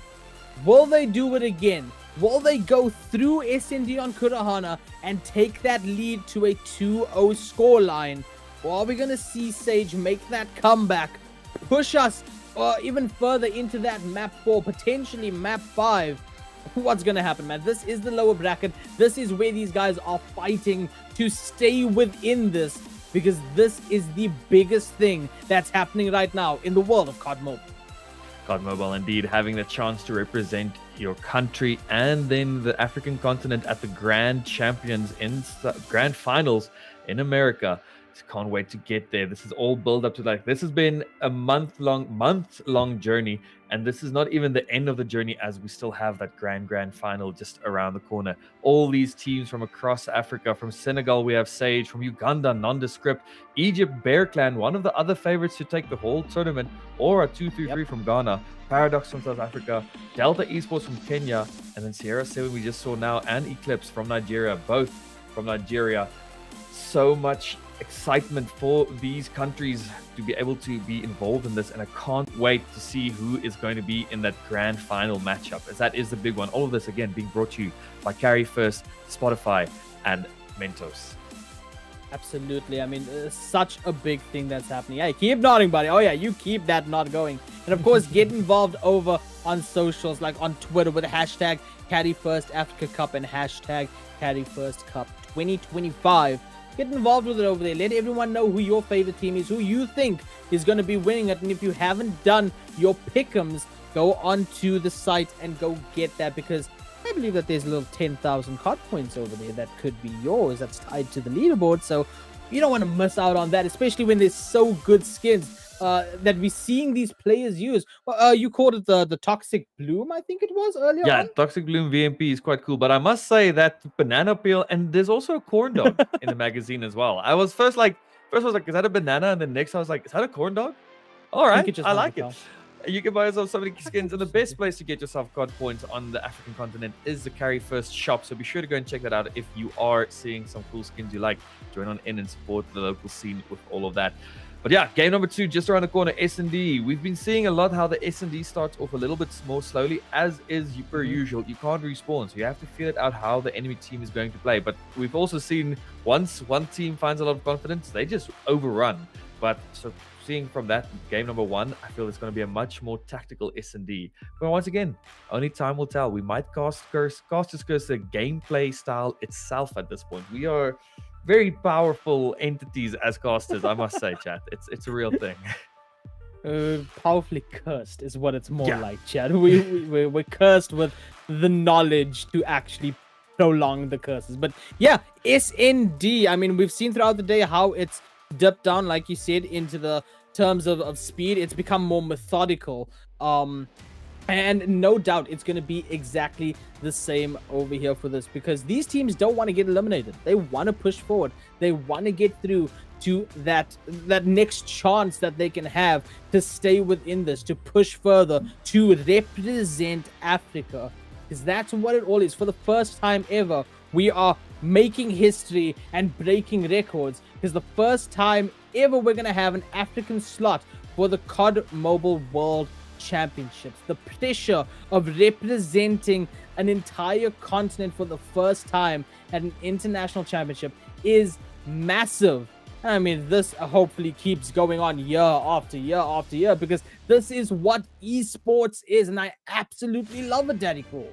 I absolutely love it too, and I hope that everybody here who is tuned in is inspired, right? Because you're watching this gameplay, and sometimes some of these players are struggling a little bit. You're like, oh yeah.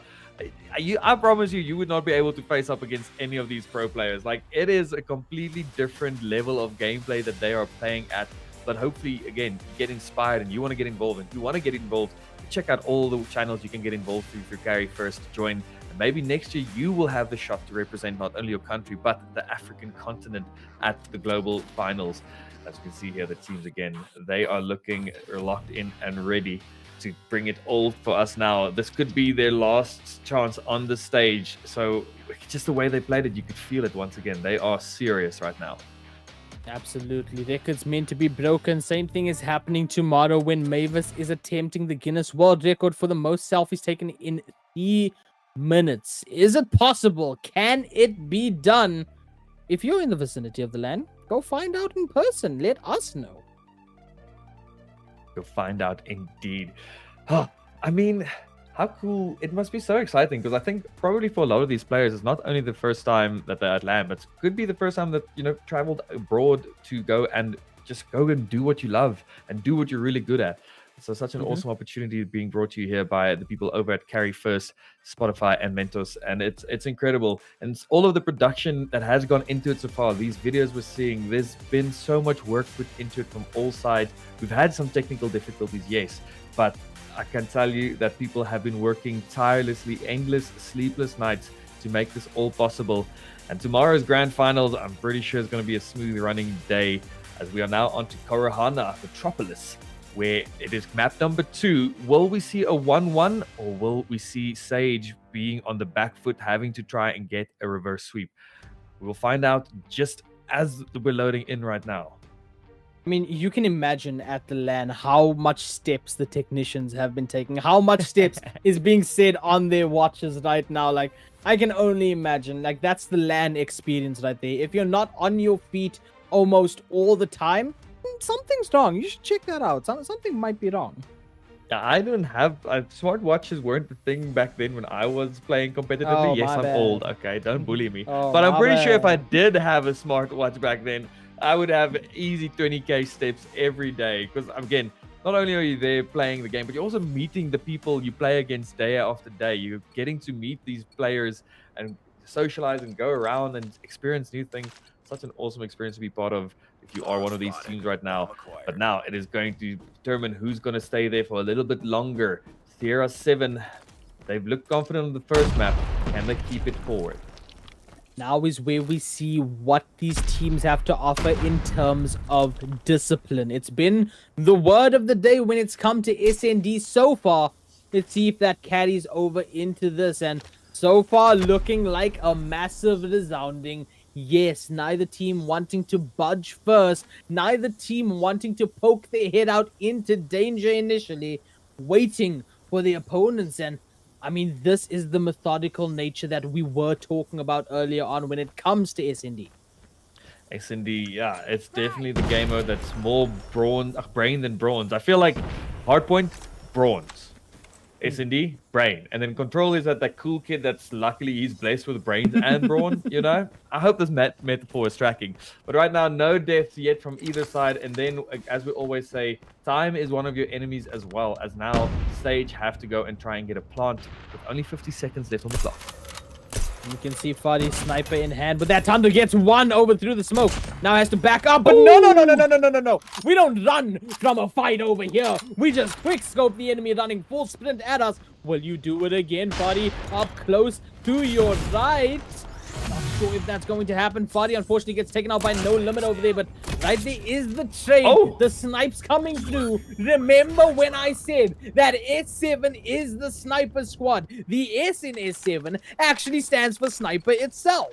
Yeah. 100%. Sierra is actually just code word for sniping. I don't know. Whatever makes sense. Imagine I said that. But right now, Sniper's checking through the window in middle. Lots of mid control. But Sage Gaming, they are doing a full commit onto the B. Look at all that equipment. They are full rushing it. And as we can see, Hax finds 2 in that rush. What was looking so promising as a team push just got shut down in one go. 4v2 all of a sudden. Running it down like that, straight into S7 after figuring out they have a couple snipers. Extremely dangerous, extremely risky. As you can see, that plays out immediately into a 3v1 situation. We do have FUJ, though, still staying alive within this. Manages to find one and now looking to go ahead and maybe take out the other 3. Will this be a reverse clutch? Sprays come through, but cannot against Hax. That is a 2-0 immediately right now for S7. S7 definitely feeling good getting 2 back-to-back right now, but again, it's only defense for now. They have to switch eventually. Sage has to try and get an attacking round. Last time when they were on S&D as well, they weren't able to get an attacking round. They need to try and start off on defense just to help for their morale a bit, because the way they played the defense was much more controlled. As we say that trades going in, and it is actually now Sage who have the advantage. Late kill to start us off in this round. 4v3 situation. Advantage Sage is where we are at currently. Hax nade in hand now. Going to toss it out. Will that deal some damage? Doesn't look like it will. But immediately switches over to the spray. Behind cover is that player, so cannot get that final kill. But down to a 2v2 situation. Just like that. Immediately wiped out. S7 get a 3rd point on the board. These rounds can go from so quiet for a few seconds to just all happening in one go here on SND. No bomb plants even yet. They're basically playing some TDM with an objective, optional objective of the bomb. And again, we're seeing Sage going for a very aggressive push onto B. They like their B. Maybe they thought the first one was just a bit of a fluke getting shut down the way they were. But no, Axe finds the first kill. Finds another one. Finds another 2. Oh my word, it's just falling all apart for Sage right now. Might need to consider going for a different side. 4-1 in the matter of 3 seconds. That's how dangerous S7 is when it comes to this map, when it comes to their snipers, when it comes to SND, and they get a 4th point on the board. Is this going to be, Daddy Cool, the 2nd time in one day that Sage gets 7-0'd in SND, or can they break that negative streak? Let's not cast a curse in here, okay? With great power comes great responsibility. We can't be saying these I'm a things. villain, But Daddy Sage- Cool, I'm a villain.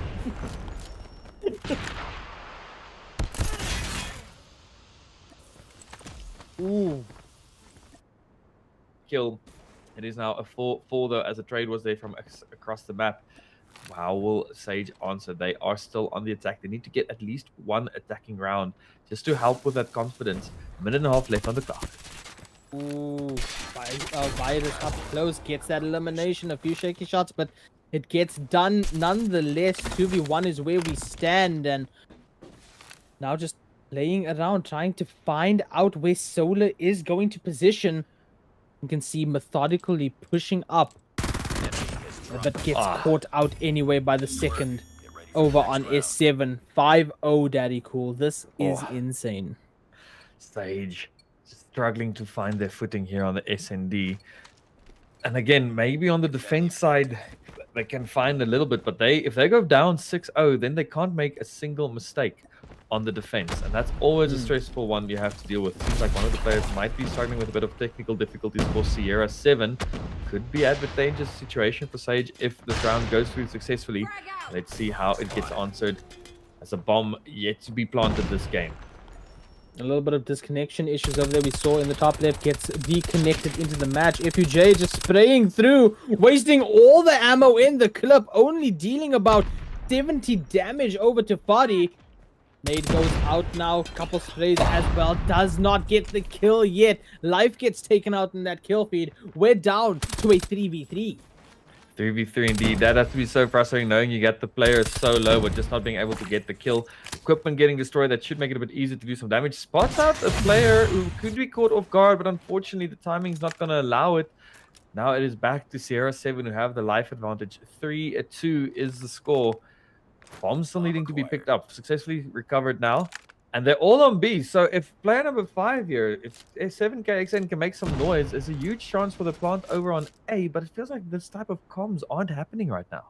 I mean, it's that nerves also, right? It's like you're seeing that score of 5-0 and you're panicking because you can't let this happen. So maybe you're not always calming. There's that long shot kill immediately from FUJ, and trying to make this a little bit more doable. The last one left alive has that bomb in hand.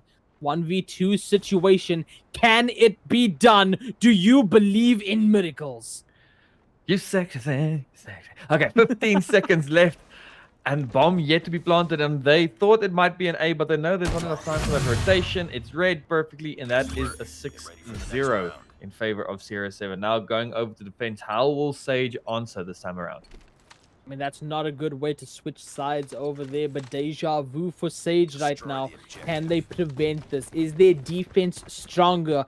Can their defense last out a couple of rounds, if not 6 rounds, to get them to that tied position again? Let's see exactly what happens. Everybody's not even trying to set it out this time around. It's just a full send from Sierra 7, and they opt for the A side instead of B. And No Limit finds 2 on that. It's a 4v3 situation now in favor of Sage. Another one getting taken out by Virus now, though. 3v2, 2v2. What looked like could be a potential round has now gone down to the wire. It's going to be Sage. Virus is getting the bomb down. Sage, they need to stop this plant, or at least punish the plant immediately. Will it happen? One kill is there. It's a 1v1. And it's going to be Hacks who cleans it out. 7-0 again for Sage. Really struggling to find their footing here on SND. And that's a real tough one. I mean, down to that wire over there, we saw, by the way, first of all, what quick scopes. Holy. Yeah, always. But we also Always. saw at the end over there, that flank actually came through. That flank was a little bit quicker. It would have prevented the bomb from being planted. They waited just a little bit too long to decide for that flank, and Hacks cleans it up at the end. But I mean, these snipes are just beautiful. Bang, bang. Just go ahead and get a double. just like that is absolutely wild. And this is the action that you see on the main stage for this. This is the action that you see for the World Championship opportunity. I'm glad I can hear you like clapping for the excitement you. that we're seeing right here. We saw Hacks on the 11 kills, Life on 8, Fady on 7 or 40.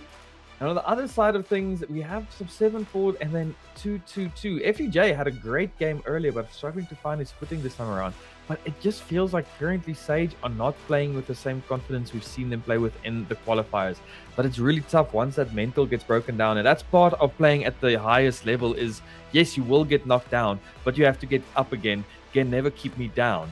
That is a quote from a classic song. If you don't know it, that's a skishu, if you will. But anyway, one map possibly left now. Will Sierra 7 take it home right here, right now? Or will Sage find that bit of petrol in their tank that they've been sparing and start bringing it back? Takeoff control will be the story ending or the story beginning chapter of these games. Absolutely. And if you are Sage right now, this is a dire position that you are left in. It's deja vu all over again. Very similar scoreline as well on map number 1 to earlier on, Daddy Cool. Exact same scoreline on map number 2 from earlier on. Can they break that streak, that the numbers that they don't want? Can they get rid of it? The numbers, Daddy Cool. What does the numbers mean? They got to get rid of it right now. And for S7, they've been doing fantastic. They are locked in. You can see the way they're moving. You can see the shots that they're hitting. You can see the rotations that they are doing. They just need to do this one more. Just one more and they could still be in the running, or just one more and Sage will be going home. But again, they made it here to the final for the African qualifiers. Still a huge feat in its own right. But I don't want to talk like it's over just quite yet. It ain't over till it's over. And we need them to just pull up those socks for this last one. One last, give us that one last deep dig of what you have. Because again, we've seen them perform before and they've played brilliantly. Just struggling to find their footing here at LAN. But yeah, Control, perfect game mode to end it all off with. But usually sometimes we have like a 1-1 scoreline going in, so then the Control hybrid is like, ooh, who's going to take it? But now Sage have lost both, so they need to just shake things up a little bit if they want to stay in the running right now. AR, what are you going to do if you are Sage? Somehow, some way, they've got to find the chemistry. For some reason, it feels like the chemistry is a bit lacking over the course of today. Yeah, they're playing off of each other for the most part, but they're also over pushing and over committing and splitting up from each other as well, and that's leading to easy eliminations. That's leading to easy flanks and easy takings for the opponents that they've gone up against. If I'm Sage right now, I'm trying to work on that chemistry as quick as I possibly can between these games. I'm trying to go ahead and create these strategies that everyone is on board with. And especially in Control, I'm trying to go ahead with my squad behind me and try to take down the enemy numbers before they take out ours. Now, granted, with all the specialist abilities, that's going to be extremely tough. I mean, you're grouped up. One war machine takes you all out. You don't want that. So it's about finding that chemistry, finding the flow and the rhythm, and playing around that. Because if you don't do that now, you are unfortunately going home. There's no do-overs. This is your final shot. Do not throw away your shot. Definitely. But Sierra 7, they're sitting there comfortably. They've just won these 2 maps. They just have to keep that momentum carried forward. Carried first, if you will. All of this being brought to you by the amazing people over at Carry1st. Best place to get yourself Call of Duty Mobile COD points in Africa. And obviously our amazing audio sponsors, Spotify and Mentos. The best sweets. Like, honestly, I just love Mentos. I mean, what other sweet reacts with Coke the way it does? Nothing. Because Mentos is the bomb. The Coke bomb. Anyway, as we see right now, 30 lives, 2 sites. This could be the end of the road for Sage unless they figure out that, like you said, chemistry. Also needing to adapt a little bit. They're slow to adapt, slow to change up what's happening, and it's been punishing them so far. Sage now 28-28 on the lives. I'm not gonna lie.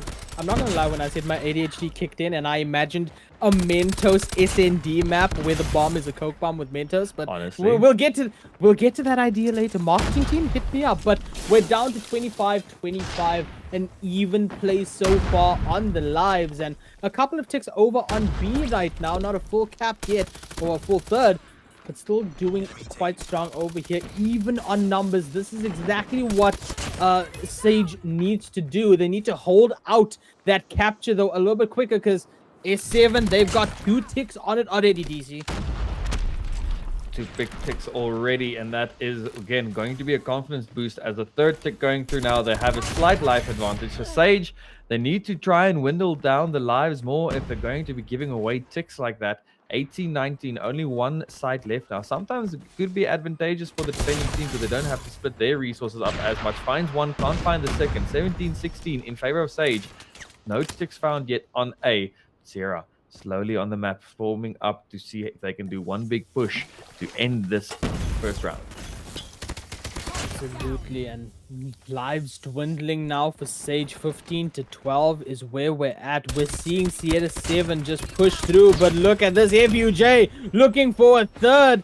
Unfortunately, that player runs all the way to the other side now. Cannot confirm that, but up close and personal is the elimination from Hacks.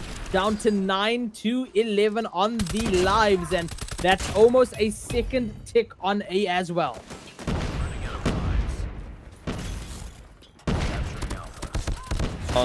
Gets away with skin of his teeth. Trade is there. 4, 9. Lots of damage, but no kills. They both just turn around and focus it down. 3, 9. 2 is all that's left. It just feels like a final countdown, but never mind. The ticks were all the way through as well. And that goes 2-0 now for Sierra. I want you to know you said final countdown, and my brain went do-do-do-do. I know it did. I know. Yeah, you know. Again, we're the professional yappers. I know exactly what's going on here. We're like Sing, all right? I know exactly. I'm also now imagining a limited map where you shake the Mentos, put it into the Coke, and it's like 7 seconds. I don't know. Anyway, let's get back to this last bit. This could be the end of of Sage's journey here for the African qualifiers for the Call of Duty Mobile World Championships. Again, they've made it this far. Can they find that little bit they need to just keep the dream alive a little bit longer?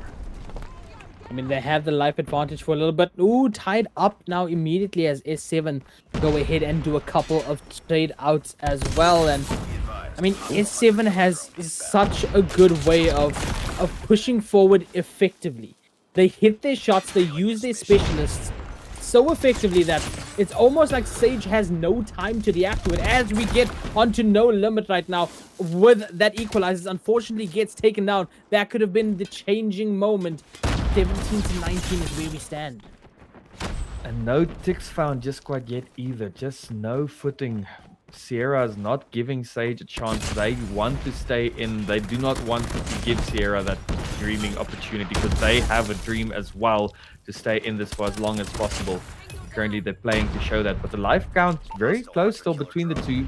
But no ticks and only 25 seconds left. Death Machine in hand. Finds one. Ooh, doesn't spot the second. Unfortunately, gets taken down. 8-10 is the life count. 20 seconds on the clock. 20 seconds. I mean, feels like these rounds are just flying by for the most part. A is going to start getting captured. We have confirmed a full tick already. About to get a second.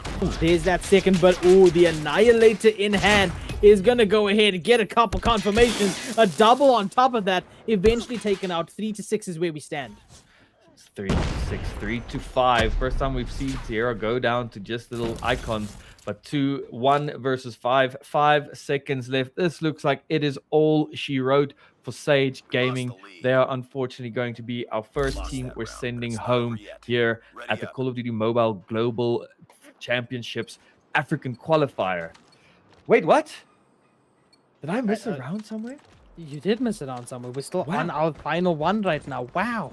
So much action going on that he's actually confused. Wow. But here we are. This is potentially that go home that you were talking about right now. 29-30. Immediately Sage getting the advantage on the life counter. We see Death Machine in hand already for S7.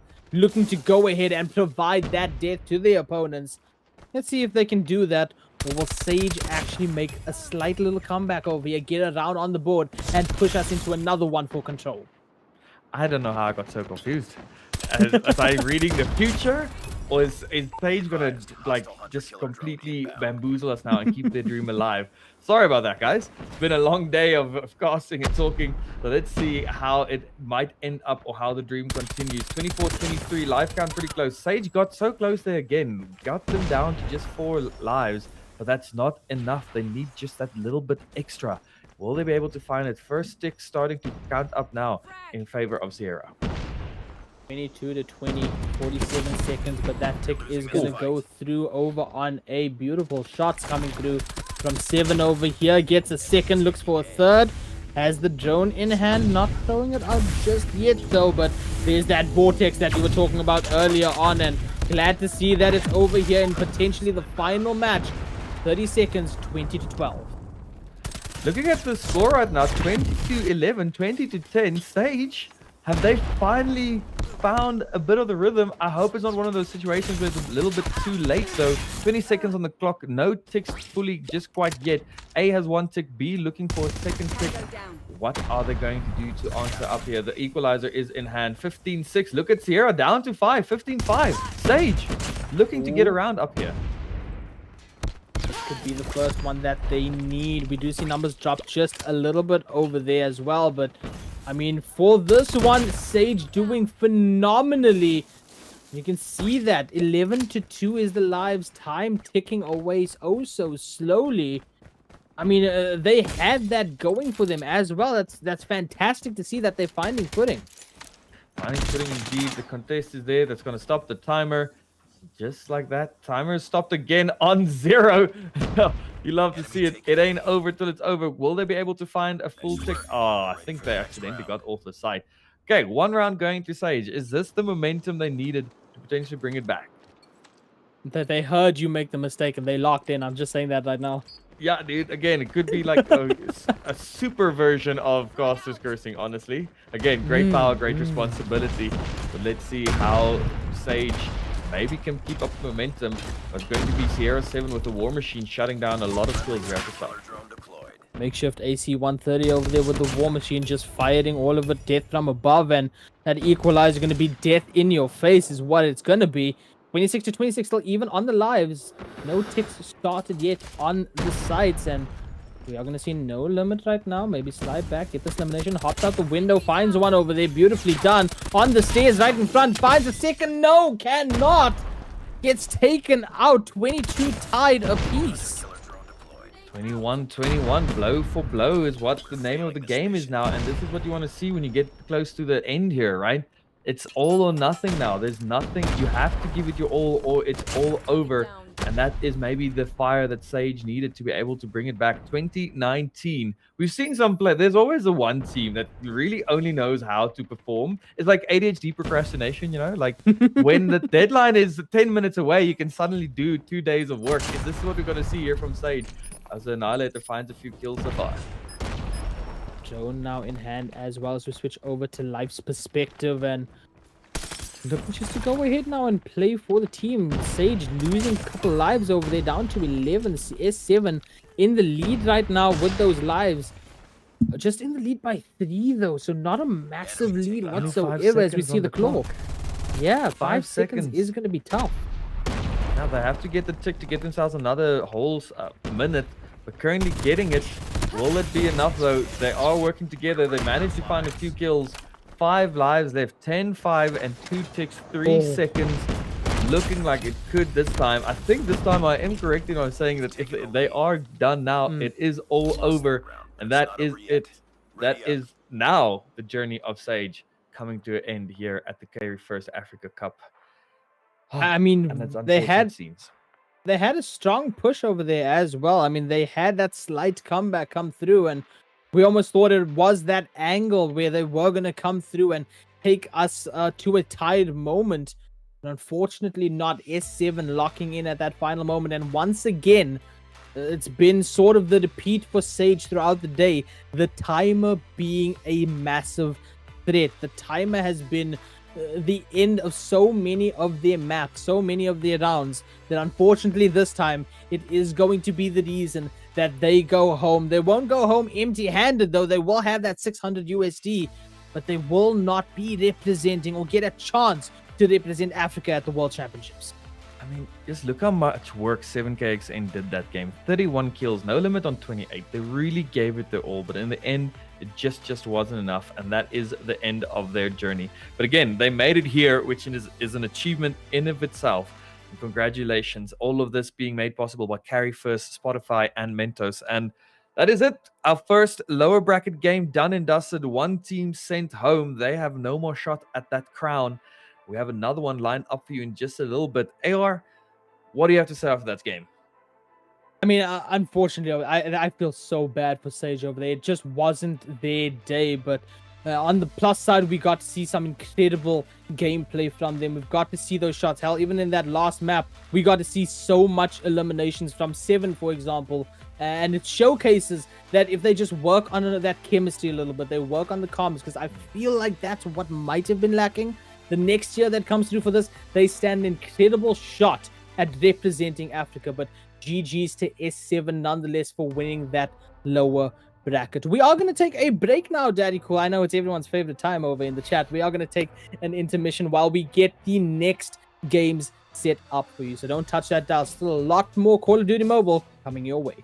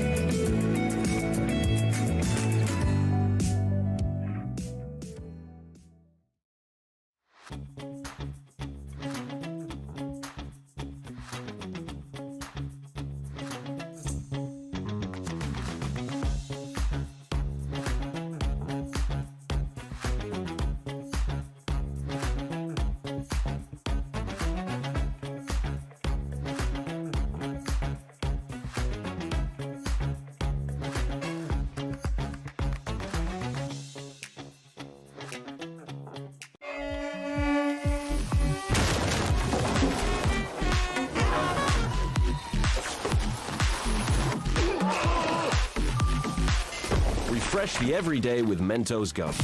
Yes to fresh.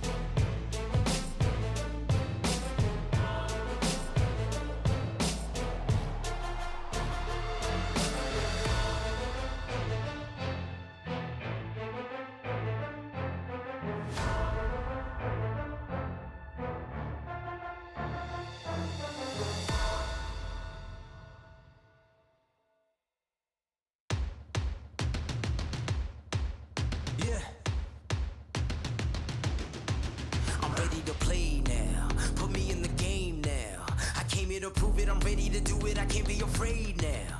Put me on the stage now, I'm ready to rage now. I feel like an animal stuck in a cage and I'm ready to break out. My time, none of you people can tell me to stop. This time, like the last time, you better get ready to race to the top. I'm ready to do this, show you what the truth is. I step on the field, it's time to get real, I'm feeling so ruthless.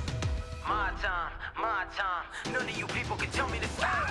Lower the lights down, hand over my crown, hand over my heart. I do this for my town, I do this for my crowd. So turn me up real loud. My time, none of you people can tell me to stop. Yeah. So what are you afraid of? Those feelings are made of. Get in the game, your moment of fame, show them what you made of. It's time that we stand up, it's time that we man up. For anyone asking who is the best, we putting our hands up. My time, nothing can keep me from reaching the top. This time, like the last time, I'm moving so fast, I'm ready to ready to throw down. It's time for the showdown. I'm ready to rise, don't be surprised, I'll take on the world now. My time, none of you people can tell me to stop. Lower the lights down, hand over my crown, hand over my heart. I do this for my town, I do this for my crowd. So turn me up real loud. My time, none of you people can tell me to stop. My time, none of you people can tell me to stop. My town, my crown, we know what it takes to be reaching the top. We're reaching the top, we're reaching the top. We know what it takes to be reaching the top. My time, none of you people can tell me to stop. My town, my crown, we know what it takes to be reaching the top. We're reaching the top, we're reaching the top. We know what it takes to be reaching the top. Lower the lights down, hand over my crown, hand over my heart. I do this for my town, I do this for my crowd. So turn me up real loud. My time, none of you people can tell me to stop. Turning the track up, I'll never go back down.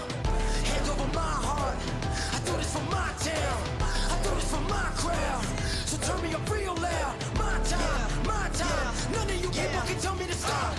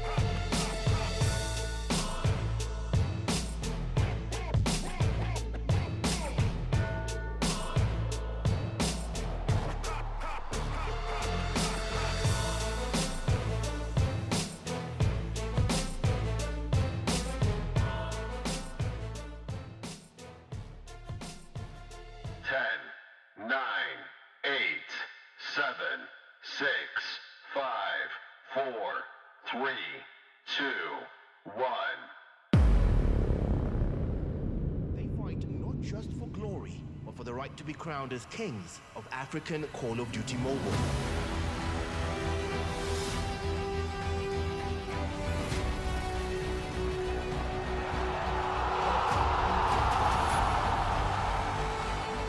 The Carry1st Africa Cup isn't just a tournament. It is the soundtrack to a new era of African esports. He's going to be able to find the pistol kill. 1v1. Find the two-piece. He knows it's there. Oh my goodness. Determination, hard work is what gets you into a position like this. Every squad has a story, every player the same dream. Welcome to Lagos. Welcome to the finals.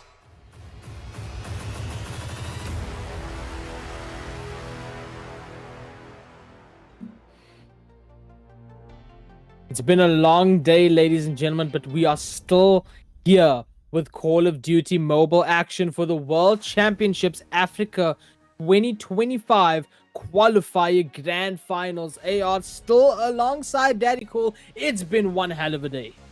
That is a really long thing of long words you have title. to say, right? I love it, Like but I Eminem mean, out here, bro.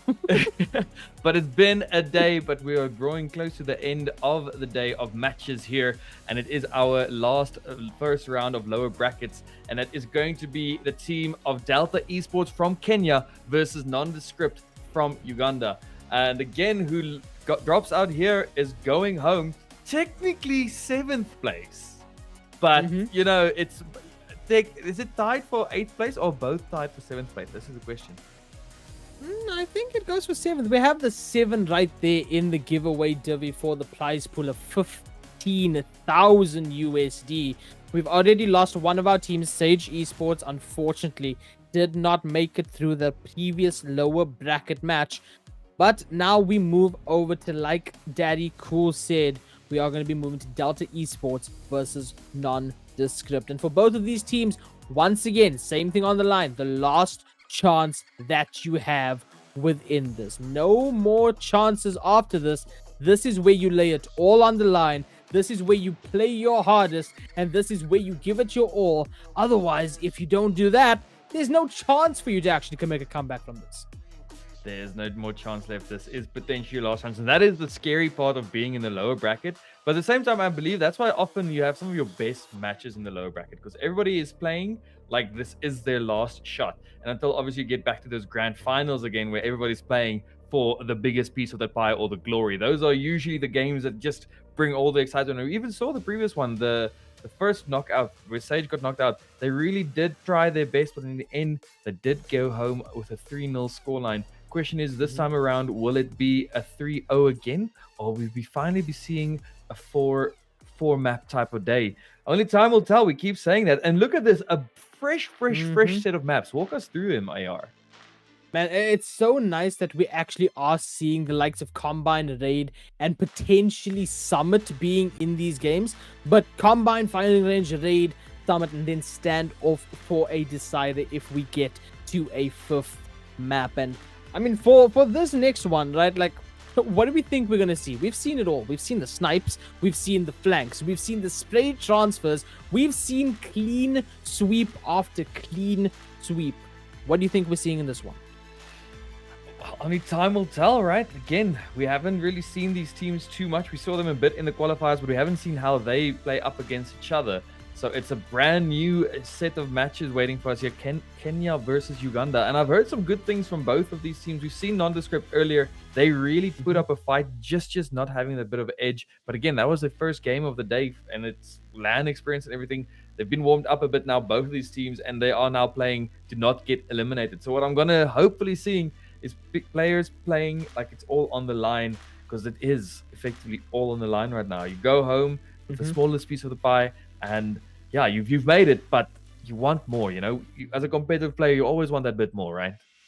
Yeah, absolutely. And of course, ladies and gentlemen, the Qualifier Grand Finals is brought to you by Call of Duty Mobile, Carry1st, Spotify, and Mentos as well. And also, we have to give a shout out to WIOCC, the official internet partner of the Carry1st Africa Cup, and as well as K24 Digital and GH1 TV for broadcasting the Grand Finals on their digital channels. That's how big this is, because it's history making and record breaking. For the first time ever, there is an African slot on the Call of Duty World Championships. And that's going to be absolutely insane when one of these 8 teams wins the Grand Finals for this weekend at the LAN in Lagos, Nigeria, and they go on to represent the entirety of Africa at the World Championships. Yeah, that is what these players are playing for. That is what they're playing for, to not get eliminated from as well, right? So much on the line. And my face is in focus because the lighting has changed at this point. We're into the end of the day. We're going deep into the night, but it's been an exciting day nonetheless. I know we've had a bit of technical difficulties, but thank you everybody for bearing with us. We keep seeing like some of the awesome content that's happening backstage there at Lagos. It is looking fantastic. And it seems that there actually is a possibility, like a lot of stuff is working now, finally. So tomorrow is going to be a day where you guys get to see the proper full stage. But me and AR have had a blast being with you guys here on this qualifier day. And I mean, yeah, that maybe now Grand Final is going to be even more explosive, because again, it's going to be the best of the best matches left. And it's going to be a good day tomorrow. Can't wait to get it. But first we have to get through today with this last match, possibly. We might do one more after this. We're waiting on production to confirm, but it is obviously getting quite late right now. The players, they've had a day as well. They've been practicing this whole time in intermissions, because they have to be on the top of the game between all of this as well. So let's see what happens just after this game. I'm so excited. No, absolutely. And we're starting off on Combine as well. Let's talk about the strategies for this, because now this is do or die. Now these players, they've competed at least once today. What's the strategy there? Obviously, fatigue is something that plays into a tournament like this the longer it goes on. And we've been going on for a long time here today, Daddy Cool. What do these players need to do for this? What are the strategies behind it? The strategies, man. Again, we first have to try and find out how your opponent plays. We've seen a few teams play much more aggressively, some more defensively. But Call of Duty truly is a game that favors aggression, right? It is always a fine balance. You can't be over aggression, but we've seen the teams that have been struggling is when they doubt themselves and they aren't playing with that confidence, because aggression can sometimes come from confidence, can look like aggression, and vice versa. So hopefully they'll play with that type of mindset, but it seems like we might have a bit of a technical difficulty here at the start. I mean, we took that gap as well. Anything happens in the gap like that, of course, we're getting the players to refresh themselves, get a meal in or two. They've been going for, the past 7 hours or so as well. So yeah, we had to give them a break. Maybe something just broke in the time of that. So we are going to check if we can get that fixed without any intermissions. But Daddy Cool, there's still one more day of this LAN happening as well, and that is tomorrow. Why don't you tell us about the Guinness World Record attempt that's going on? Hey, okay, Mavis, she is going to try and set a Guinness World Record for the most selfies taken in 3 minutes. I actually really want to get more details on this. That was our brief we've been given, and it sounds so interesting. So I'm gonna hunt them down and be like, hey, tell me more about this thing. You know, we were talking about how would we go about it. I'm pretty sure Mavis, she's come up with an ingenious idea probably to try and set this record. I can't wait to see how they manage to set that up. But yeah, Guinness World Record attempt, and you know how a Guinness World Record works. Like, an official from the Guinness World Record team has to come to this wherever this record is trying to be set. So they're going to be there at Lagos tomorrow to find out if she is going to be the new world record holder or the first world record holder. I don't know if it's an existing record or a record that's trying to be broken, but yeah, that is happening tomorrow. So much happening all across in this amazing opportunity that we as a continent have to finally be represented internationally, and we're bringing it all. And again, we had some technical difficulties today, but that is, some teething issues. But tomorrow it's going to be a good one. And hopefully we're getting these issues sorted right now. And we do have confirmation that we are going to be restreaming the A broadcast on this after this match. You guys will see one of the other matches happening currently on the stream right after this, at least. So you guys will have action late until the night still. So if you have some popcorn ready, go and pop it and get ready for a long night of Call of Duty Mobile. On top of that, we encourage you to actually use the hashtags Carry1st Africa Cup and Carry1st Cup 2025 over on Twitter or any of your social posts as well. And on top of that, cup.carry1st.com. Go and do your match pick'ems because there's a 10,000 card point giveaway win attached to that leaderboard. But Daddy Cool, we are in the game. Everyone's moving around. It seems like maybe not. Maybe it's supposed to soon. No, not like this. Maybe there's a bit of a quick technical difficulty at the start of this lobby. Oh, that is not looking good. Oh, well, that gives us a chance to say Carry1st is the best way to get yourself some Call of Duty Mobile skins, and because they have the best place to get yourself COD points for Call of Duty Mobile. Again, they've made all of this possible. I'm so excited to just see what the end of this tournament is going to look like. It's going to be a big one. We have to get through these last few matches today, though, first. And it seems like the lobbies just aren't working with us. Maybe the phones are tired as well after a long day of gaming all day. You know, it happens. It happens. The fatigue kicks in. AR, it's time for us to do our thing again and yap. Let's yap all that we can. Let's talk about the 8 teams that are participating or were participating in this grand finals. We've had from Senegal, Egypt, Uganda, Ghana, South Africa, Kenya, and Nigeria all in this right here, qualifying over the past couple of months to get to this point, to get to the point where they can compete to represent Africa as a whole in the World Championships. That on its own is absolutely massive. I mean, you and I, we did go ahead and manage to cast a couple of games. I believe it was for South Africa. I got to do a little bit of the Nigeria one as well. Run me through your thoughts of all of these teams that we have witnessed.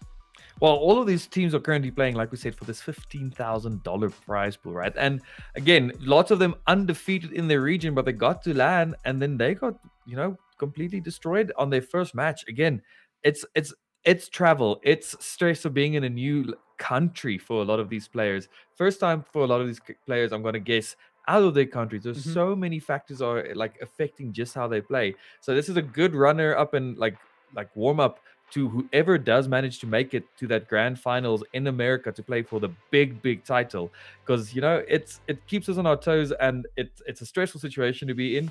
But that is part of playing professionally. If you want to be a professional player, you need to be able to adapt to these situations. And some teams have been doing it better than others, but the only way to get better at it is by doing it more and more and more. And we're going to see more and more of this going forward, thanks to Carry1st making all of this possible, and Spotify and Mentos making all of this possible for us here on the African continent. So yeah, I know you asked about the teams, but I'm just excited about the whole event surrounding it and having made it all possible over the past few months. And again, working up to that grand final. It's truly an exciting thing. And I don't think everybody always realizes just how much of an opportunity it is to be part of this right now. So yeah, very exciting. Oh yeah, absolutely. 8 different countries, $15,000 prize pool, 1 winner to represent the continent. But guys, we are having some issues over there as well. The phones are tired as well. Listen, guys, the phones, they've been running non-stop for 7 hours. So we're going to take a very short intermission, get this sorted out, and hop back straight into the action when we come back.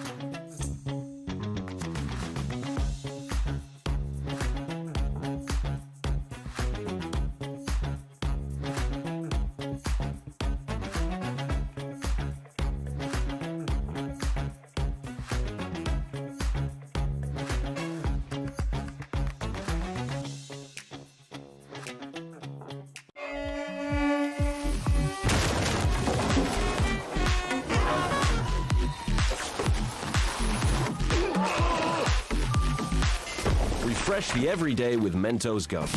Yes to fresh.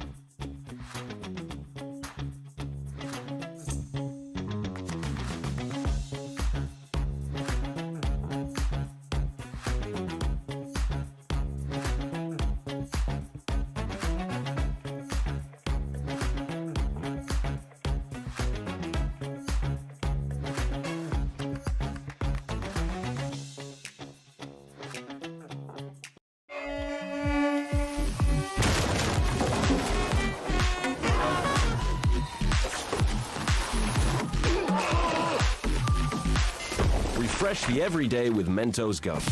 Yes to fresh.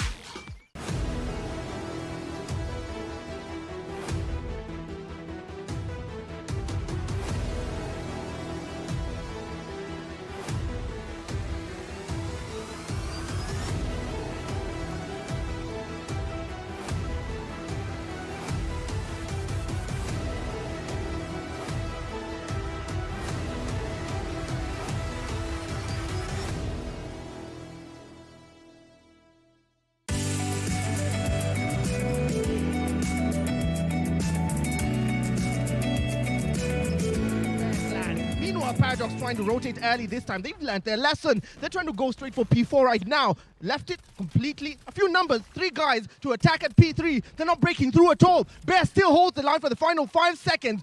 P4, it's all blue, but can they still maintain to try until it unlocks, actually? Well, they're going to need to do something right now. And we spoke about how important those specialists are. And at the moment, whichever team pops the first specialist, gets the kills, it goes their way in terms of hill. Look at them continue to roll these kills left, right, and center. You just need a little bit of a cushion. Almost ripping him off the heady there was Toxic, but he gets taken out. But still, 30 points between these two teams. Absolutely close and contested, unlike the first HP. But back and forwards we go. Streaks rain across the map, and all the players from Paradox will fall. 90 to 57 is where we stand. 30 seconds left on that P4 hill. Very enclosed. Now the trophies will come in clutch for everyone. The Bears corner to corner packed. The death machine, the spray and pray predictively firing. Toxic barely able to duck through this one. He didn't get past that. It's still holding steady for Bear. The contest comes through on the other side. The flanks came through. This is Mantra who cleans house. Solo Dolo doing what Mantra does, but loses that gunfight. Final 10 seconds. Still holding steady for Bear as they hit 100. Well, now there is a full hill between these two teams. 60 points, like I said. So right now, these guys are going to have to play some perfect HP. That being Paradoxes. They need to start finding their footing and getting traded a little bit less effectively. But for everyone, it feels like there's 2. Cut off 1 head and 2 shall appear. They should just be called Bear Hydra Clan. Yeah, smart. I'm going to steal that one. Now, again, P1 unlocks again. They could use this to break away, but I don't see that happening. This very exposed hill is ring around of roses. Could be anyone's poses. 40 seconds left on this hill. And it's now swinging either way, either or side. But 65, literally a gap of half.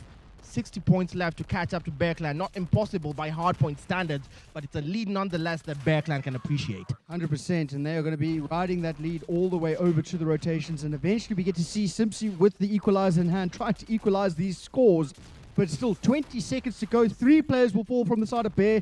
Finally, a bit of stabilization coming out from the side of Paradox, but still, Bear Clan here have that lead, like you said. They can be used as a cushion. They may be able to get that ball rolling here, unless the trades are quick and thick. Exactly right. Look at those spawns, though. P2 now being played for, and of course, Paradox, well, not of course, actually a bit of a change. They are there first. 90 seconds on 95 to 127. What am I saying? I'm so flustered at this point. P2 again. Who gets there first? This time, Paradox have clearly learned their lesson. They're in P2 first. But can they lock down the back alley? That's a vital break point. I see someone holding a Sparrow. Can they clean it out? It's still falling the way of Paradox, who finally hit 100 and are closing in to catch up. And that was the Bear side. Completely cleaning house. The War Machine from AU just catches jams. But Mantra will claim 2 on his own. Muji comes through with a Death Machine to retaliate, and the contest comes through. Complete pandemonium on P2, not extending hill that I expected it to be. It's anyone's hill at this point with 20 seconds left. Another 2K coming out there from Germans. These guys are getting infectious on the map, but still the breakers in 21 to 30. That being 121 and 130 as these two teams are neck and neck. From the front we go. If it's not working, you got to try and get in at any point you can. 20 seconds between these two teams. Rotation is in, and just like the first set of rotations, Bear is here first. And remember, they have one singular specialist to work with, unlike before where they had, it felt like the full Monty. Oh, Trouty, look at this. What's all this then, sir? This is P3 unlocking. Bear getting there fast. It's VPEX waiting in the wings, corner to corner, as Paradox try to catch up. Access denied. The Bluetooth device will not connect us successfully. This time the yellows for Bear still holding steady. And how are they turning P3 into a breakaway hill? This is so exposed anyone could come off either side. Well, it just feels like there's a very, very static push coming from the side of Paradox. And they're being absolutely reaped. Their souls in HP being taken downstairs as these guys are unable to break the hill. And another full 60 on the horizon here for the boys in yellow. Here comes the push. Single pushes will be the death of you. And if you continue to do it, you're just going to keep feeding streaks, feeding specialists, everything not going the way of Paradox. And now they have increased that lead again to another 40 points or so. Scrap time now going their way. Rotation coming through. And it is going to be as mixy as ever. Eventually the first kill comes in. Second is almost there. The Type 25 rings true as eventually slow and steady. 40 points between these two teams, but a lot of specialists to be worked with. And now it is going to come down to P4, back to P1. Goodness, I don't even know what to say. Trout, agree with me here. This is going down to the wire. This is nothing like the first hard point we saw. Paradox have clearly learned from their mistakes. Well, the Tempest coming into play from Germany here. I'm nearly choking. Take this one, please. I can't go on with this one. Well, again, we get to see the counter pop there from the War Machine. Not able to get more than 2, but here it is actually going to be all 3. No trophies, no problem. It's going to be Eeyore who makes it happen with the Hunter Killer drone. He says, fine, I'll do it myself. Now streaks being called in. It is just raining hell. 30 points between these two teams. And a good 20 seconds left on this hill. Rotation is going to be oh so key. Remember, Muji still has that death machine popped. Rotations. If this was a Dora the Explorer episode, this will be the word of the day. Can you spell it with me now, class? Rotations. They get now back to P1, right where it started. Poetic Justice. This could be the hill that takes us to 200 now. Closing in on GG's. Both teams evened out. 195. Bear barely hanging on to that 195 point lead until this hill unlocked.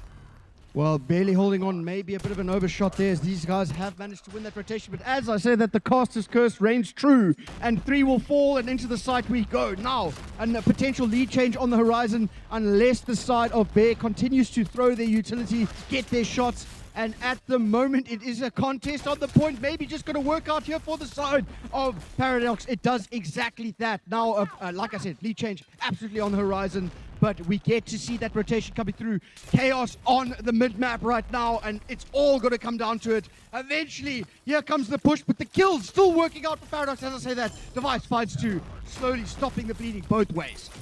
Trouty, take note, since you started talking, the Bear Clan never got past 195. Meanwhile, on the other side, Paradox managed to play catch-up. This time, P1 being the point that's the change maker. P2 not exactly well-locked hill we expected it to be. It's anyone's hill at this point, and now they're closing in. It's even Stevenson for the first time. Paradox, who gets there first to P2? It's going to be the side of Bear, and this is where all it can end, as it is only another 35 seconds or so needed for the side of Bear Clan, and they continue to hold the line, getting aggressive. Eventually, it's going to be Toxic who makes it happen. But you can see every single specialist roaming away from the hill right now, trying to slow that push. And you can see the pressure's on. 25 seconds and counting. Here comes the flood. The flood is in. 3 will fall. Make it 4. Paradox kicks the door down. FBI, open up. I've got a war machine. The War Machine coming through, kicking doors, taking names. They're about to play catch up. This thing is going down to the wire. Make no mistake. Can they hold the final 20 seconds? Not this time.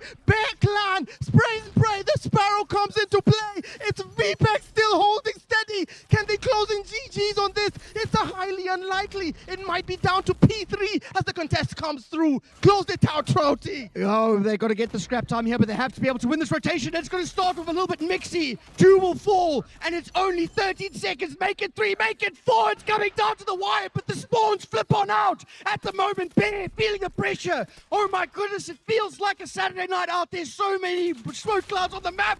Oh my goodness, 4 will fall. Back into the point we go. It's coming down to 11 seconds and counting. The counter trade has to be perfect right now. Back and forwards we go. Contest is not there. 4 seconds, 3 seconds. Who's close? Simpsy's in for the contest. He's going to find one. Looking for the second. Not able to find it. He does exactly that. But the contest is still there. It's going to be Bear closing it out. 3-1. Oh my God.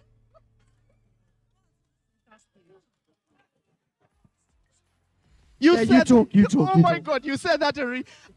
I saw guys in chat dare say that this arena is quiet.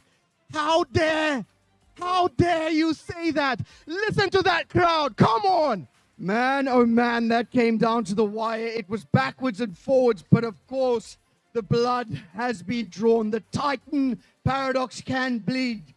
3-1 is the map count. Look at what this game has done to me. Look at, I lost my hairband. Yo, we're man. falling apart at the teams right now. Wow. This is insane. This is insane. The series is now level. The series is now level. The series is now level, man. This game is taking every bit out of me. I don't believe this. The I series don't is not believe it, level. man. They just won. Wait, hold on.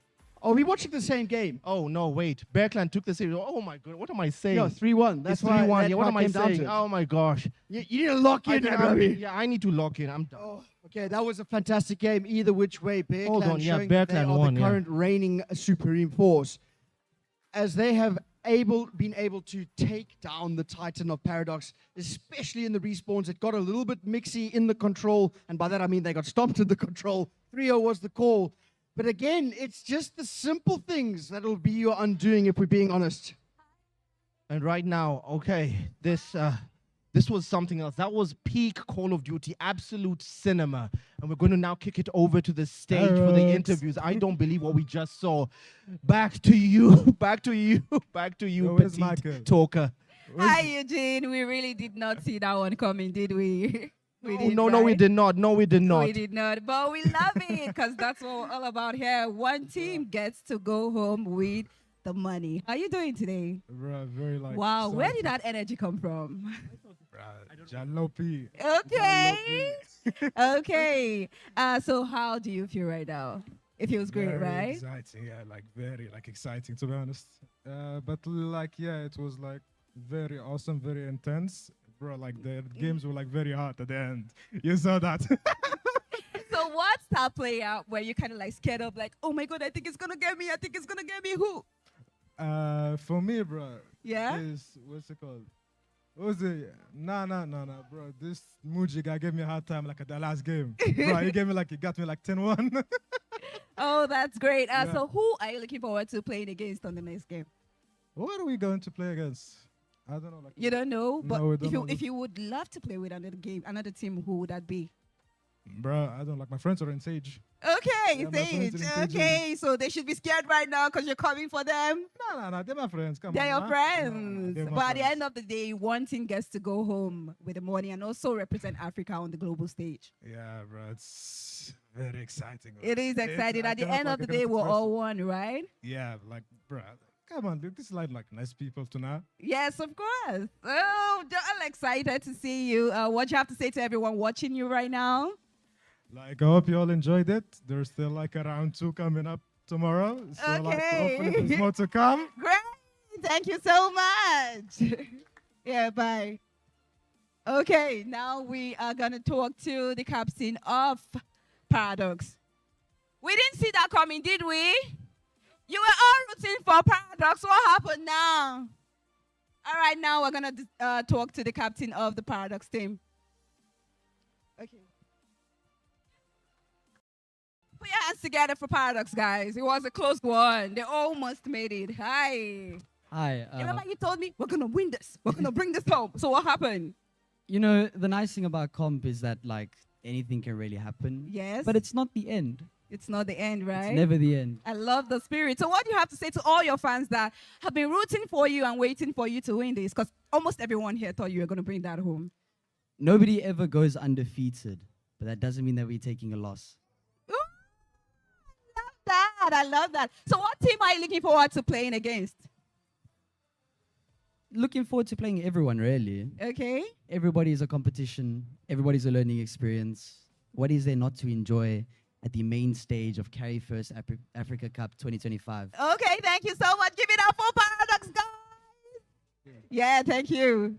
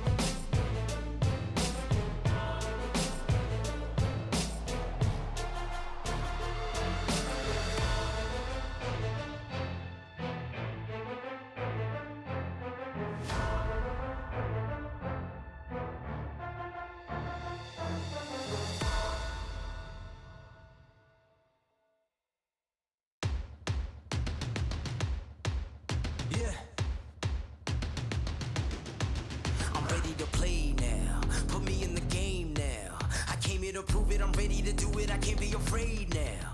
Put me on the stage now, I'm ready to rage now.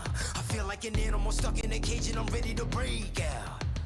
My time, none of you people can tell me to stop. This time, like the last time, you better get ready to race to the top. I'm ready to do this, show you what the truth is. I step on the field, it's time to get real, I'm feeling so ruthless.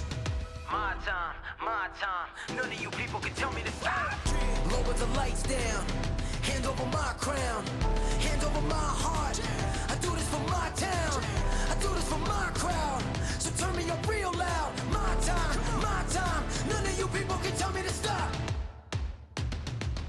Yeah. So what are you afraid of? Those feelings are made up. Get in the game, your moment of fame, show them what you made of. It's time that we stand up, it's time that we man up. For anyone asking who is the best, we putting our hands up.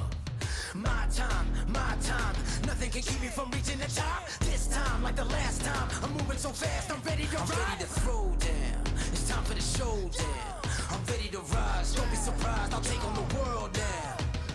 My time, none of you people can tell me to stop. Lower the lights down, hand over my crown, hand over my heart. I do this for my town, I do this for my crowd. So turn me up real loud. My time, none of you people can tell me to stop. My time, none of you people can tell me to stop. My town, my crown, we know what it takes to be reaching the top. We're reaching the top, we're reaching the top. We know what it takes to be reaching the top. My time, none of you people can tell me to stop. My town, my crown, we know what it takes to be reaching the top. We're reaching the top, we're reaching the top. We know what it takes to be reaching the top. Lower the lights down, hand over my crown, hand over my heart. I do this for my town, I do this for my crowd. So turn me up real loud.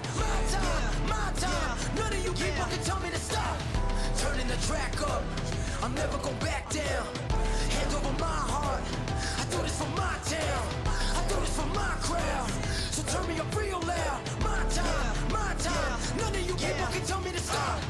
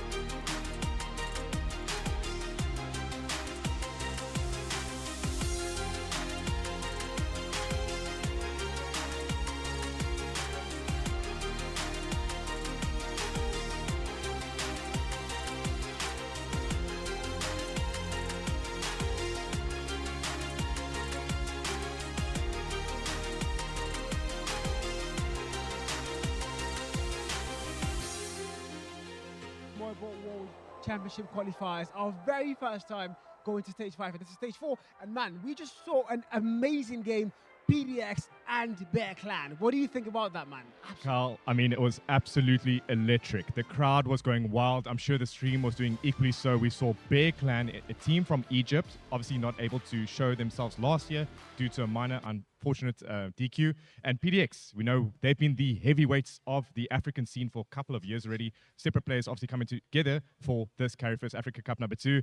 But Bear Clan showed them who they truly are. It was insane place. I mean, we hop onto that first HP map. It was 250 to 65, if I can recall. Surge Destroyer obviously in favor of Bear Clan. PDX had a lifeline and a light at the end of the tunnel there, coming into the control, you know, bringing one round back. But that last hard point on Slubs, I mean, neck in neck, you know, tantalizing stuff. Absolute pandemonium plays in the hard points. And Bear Clan found themselves increasing themselves in the winners bracket, while PDX has dropped down to the losers. So Lifeline has been eliminated, but man, what a way to witness that series. It was absolutely amazing, Carl.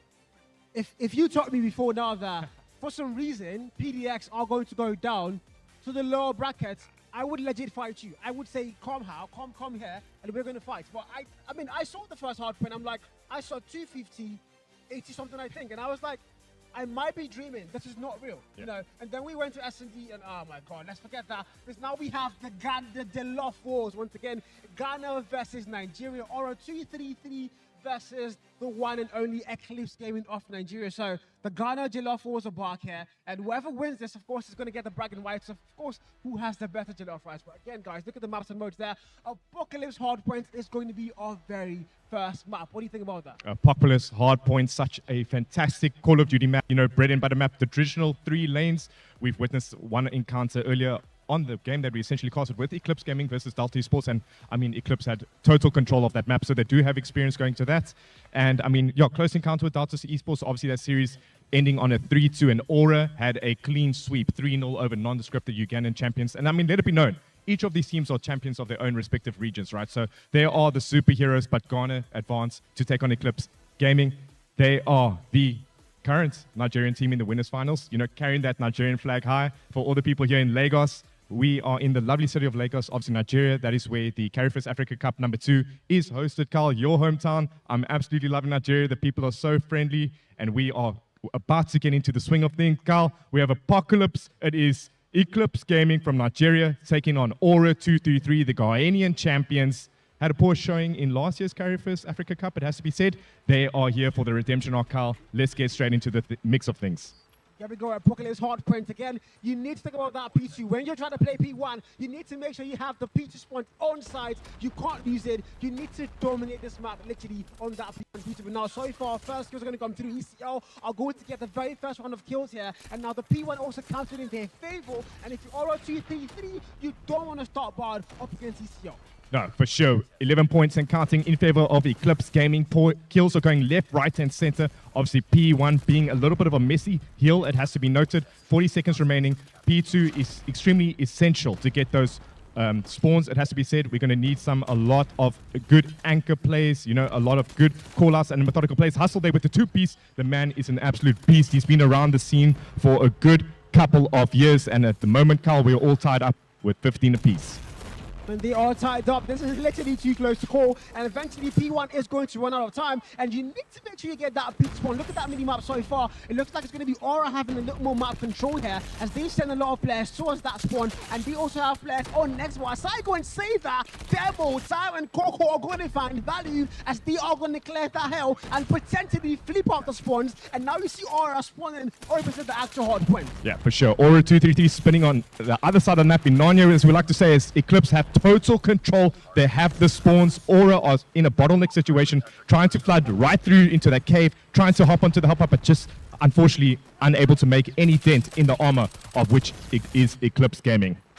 And Sunflower there takes out a double kill. Aura are going to once again have the hard point time locked in for themselves, but make sure you want to make sure you're stuck in the hard point time. You want to get things back in par here, maybe even go and get that lead for the rest of that P2. And now the contest comes to you. Demo finds the double value there, and now they are not going to take it. He's still playing Collins, and now time as well comes and able to get value for this side. Eclipse Gaming, the 50-point mark now very close. Eventually, though, you need to get that P3, so rotations are going to be on the comms. The players are going to have to rotate eventually, but Eclipse Gaming are having the scrap time on hold, and Aura are still trying to contest for some reason. No, for sure. Aura's still contesting that scrap time. You really wonder to yourself, when is it essential to be pushing such little amount of points? And Eclipse first on P3. It has to be noted they have been able to set up equalizer by Coco, been taken out there by Ruin. Ruin has been the saving grace for the Ghanaian team for a good couple of years. A lot of people's idolo, as we like to say. And finally, the scenario by Demo. Demo was doing damage against Delta Esports earlier in their first encounter. He is enabled his inner Legolas, but gets taken out there by Dad with the Type 63, an absolute beam of a marksman rifle, and Vector following suit there with the Death Machine equipped.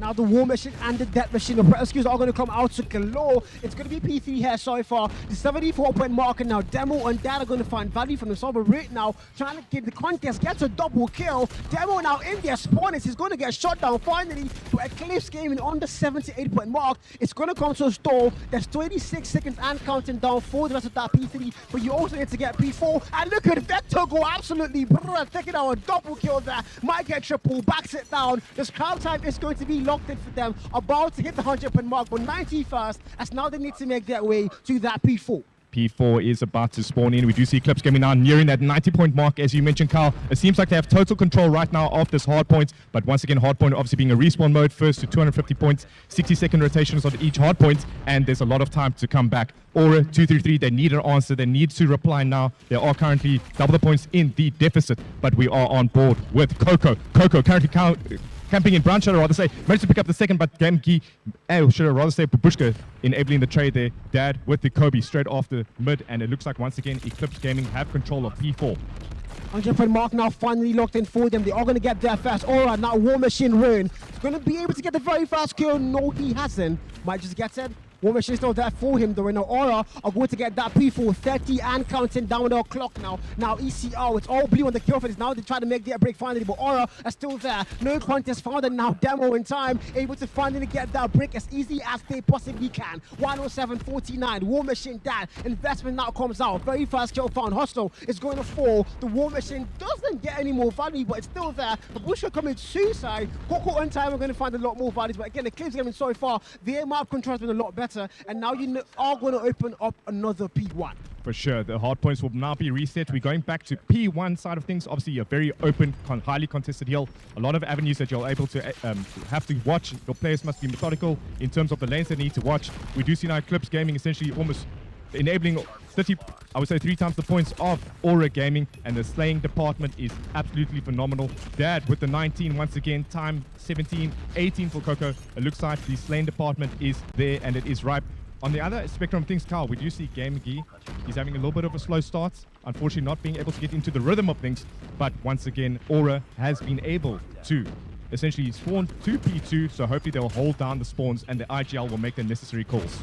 And so far, it looks like the Nigerian guys are going to be a far ahead. It's 130 and 64, literally above now, double the lead for them. As now the P1 so far, equalizer, Coco gets a double kill. It's still in hand for the man, make that a triple game, but he falls. And now they need to go, and let's make that 4 for Coco. Absolutely shredding through the players, 142. And now they need to make their way to P2, but Aura are going to have that spawn first. So if you're Aura now, you are heavily behind. You've got to spawn this time though on that P2. You can get a full 60 there, but you need to win every gunfight you possibly can. They sure do. We do see Hustle with a massive 3-piece X-Info in hand. He manages to make it at a 4. The man is on an absolute rampage. He's trying to do his absolute most for the team, but we have Dad in reply there. Time 63 picks up the 2.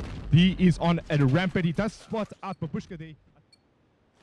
Ladies and gentlemen, let's try this one more time. Delta Esports Nondescript Gaming going at it over here for the lower bracket. AR Daddy Pool back at it again, and it seems like we are going to be in this hardpoint game. We are in it finally. They did a bunch of tests to make sure that hopefully this is the one that gets us in. Third time is a charm.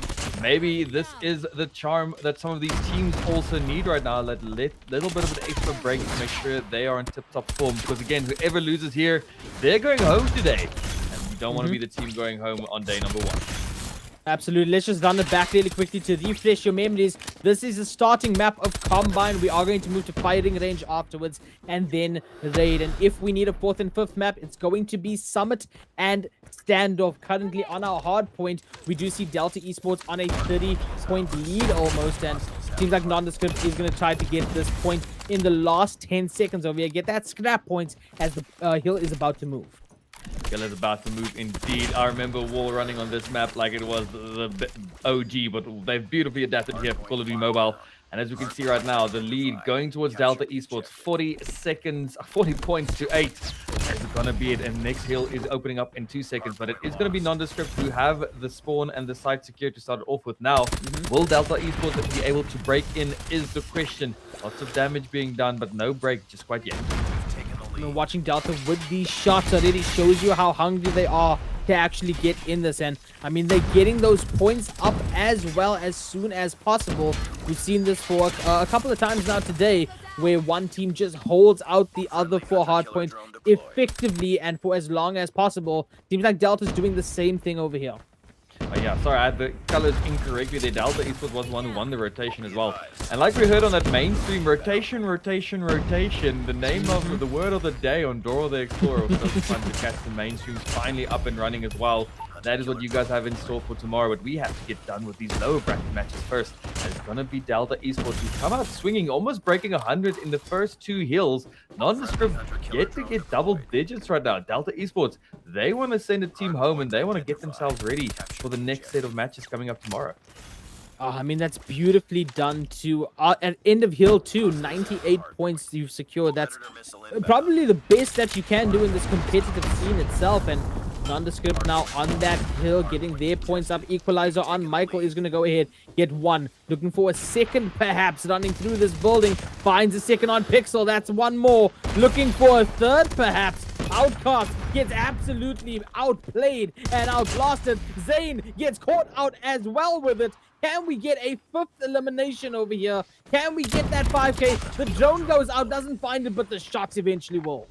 At first, I thought it was a good thing when the spawns flipped for Nondescript as they were closer to the site. But no, that just means they spawned closer to Michael's equalizer. And they're just running into death right now. 132. They are not here to play right now, Delta Esports. They got knocked down, yes. I think they were knocked down by none other than Bear. And we saw Bear currently undefeated so far in the tournament here. So, I mean, again, so much talent here. They have a vengeance story they want to start writing. And this is an underdog story that comes in with tournaments like this. And I can see it in the way Delta Esports are playing right now. They are rapidly moving. They are pushing. They are backing themselves. They want to make it there to the grand final stage. And a score of 150 to 11 is definitely the type of gameplay you can expect from a team that has that energy behind them.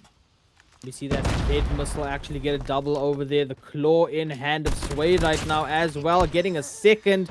Fortunately, gets taken out over there as well. But, I mean, doing so well is Delta Esports. 169, 170 and counting currently. And there's still 30 seconds on this hill before we switch over to that next one. You still say nice for 169. These are the questions that we sometimes ponder. 181 to 11 is the score. Nondescript struggling to find even an inch right now. Delta miles ahead in comparison. 14 seconds left on the hill and looking like they're going to keep it secured. Looking for the next rotations as well already. Nondescript struggling. What do they have to do here? What's going on? I feel like Delta is just running through this right now. They're just playing it for kills and somehow are finding themselves on the hill at the same time. And I mean, the next hill about to unlock Zane on that death machine. Looking to go ahead and make the most of it. We see a Vortex as well over on the hill. Gets 1 with the death machine. Not as much as he would have liked to. Sway gets taken out as well. But 197 is still the score. Nondescript now finally on the hill getting those points up. Oh! That 1 HP moment. Oh, that always hurts to see.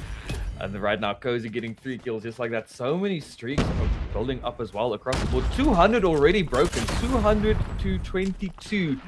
This is a painful one for Nondescript. But again, Delta Esports, they might have been knocked out by the current champions. But I mean, if you're knocked out by the current champions, that means you are like... That doesn't necessarily show where you're at. And they're showing that they are definitely one of the teams to be keeping your eyes on this weekend with how they're performing right now. Nondescript, though, we've seen them perform before. They need to figure out what to do right now to break in and start getting some points on the board. I mean, the way that Delta is playing right now, it feels like Nondescript is outgunned, outmanned, outnumbered, and outplanned within this. We reached 222 to a 22. Good little numbers over there, just repeating itself. Sway looking for that kill. Does manage to hit over on Pixel, but cannot get it. Trying to get it. Finally gets it over there. Contestation on the hill as well. Nondescript getting a few more points, but it's back over to Delta. Back over to Delta lead. I love how production just watched that kill take like a hot minute clumbering around the Rosie. Just like this happens sometimes, even at the best of the best. Raging, getting so much damage on so many kills as well. He's got 2 streaks in the back pocket. Available now to use to clear it off, but only 9 points needed from Delta Esports to take this map number 1. 3, 2, 1. That is it. Done and dusted. That was a game from Delta Esports. I mean, I think Delta was sick and tired of waiting around as well. They just ran through their opposition. Done with map number 1. Let's bring the map number 2 out over here. And I mean, such a quick match. We still have all these highlights on top of it. I mean, here's Michael with that equalizer just dashing through into that spawn and saying, no, this is my spawn now over here. I mean, that equalizer does so much. The equalizer. They definitely know how to play it because it's quite effective at its range, and they know how to get themselves into the range where it's effective than getting so many kills. Look at that. 28, 27, 24, 19, 18 on the side of Delta Esports. Nondescript. I mean, not bad kills, but they just couldn't get close to the site at all. It felt like Delta Esports had the map controlled at all times, the rotations on lockdown, not giving a single, like I said, inch to Nondescript. And it shows on the scoreline, 250 to 29, almost 10x to score. That's a tough one for Nondescript to have to swallow. But, you know, you have to swallow it sometimes and come back stronger and just reset that mental a little bit. I mean, you look at the time as well. The highest on Nondescript is 13 seconds compared to the over minutes over on Delta as well. But that's just map number 1. We now have to go over to firing range for that SND as well. We've seen it once before over here today. Let's see what Delta and Nondescript can make of the firing range here.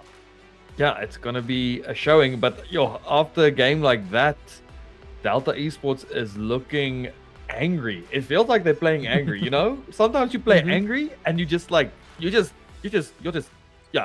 if you know, you know. If you've played angry before and we're ready into the next game immediately, that's what you like to see. As this day has been long, I think everybody wants to get into bed, rest up for tomorrow, because tomorrow is a big one. Right now, Shotgun taking control in the middle. Even on this SND, they are just full sending it. They are not caring about a bomb. They might as well have left it in spawn. It is a 3v3 situation though, so this aggression is getting punished ever so slightly. Let's see, 1.5 minutes on the clock. I mean, how often did we mention today that SND is the methodical game mode? It's the one where you slow it down, and Delta is already pushing up onto that site. They've gotten a couple of eliminations. Yes, albeit it's a 3v3 now, but they did that so effectively and so quickly that it's absolutely insane. Pixel now going to go ahead and push around, but gets spotted out as well with that SMG, and just a clean up by Delta over there. Yeah, in between all of that action and killing, they also got the plant as well. Again, Delta is just backing themselves. It's one of those moments, they know they're the better team, what it feels like. And they're playing with that mindset, just running down, winning their gunfights, and then planting the bomb as well, just to make sure the round doesn't, have any chance of getting lost as well. But let's see now as they're back on the attack. And I mean, they're on the attack here, and they won the attack round instantly. Raging finding 2 there in the kill feed. Sniper is ready to push up, find anybody who pushes up there on the side. Doesn't manage to connect. Ooh, gets taken out. 4v3, 3v3 is the scoreline now, and the bomb ready to get planted. Absolutely, make that a 3v2 as we go ahead and lose Julian thanks to Storm, and bomb is going to go ahead and be planted. And no, is that what I think it is? No, I think he was just trying to defend middle and not checking the side rush. Everybody is running around now at least. Let's see what happens. Storm finds a crazy swing and scope. It could have been. Honestly, that was really quick. I think I just saw Homie hit a 360. I'm not going to lie. My eyes may be deceiving me. I think I just saw him do a jumping 360. I'm not going to lie, but On to round number 3, just like that. Delta with that 2-0 lead currently. Oh! Ooh! Okay, Storm. We see you. Oh, Storm's was bringing dirty. the thunder for this one. Definitely. Oh my goodness, look how deep Cozy is already. He's in their spawn. They were not expecting that. Just straight on mid. What is happening right now? Delta Esports, they are sending them home. They're angry that they got knocked down to this lower bracket. He's trying to find the little angle, finds it eventually. Doesn't spot the other player there. This is Outcast. This is Nondescript looking for some kills. 2v3. Finds another quick scope there as Outcast. 3 versus 2. The Dream is alive to potentially get one round. The bomb has been planted though, but unfortunately there, the Dream seems like it's going to an end. The Rim, they're in light sleep now, baby. Still alive though. Celerity 18 seconds. finding a few kills. 18 seconds, yeah. Oh, I'm literally like, do you just go for the kills here at least, or what do you try to do? There's no way to actually go ahead and get that, especially with 2 over there, but 3-0 is where Delta ends that off. What a snipe to start off that round, by the way. Yeah, that was crazy. That's just, again, you knowing your map timings, right? The smoke was there, but you know the timing person is a big chance that they will be there at that exact time. And you might as well just shoot that shot. If you miss, it is what it is. But if you hit, it's a free kill that just has an amazing moment on stream. That's what you love to see. But now, again, aggressively pushing up, sniper in hand. Not even going to try and get the defense this time around. Nondescript realize that they have to maybe just give up the site a bit. Look how deep Delta is already set up for everything. Doesn't expect the player here to his left. Will he expect it though? He's going to get shot in the back any second now. Does get shut down. 4v4. 4v3 at that point as we lose one more on Delta's side. We are going to see some utility get thrown out as well, Michael, with that snipe over on Pixel. See Zane just clearing over this little battle. But now pushing in. Ooh, big quick scope from Storm. How did that even hit? I feel weird for asking this, but is there friendly fire in Call of Duty Mobile competitive? I haven't actually seen somebody friendly fire at Teamy, but that was a close one. But the quick scope was styling regardless. But Delta is there to just clean out this round as a whole. Actually, that's a random question to ask. I think we've seen some grenades get TK, so probably. So that Colat could have been a Colat, but just missed his teammate at least. That was a sick snipe. I'm not going to lie at that one. And Delta just need 3 more now to go ahead and win this S&D, win map number 2. You can see the attempt at that quick scope through the smoke happening once again. But unfortunately, this time, not hitting anything. Raging is going to get first blood. Oh! Okay. He was deep there, but he got shut down with a quick scope of their own. Because they are going to punish him when they get too cocky. That is good. You can't let them just keep doing that to you. But still, the bomb is being planted right now. Nondescript struggling to find an opening. Julian, 2 kills so far this round. Keeping it down for the team. It is a 3v4 situation in favor of Nondescript. But the bomb has been planted. Another kill now. 2v4.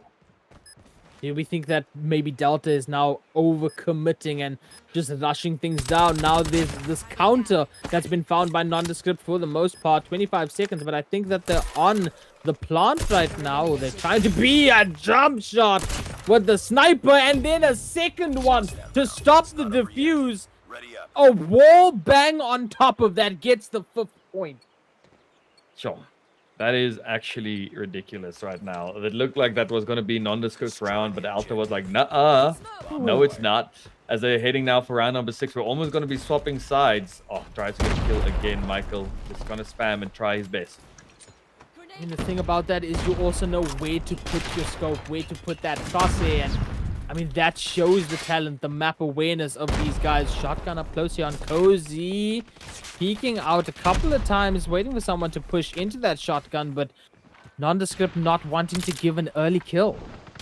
Confirmed just for us now as well. Only friendly fire with nades. That's why we've seen some nade friendly fire. So yeah, at least you can snipe without worrying about TKing your teammate with a lack of colat. But right now, it is a 1v4 situation in favor of Delta. That is 6-0 in record time, quite frankly.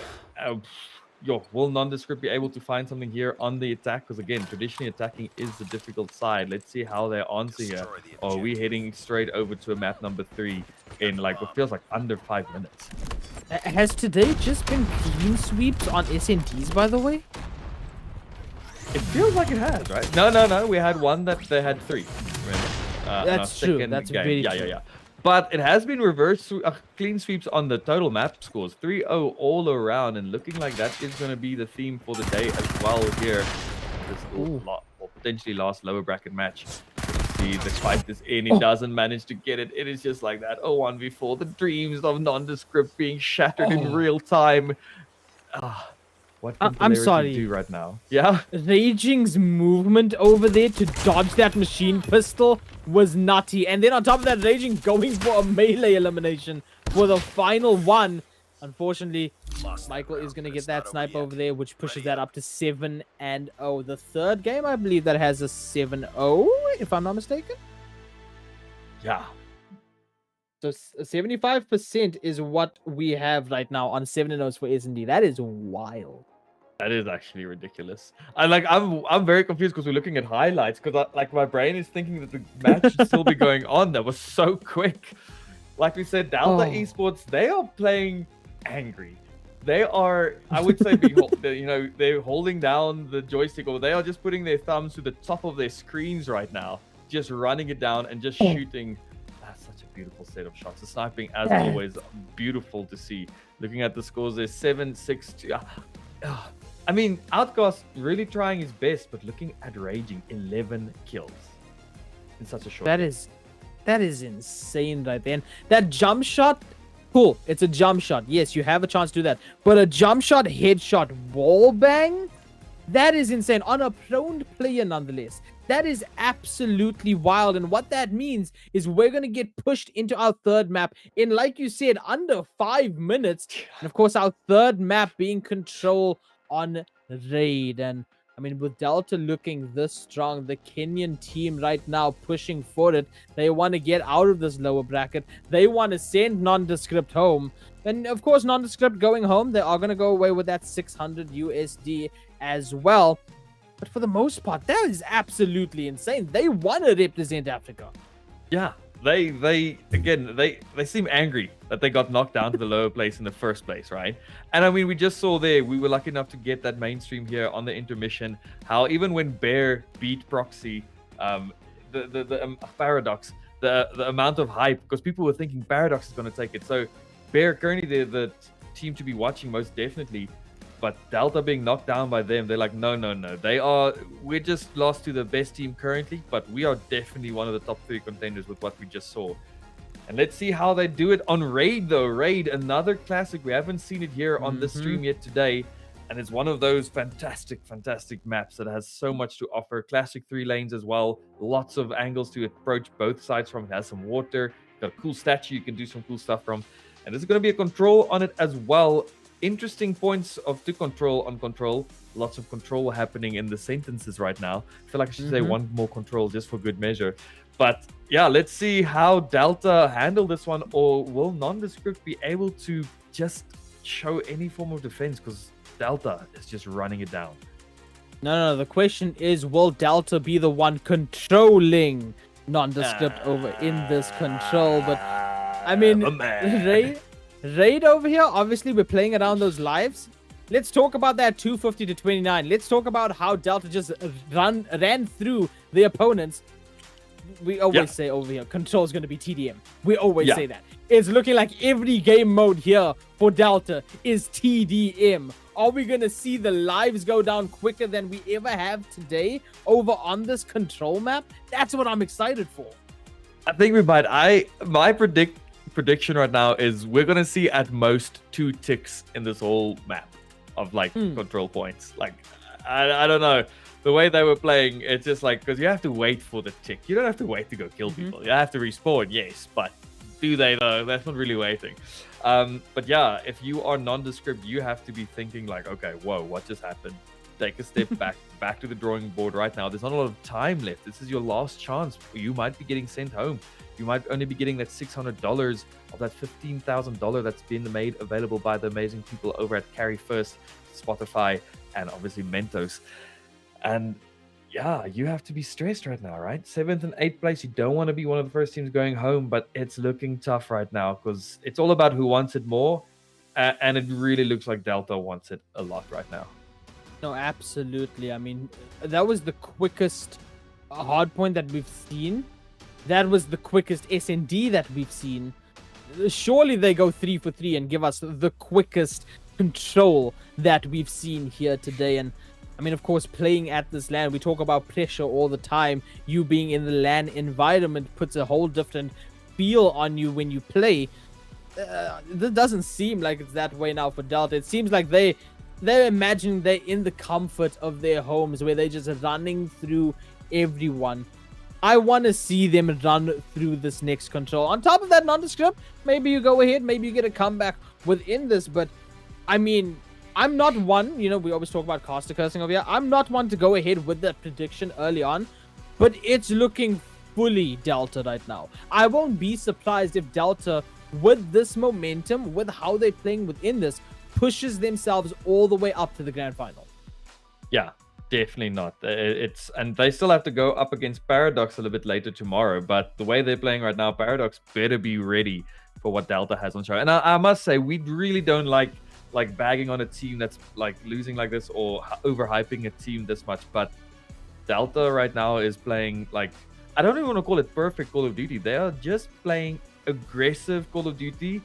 And it's paying off for them because they are winning their fights. They're getting themselves into crazy deep positions unexpectedly, really quickly. And it's working so well for them. And sometimes if that's your game style, you have to back yourself to play it. And they are, in that sense, they're playing their perfect game style. And it's beautiful to see. As we're getting ready now for this last map. Well, I don't want to say last map, but third map. But yeah, I think we're taking a little bit of a small extended break now so we can just quickly reset those mindsets and everything because it's such an important thing to do after games like that. Look how shocked this T-Rex looked by like what's going on here. It's like, what? Anyway, it's been a lovely day so far. AR game. Did the T-Rex move from the start of the stream? Yes, he did. Yeah. On his own, man. On his own? He's watching the stream as well. He's helping me cast and everything. But I just want to say it's been an absolutely lovely day being part of the stream here today. There will not be 2 streams tomorrow because tomorrow is only main stage matches all the way. It's been such an honor to be involved in this whole series for the Grand Championship Call of Duty Mobile African qualifiers. I think we've made it very clear that we're very passionate about the fact that this is all happening. And thank you for everybody who's been with us through all of the technical difficulties. You guys are truly the best, the MVPs in all of this. And once again, the people making it all possible, Carry1st, Spotify, and Mentos, as well as the official internet partner of WIOCC, the West Indian Ocean Cable Company. Was that it? Yeah. Give them a full proper shout out as well. And then obviously K24 Digital and GH1 TV streaming it on their platforms as well. So we have so many eyes on this and it's so exciting for the future of esports here in not just like South Africa, but Africa as a whole. And then as well, we have the awesome Guinness World Record attempt being attempted by Mavis tomorrow. There's so much hype and excitement and that just shows all the passion that does go into this. But unfortunately, technical difficulties are just part of what it is. And but it seems like a lot of it has been sorted out now. So I'm really excited to see what's on show tomorrow. And AR, you're lovely. I just want to say that. Yeah. Oh, you're the goat. You're the best. You're the best. I don't even know you got me right now. Anyway, we just cut away from that. Someone clip that for me for later. Thank you very much. But yeah, no, absolutely. All of the sponsors making this possible, and we hype this up so much. We're so energetic and engaged in this because this is history making and record breaking. It's the first time that Africa gets that slot for World Championships for Quad Mobile, and that's not just in its own right cool, Africa's getting a slot. No, that's a stepping stone in its own right for esports. That means that we get more opportunities down the line, future opportunities even for different titles. This is what puts you on the map. So whoever's going to be representing Africa, that's the pressure that they have on them. That's the weight that they have on their backs. And that's what they're fighting for. And that's what they're going to be battling for at that World Championships. And that's kind of what's driving them as well, right? And I can feel the way Delta is playing right now. They are being driven by wanting to be the team that represents Africa. And we saw it as well when we saw the main stage when Bear won. They just stood up and shouted of like this energetic excitement, knowing that, hey, they are currently the team that's at the top. So it's definitely going to be an awesome experience. Keep on going forward as the hype, as we get closer to that last few matches. It's like a slow build up, but when we get there, it is so explosive. But as we say, it's so explosive, we're exploding into this controller right now, and 2 lives down for Delta. Nondescript, actually a bit of a lead right now. Yeah, you say as we get there, and then we get there. You say the name, it appears right in front of you. Nondescript having that lead on lives right now. Maybe they've locked in, they're gunning down right now. Tied up, minute on the timer. Let's see what happens throughout this match. Throughout this match right now, it's going to be Nondescript 20 to 25. 1 tick actually found by Delta Esports. Our prediction was slightly off, it seems. Well, my prediction at least. 2 ticks going on to B right now. Not even actually overly aggressing. They're actually going to play a little bit more disciplined this time. Delta showing they can play that style of Call of Duty as well if they need to. But again, I feel it's all often about just backing your play style confidently. But there we go. A hold side gone. Only 1 left with 2 minutes on the clock still. Perfectly balanced as all things should be. The aim, the gunning down, the aggression, but then on top of that, the strategic aspect that you need to be a professional player in COD Mobile. You look at Sway jumping up to this window. There's that aggression right there. Does a little bit of damage. Re-peeks and gets the kill in the window. Julian over there to trade it out. Able to trade it out indeed, but second tick going on to A. Delta is just going to opt to actually play out these sites as quickly as possible, keeping the side of Nondescript off. Live count equal, but the ticks not so much. Nondescript not being able, they might be finding kills, but it doesn't matter if the sites are getting ticked away. Oh my goodness, okay. That was a beautiful 2-tap right there. Oh my god, that is some beautiful gameplay right now by Storm. Like you said, bring the thunder, is Storm. I mean, has that war machine up as well. Doesn't even need it. The Type 63 doing work.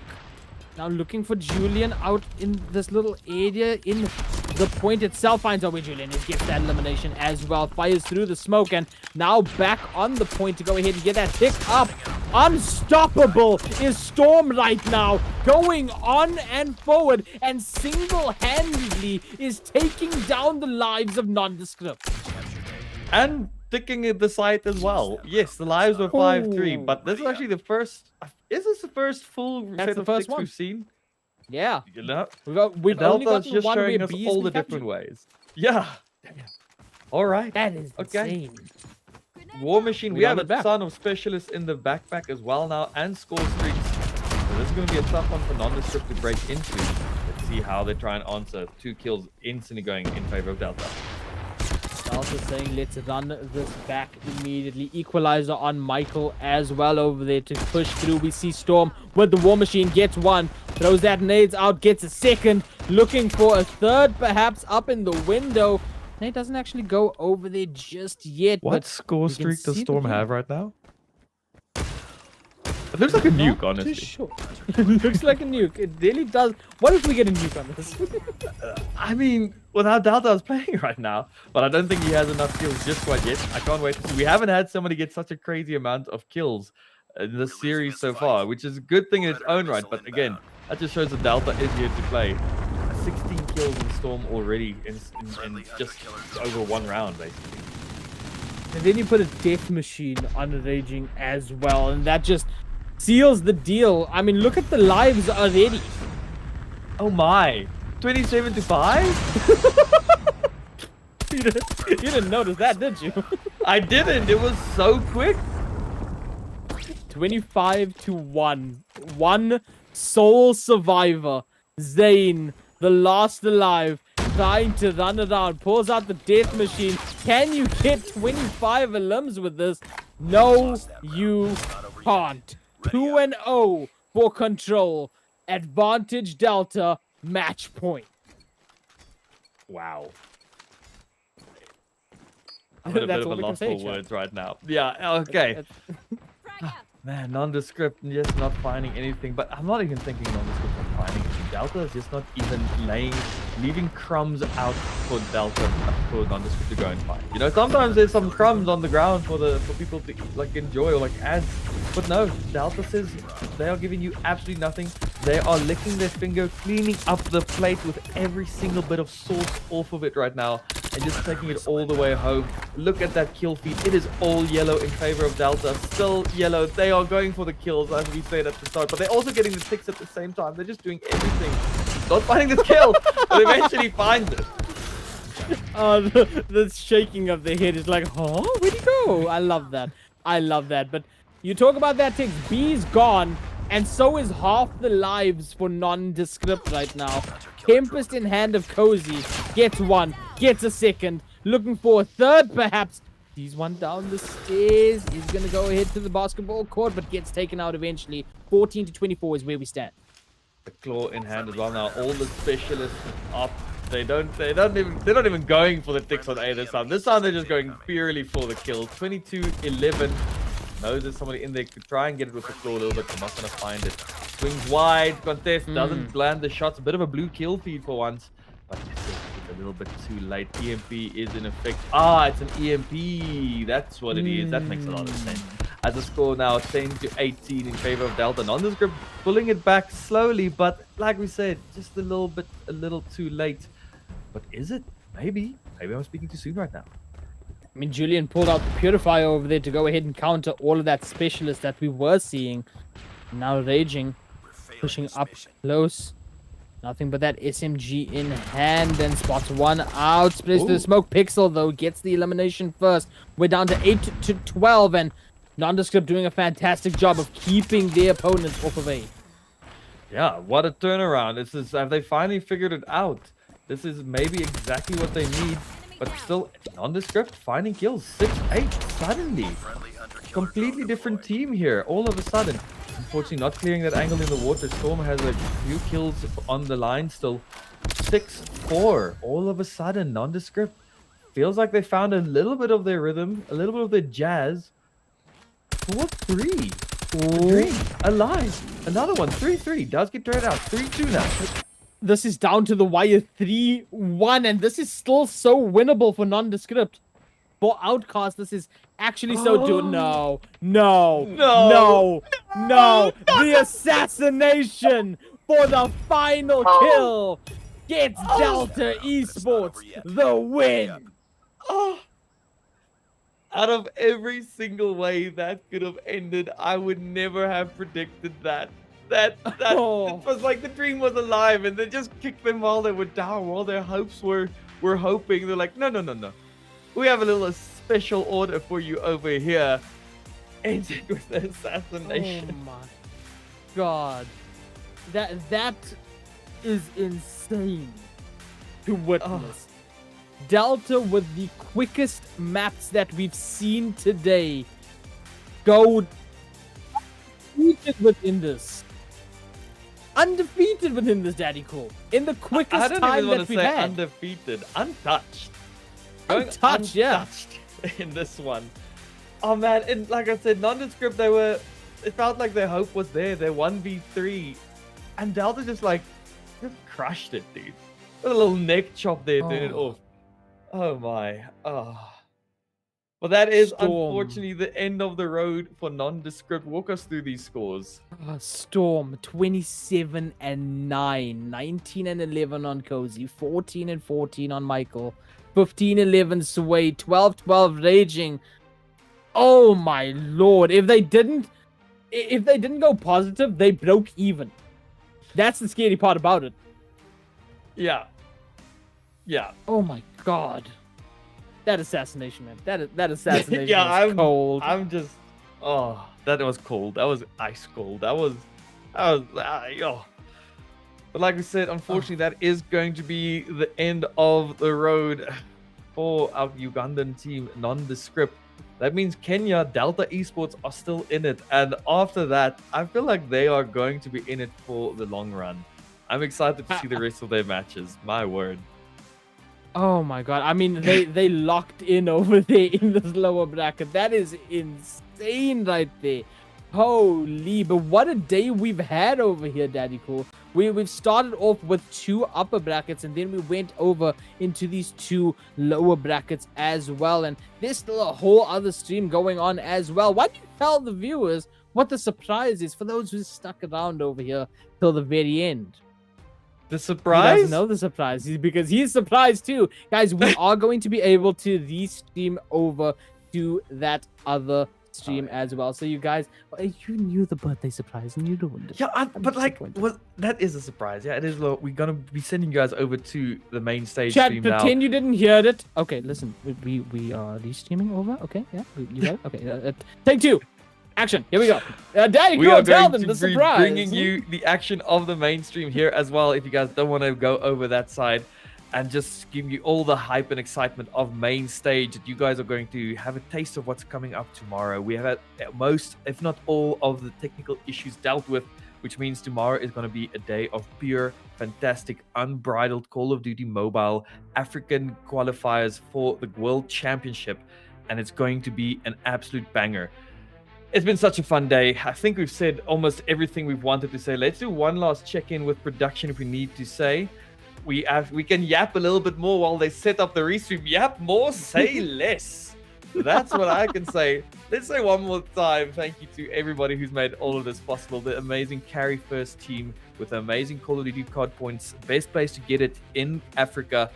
And they are running some amazing specials and giveaways and everything. Check the links everywhere. Get involved. Do the hashtags on Twitter. Tell us what else, AR.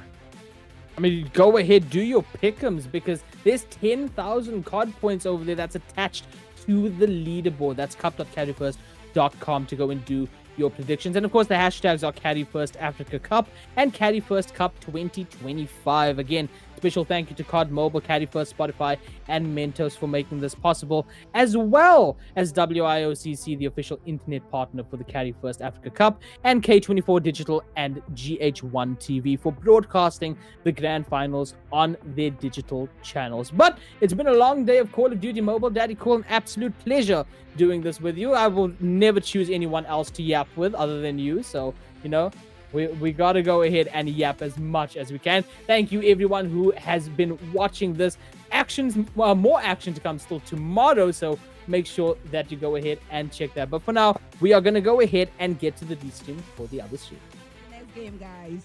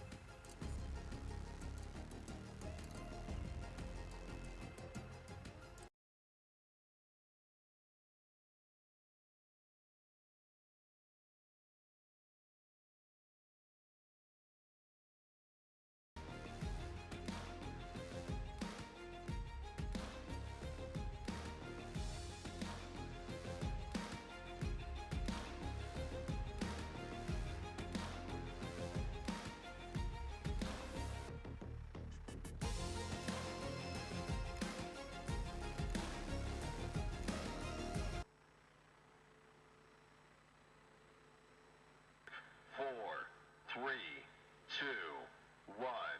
They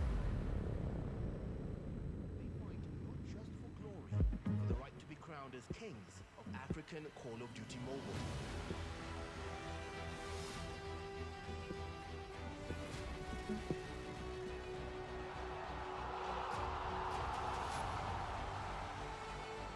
The Carry1st Africa Cup isn't just a tournament.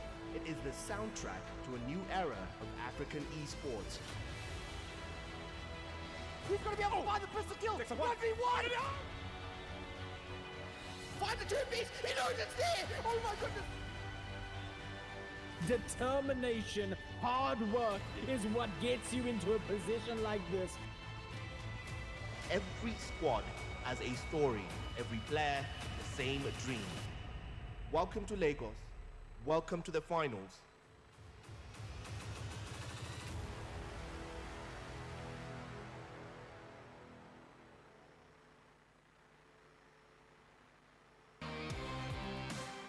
The evening is now, but we're not still done at the battlefield. There's still a lot of blood to be shed. That's figuratively at least. Now we're going into the next match, and this match is going to be fought amongst brothers. Brothers are going to tear it down, bring their best, claim victories. One will lose, the other will stand tall. Ladies and gentlemen, show your jaw as we welcome Sierra 7.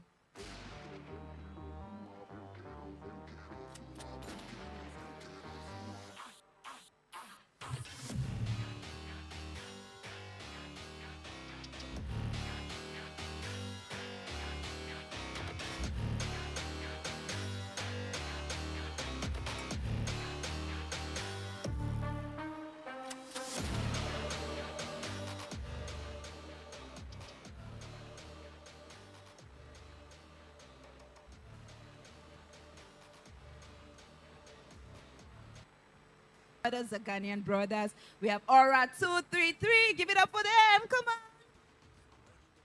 Yes, that's good.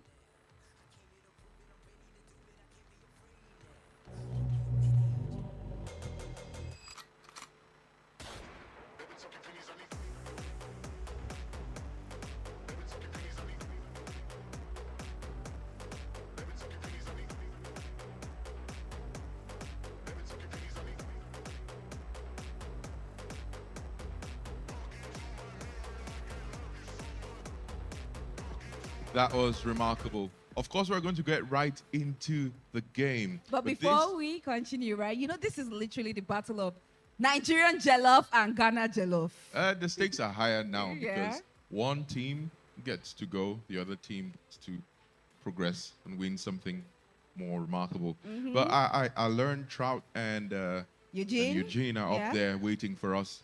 Are you there? Yeah, we're here. We're How here. are you We're feeling, here. by the way? We should talk. Come on, come on. Right now, it's the West African Brawl. It's fight night, people. Ding, ding. Get that bell running. How do you guys feel? We feel great. We feel great. It's feel been a very great. busy day, right? Very long day. Yes. It was really exciting to watch the vicious matches that have happened and we've witnessed. Well, predictions for this one. I'll just put you guys on the spot this time. You can't do this to us. Come on. We have our brothers here. We have the Ghanaians. You have the... It will be really hard to pick one. Yes, we can. Yes, we can. No, we can't. Because when I asked you, you said that we wouldn't be doing that, so we wouldn't be doing that too. Well, like you said, this is the West African Brawl. And of course, there can only be one. You can. Yes. And who has more of a point to prove? Because if I remember correctly, in last year's derby where these two met, it was Sierra 7 that came out on top and sent Ghana backpacking all the way. Well, I suppose it's a short trip now, but from Nairobi it was a bit further. So now they're just hopping the border and they'll be ready to go. Yes, yes, yes, it is. Yes, it is. Well, remember, if you're just joining us, this is the Carry1st Africa Cup 2025, your official African qualifier for the 2025 Call of Duty Mobile World Championships. Right now, you're joining us for Sierra 7 versus Aura 233, the West African Brawl. Sierra 7 representing Nigeria, the home turf defense, while the neighbors, Aura 233, represent Ghana. The map, selection, man. And Trout, those are proper selections. Walk us through. I see nothing but bread and butter, and that is a large knife to be spreading across all of these maps. We've got Summit HP, Coastal S&D, Raid, Control, Slums HP, and if we run the distance all the way to a Game 5, we're going to be ending it off on Tunisia S&D. Not a single Kurohana. You must be jumping for joy. I am. I really am. Oh my God, Trouty, this is perfect. We start off in the snowy Badlands of Summit, the perfect venue for hardpoint. We start, imagine, from P1 on the server room to the catwalk on P2 and that breakaway point on P3 in 3, 2, 1. This is Sierra 7 versus Aura 233. Bearing in mind that Aura 233 have just come off of a loss, so they might have a bit of a burning sensation behind them. That is the feeling of potentially being knocked out of the competition. But as things start, it is Pandemonium P1. And right now, it does look like Sierra 7 are going to be the first ones to find a little bit of time. 50 seconds left, early to the rotations. This is Sierra 7 who get in there first. The contest comes through, ring a round of roses around the server room, and it's still chaos and pandemonium on P1, barely getting any scrap turns, but in the lead, and a thin lead by that standard, it's Sierra 7, 11-2. Well, thin lead is a lead nonetheless, and finally 3 more will fall now for Aura 233, but the contest is still about. So, and about 20 seconds or so left, so we should be seeing a rotation coming through here, and it is so key to be playing 1 to 2 heals ahead on this map because it is such a far run if you happen to spawn in Narnia right now. The Lion, the Witch, and the Wardrobe could not understand what's going on right now as 3 players will be falling. Final 5 seconds as we rotate to P2. P2 right now on the catwalk. Who gets there first? Very exposed hill. If you have any streaks, this is where to raise them. I see Hacks with a little bit of bread, but he might save that. Hunter Killer Drone unleashed. Doesn't meet its target. Still holding steady, but the breakaway right now by Sierra 7 at 40 points. Or a 233 barely getting a toe on the catwalk there. Well, they just got their first little taste of time, but it was exactly that, just a taste. As you can see, Sierra 7 kicked the door down once more and are proceeding to run away with this point. 40 seconds left to go, and every single Aura player is getting cut down at the knees. And if you look at your minimap, you can already see Sierra 7 playing for that rotation as well.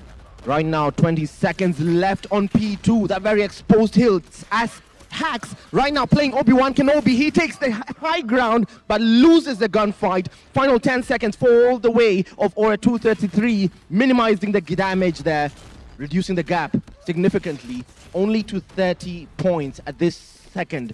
Now down to that completely vital hill. This is P3. They can use this to break away. Careful, this is Bashbushka who rotates early for Aura to try and get the control of that hill.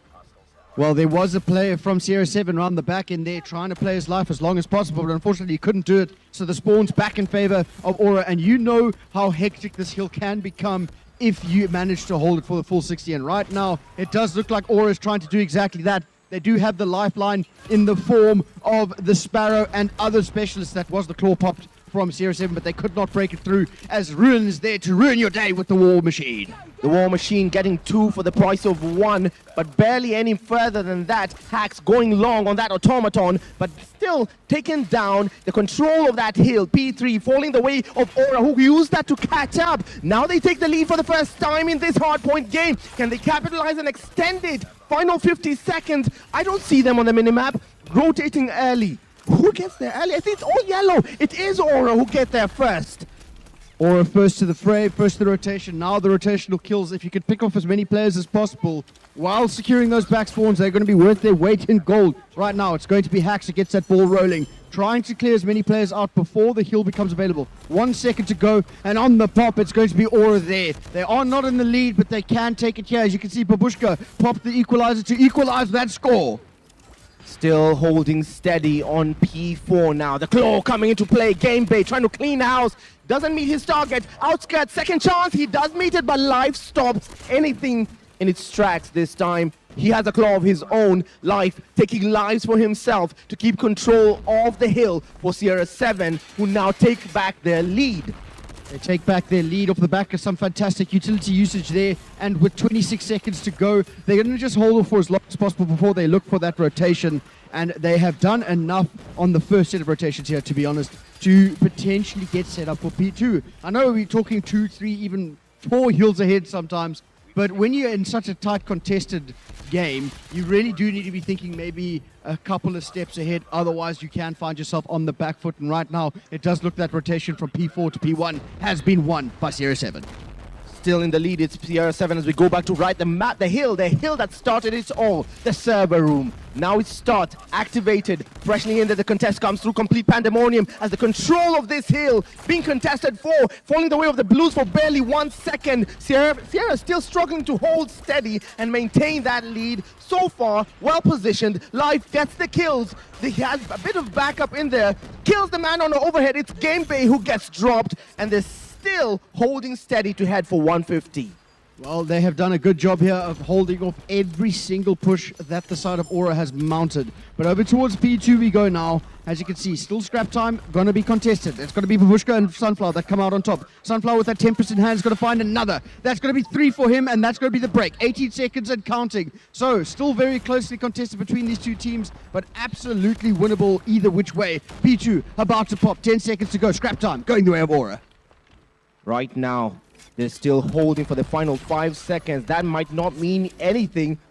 Those 2 seconds of scrap time, barely doing any damage in the water. Now back to the catway. This exposed hill as finally the Predator missile just catches one target. It's Hustle who falls. The Death Machine from 4 MP will add to the tally. Faddy adds in the War Machine to the tally, and it's Faddy cleaning house, maintaining the status quo on P2. Ruin comes with a War Machine of his own and drops him. He got one with the War Machine before he got taken out, and then it's going to be the Streaks raining fire down on the point. Contest is still there, but the trades are not working out for the side of Aura. It just seems as though when they get a foot in the door, the side of Sierra 7 has a little bit of utility in the back pocket, and they're able to chain a couple of those kills. Potentially maybe their teamwork is a little bit more ironed out right now, but here we go. Rotation fires with a huge 1-on-1 to win. We're playing Ring Around the Rosie or maybe bumper cars, but Aura get the kills, and they may just get scrap time here, but they definitely have spawns for new. Final 10 seconds, falling the way of no one. It's still in the contest through the smoke. Nobody claims it, but who rotates first to that contention on hill? It's P3, and it's all yellow in the long distance. I see it. It's Aura guys heading there first. Meanwhile, Faddy will try to flank out, meet Sunflower. He loses that gunfight. Sunflower claims the victory there, keeping it for Aura. Safety in numbers as they hold every single entrance and hold the spawns. The spawns have been successfully flipped. Absolutely. On the claw there. Yeah, so now we got a little bit of utility usage again. We always talk about how important the smokes are, especially in respawn, to potentially cover your push, and that's exactly what's happened here.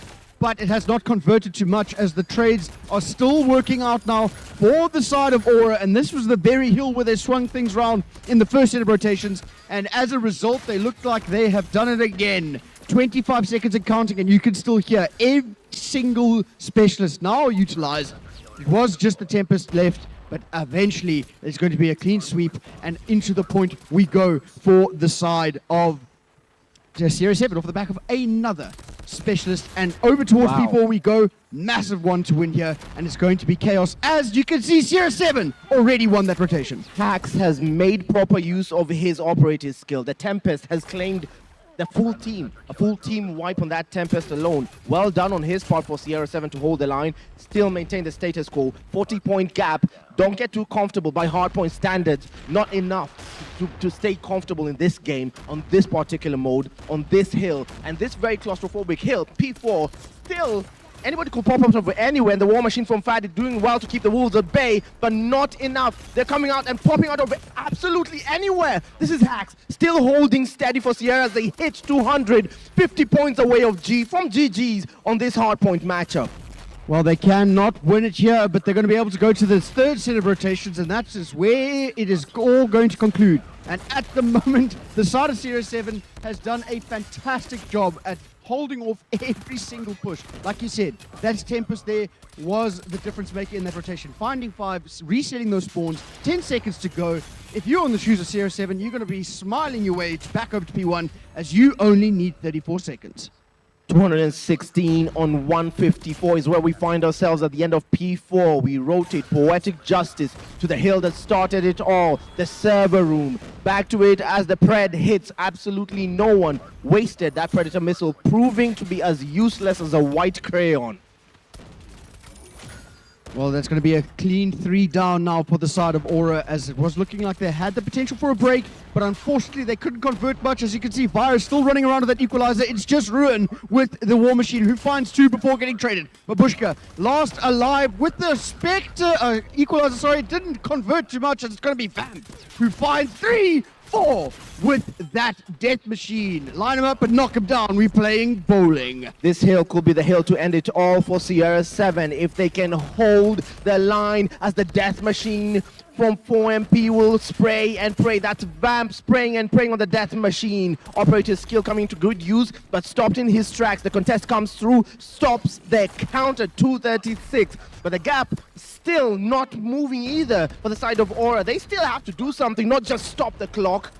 Yeah, they're going to need to break a hill and secure it and maybe get a bit of a setup going, because right now it's really drips and drabs attacking the hill, and that'll never work. We speak about how important it is to do a team push, and here comes Fuddy. He gets the ball rolling. He finds 1. He finds 3. I break the hill by myself, said Fuddy before getting taken out, but it doesn't matter. His teammates were there to pick up the pieces. Only 7 seconds needed now for the side of Series 7. There's going to be another streak to potentially draw the final blow. The contest is in. Back and forwards we go. It was just 1 more from Hustle. Not enough. A little bit too late.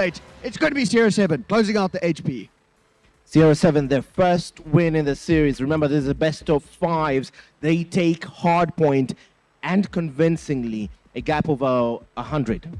100 and a bit, yes. So it looks like the West African Derby starts off with the home team looking like they are here to play. They've got a point to prove because they were taken out 3-0 by that Bear Clan, and now they want to get their chance to meet them again in the grand final. So it's a bit of a trek to get there, but you got to do it 1 game at a time.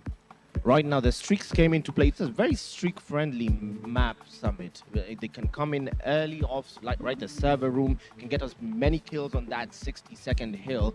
And now, it's down to Aura to respond. Oh, finally, the stats by the numbers. Look at that. Hacks coming in clutch for Sierra with a 50 bomb. 53 and 30. Brother, that is the Lord's work for the side of Sierra 7, and it really converted it to a fantastic all-round showing. I mean, 1 minute and 34 seconds as well. This is where we spoke about where the teams are able to adapt effectively by putting multiple people in the hill and not having set roles in the sense of, okay, this is our OBJ player, and if that person's not getting time, we're losing the game. You've got to be able to adapt to the fly, and I think they did a good job in that map. They did. Aura as well did their best. For a second there, they held their line. It was even Stevens until the point on P4, the second round on P4, breakaway. They just let go. I don't know why. They put their foot off the gas, and Sierra, they drove away. Yeah, and we just got a quick update for you guys on the secondary side of the stream. It is currently Delta versus Paradox, and Delta has just gone down 1-0 in map count. So Paradox may be looking to make that comeback as well, but right now we are here for the West African Derby, and we are going over to our next map, which is going to be S&D on Coastal. S&D on Coastal, again, for all the people in chat, because the chat had been asking for the secondary game. Yes, Paradox versus Delta is going on the B stream, on the other live stream. So if you want to catch that, it's on the other live stream. Right now, we have the West African Derby here. Sierra 7 versus Aura 233. And now, we're heading to Search and Destroy, as you mentioned, on Coastal. Coastal expectations? Well, we saw a little bit of the Sierra 7 woes when it comes to S&D. They managed to have a good pacing throughout, but they can't really convert it when it matters most. And we saw the last time that they were matched up on this map, they managed to come back 6-4. But now I imagine they'd want to go up 6-4 and not choke it up. Either way, on attack, it is going to be a quick dummy nade there for the side of Aura. Did that man flash himself? He stunned himself. All right. Sniper coming in from Hustle. Trying to spray into the smoke. And Ruin does catch live first blood. Responsibility for bearing down the bomb as Ruin falls. The trades come in quickly, making it a 4v3. 3, of course, for the team of Sierra. 4 with Aura with a 1 number superiority there. 1 man superiority. who has the bomb. The bomb is down. 40 seconds for Aura to take action. It's actually Sierra 7 on attack here, guys. Sorry, we got that wrong. Oh, actually, yeah, we but did. the bomb has now been planted. It's currently a 3v3, and everyone line him up and knock him down. Wow. Into the blender you go. Sierra 7 finding their first round on attack. The blender is correct. That was so fast. So fast. Choke points go hard. Right now, delivery of the bomb charged with Sierra 7. This will be Virus holding steady with the bomb. His decision, vital. Where to take it? We don't know yet. Hustle, still looking and waiting. He's lurking. Babushka as well, lurking and hunting. Ruin Dusk finally catch Hacks and takes a two-piece with Vamp. Adds Fadi for 3. He adds life actually for 3. Well, that was a pretty impactful start there for Arun as he finds 3, and Hustle closes it out there with 2 of his own. So right now, answering back is going to be Aura with a quick round of their own. Here we go. Round 3. It's 1-1 so far. A response was immediate. Still, the task for Sierra 7 is to put down that bomb. What's their decision? We'll find out shortly. 1:45 is the time they have to put that bomb down. Meanwhile, on the other side, lurking and hunting, it's Aura. Nobody home to receive Ruin's shot. Well, this may be the perfect unintentional play now from the side of Sierra 7, as they might have just been gifted god-tier timing, but Gambe is going to be the one to get the ball rolling as he throws out a Kobe, gets a kill, gets the first blood going. And right now, those are the players, but the bomb is down. Bomb is down, first blood drawn. Like I said, still a 4v5 retake, but on the upper hand will definitely be the side of Sierra 7 as they are knocking him down quicker than we can count him. It's now a 1v3 for Arun to clutch on up, but he's got 12 seconds and a dream, not quite enough in the tank, and it is going to be Sierra 7 with their second round here in S&D. That's the first time I've seen the Tundra not really do anything. Missed shots left, right, and center. He did his best. He had no choice. He had no choice. We start no choice again. Indeed, but it doesn't matter, as at the moment these guys are doing a good job of still staying in the game. Fadi now drawing that first blood, but the trade pretty much instant. 4v4. It's actually going to be Babushka with that shotgun, close range and personal. Oh my goodness, the turn and burn. We go again. This is Ruin who catches Vamp, takes a two-piece. It's Fadi who's the receiver. 2-2. 2-2 indeed, and that came off the back of an insane shotgun play there. I feel like that two-piece was a little bit illegal, but it went the way. Right now, 2-2 is where we stand as we go again. Virus holding the bomb for the side of Sierra 7. Oh, Hacks taken down as Ruin claims a two-piece.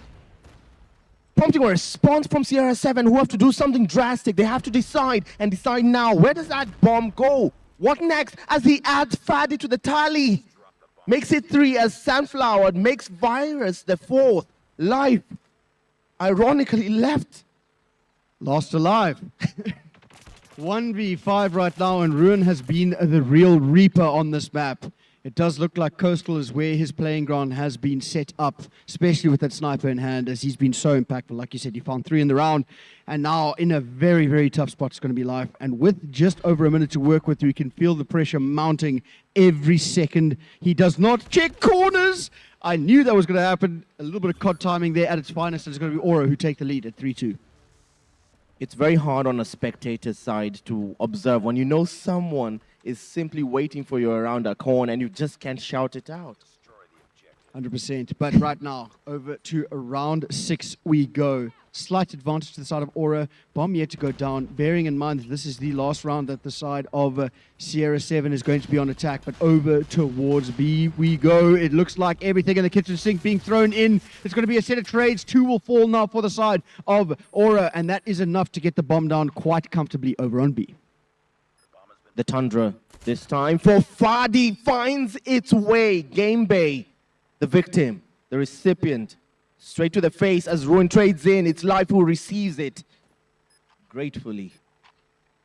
1v3. No, it's 2v3. Oh, Hustle actually wins the pistol whip battle. Now it's a 1v2. Or 2v2, excuse me, but with 19 seconds and counting, you can start to feel that maybe Aura is leaving the sights a little bit too open, as now they will likely not be enough time for them to get the defuse unless they get 2 instant kills right now. But you can see the first one is there, but enough has been done by Virus to secure the round, as he simply finds 2 anyway to rub a little bit of salt in that wound. 3 apiece. They level the West African Derby on Search and Destroy. This is exactly how it's supposed to play out. This is exactly how you expected it to play out. Both these teams know exactly each other's style of play. And now on the attack again. The responsibility to put down the bomb has traded in. It's Aura, Babushka carrying in. His decision, we don't know yet. HSO in hand. Slow and steady wins the race. Sneaky, sneaky. But who gets first blooded here? Gonna wait. Hunting, everyone's just playing it slow at this point. Expectation, as now Aura trying to be a bit too careful here. Waiting for the info to come out. Yeah, maybe waiting a little bit too late, and that may come back to bite you exactly like that now. First blood drawn by the side of Sierra 7, and here comes the second. 1 shot, 1 kill, as he went there and a little bit everywhere as he gets taken out by that shotgun. And just like that, it is going to be line him up and knock him down. Hacks looking for his 3rd in the round. And Sierra 7 on defense, a whole different kettle of fish. Sierra suddenly now taking the lead. Can Aura hold steady and just keep this within staggering distance? Babushka holding the responsibility for Aura 233. The Ghanaians surge forward, but that decision still unknown. They're leaning one way, we can't call that out, but Hustle, the trades come immediately, 4v4. 4v4 indeed, as the snipers ring across the map. Bomb now down for the side. Oh, excuse me, I got the audio cue there, but that's not quite right. It's still going to be a 4v4. And a little bit more map position still being jostled for between these 2 teams. As you can see, close and personal is the name of the game as Hustle finds another hack sent to an early grave. It is still a 3 versus 4. What's the timing going to be? Perfect. 3v3. Virus is there. Virus finds 2, infecting everyone. Life is there to finally close it out. And up 3-5 goes Sierra 7. Sierra 7 getting comfortable in the game now. They started off shaking this S&D. They, of course, stayed comfortable on hard point. A 2-round lead. Not enough to stay comfortable, and Hustle does not find the target.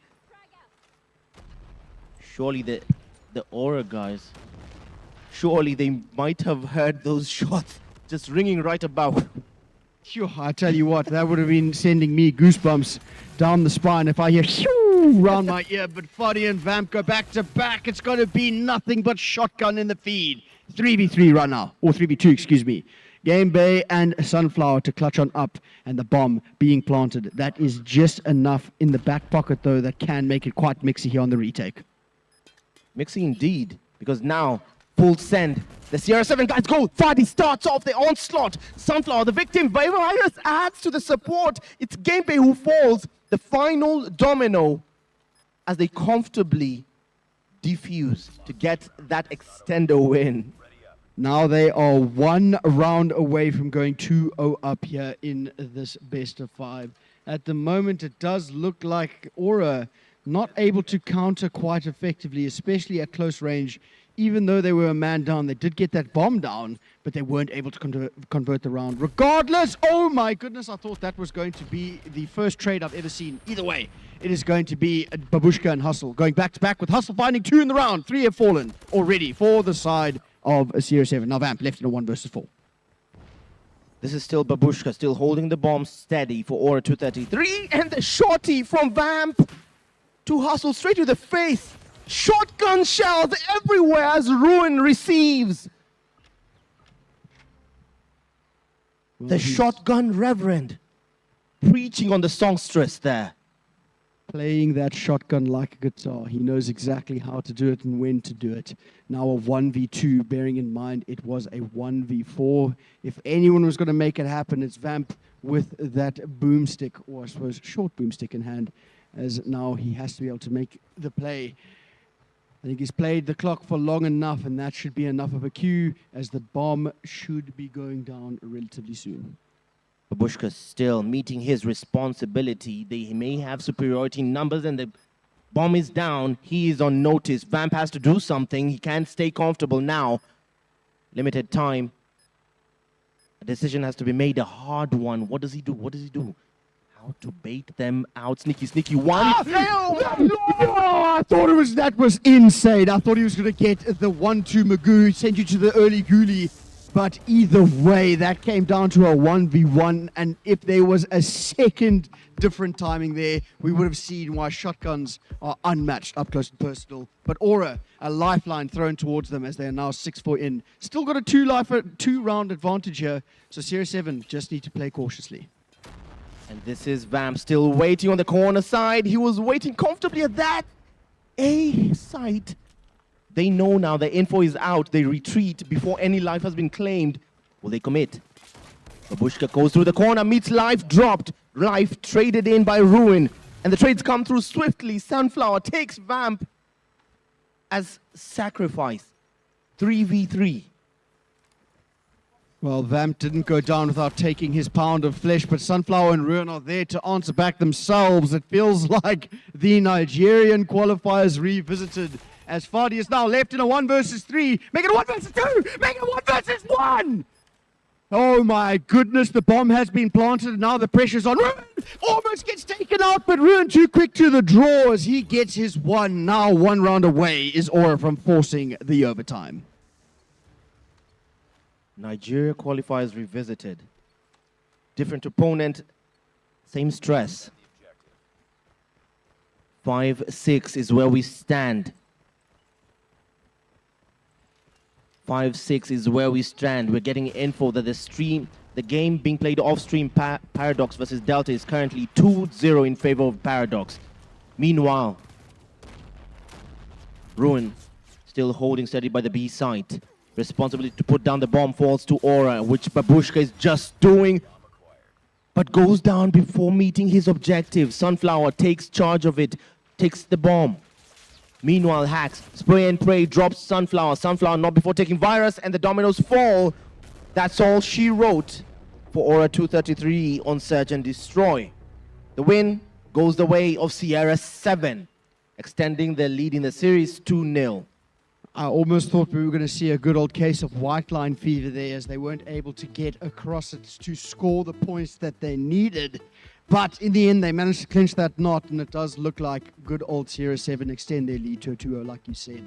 And they leave it to the last second. You know, I really thought we were going to go into an overtime there, but either way, we're going to the next map, which is going to be Raid Control, which we've already seen today, and we know what could be in store for there. Raid Control, bread and butter map raid. We love it. And by the numbers, before we move forward, look at Ruin. 14 kills. But that wasn't enough, was it? Not enough in the end, because he also died 9 times. Oh my God. So that's a lot of trading and a lot of engagements, but with the majority of them still going the way of Sierra 7. At the end of the day, it's the team that wins, not the team with the most kills. Fair enough. That was not the objective of S&D. You're right. You're right. Now heading to Control again on Raid, bread and butter map. Expectations here. Raid, decent choice, common choice for Control. Makes sense. It's obvious. We've seen the strategies. The one that makes sense is start with an easy hill and close off on the hard one, which we rarely take, and it comes down to the gunfight. But that's not what we've seen today, is it? Not at all, not in the slightest. This has either been a wash or not in Control. Either way, guys, a quick update for you. If you're wondering what's going on between Delta and Paradox, it is currently 2-0 to Paradox, and they may be able to close things out to 3-0. But at the moment, keep your eyes locked in for the Mentos moments. The Mentos moment detailing out exactly how Sierra 7 took that hard-fought, hard-earned win on Coastal. That was Search and Destroy. This extends their lead 2-0 in the series. Definitely not on the back foot anymore, as it is a complete polar opposite compared to how they came out of the gates, as they were the first game up on stage, but they went down in a 3-0 fashion, and maybe they are here to prove a point to send the side of Aura 233 packing over the border. I know it's only a hop, skip, and a jump, but still, the first and second team to go out are about to be... Could you do that again? Right. So now that we have Eugene's cardio out of the way, it is now it's time for us to get ready to go over to raid control. It has been a blast thus far, and I mean, if I'm in the shoes of Aura, maybe they want to keep the long con going. They locked in on stage, but we're not sure what the comms are like there. So maybe there's a little bit of chemistry issues, but it is still very winnable. And it all starts with one map, and that map could be raid control. We're just gonna have to wait and see how it plays out. Yeah, we're going to see it. This could be the last game of the day, actually. This might be the last game of the day on the stream. I think it is. Yes, it might be the last game of the day of the live stream, and we go on till tomorrow. Everyone is beat. There's been plenty of Call of Duty action, and there's plenty more to come tomorrow on Championship Sunday. But before we get there, we have to find out who exactly is going there. Who exactly is going there? For now, this is Raid Control. You're still watching Sierra 7 versus Aura 233. Your West African derby continues now. Kicking it off here, like you said, this is where we either get to see the side of Aura 233 cash in their winnings and go for the hills packing, or potentially adding a few more dollars in, as Fardy's blind firing through. Doesn't matter, he gets the kill. But right now, it is still a double from the side of Sunflower, and onto A we go. My gosh. The ringing on that Type 63 is scary. It just collects. The Type 63 is just a next level weapon there. The Type 19 there, the automaton for the side of Gamebane, not exactly coming in clutch for him, as the objective for picking up the point falls towards Aura 233. They decide to go at the B side, the conventional option, the live piece, 24 lives for each side. Steady we go. Well, they did it. He's found the first tick on B, like you said, but they are down 2 lives. And you can see that snowball is beginning to roll. Having said that, a little bit of casters curse. 3 now will fall for the side of Sierra 7, evening up the life count pretty much as it comes. And my goodness, the trigger finger that these guys have got unlocked for that marksman rifle is insane. Over towards B we go. Second tick on the horizon. Now the pressure is on to extend that clock, as they just have under a minute to work with here. Right now, still the B site halfway locked by Aura 233, but at what cost exactly? 15 lives left shared amongst the team. Meanwhile, Sierra 7 also losing lives. They're at 17 right now. Even Stevens Faddy still collecting 2 for the price of 1 for himself. Again, it's the Type 63 coming to play. We're still talking about that weapon.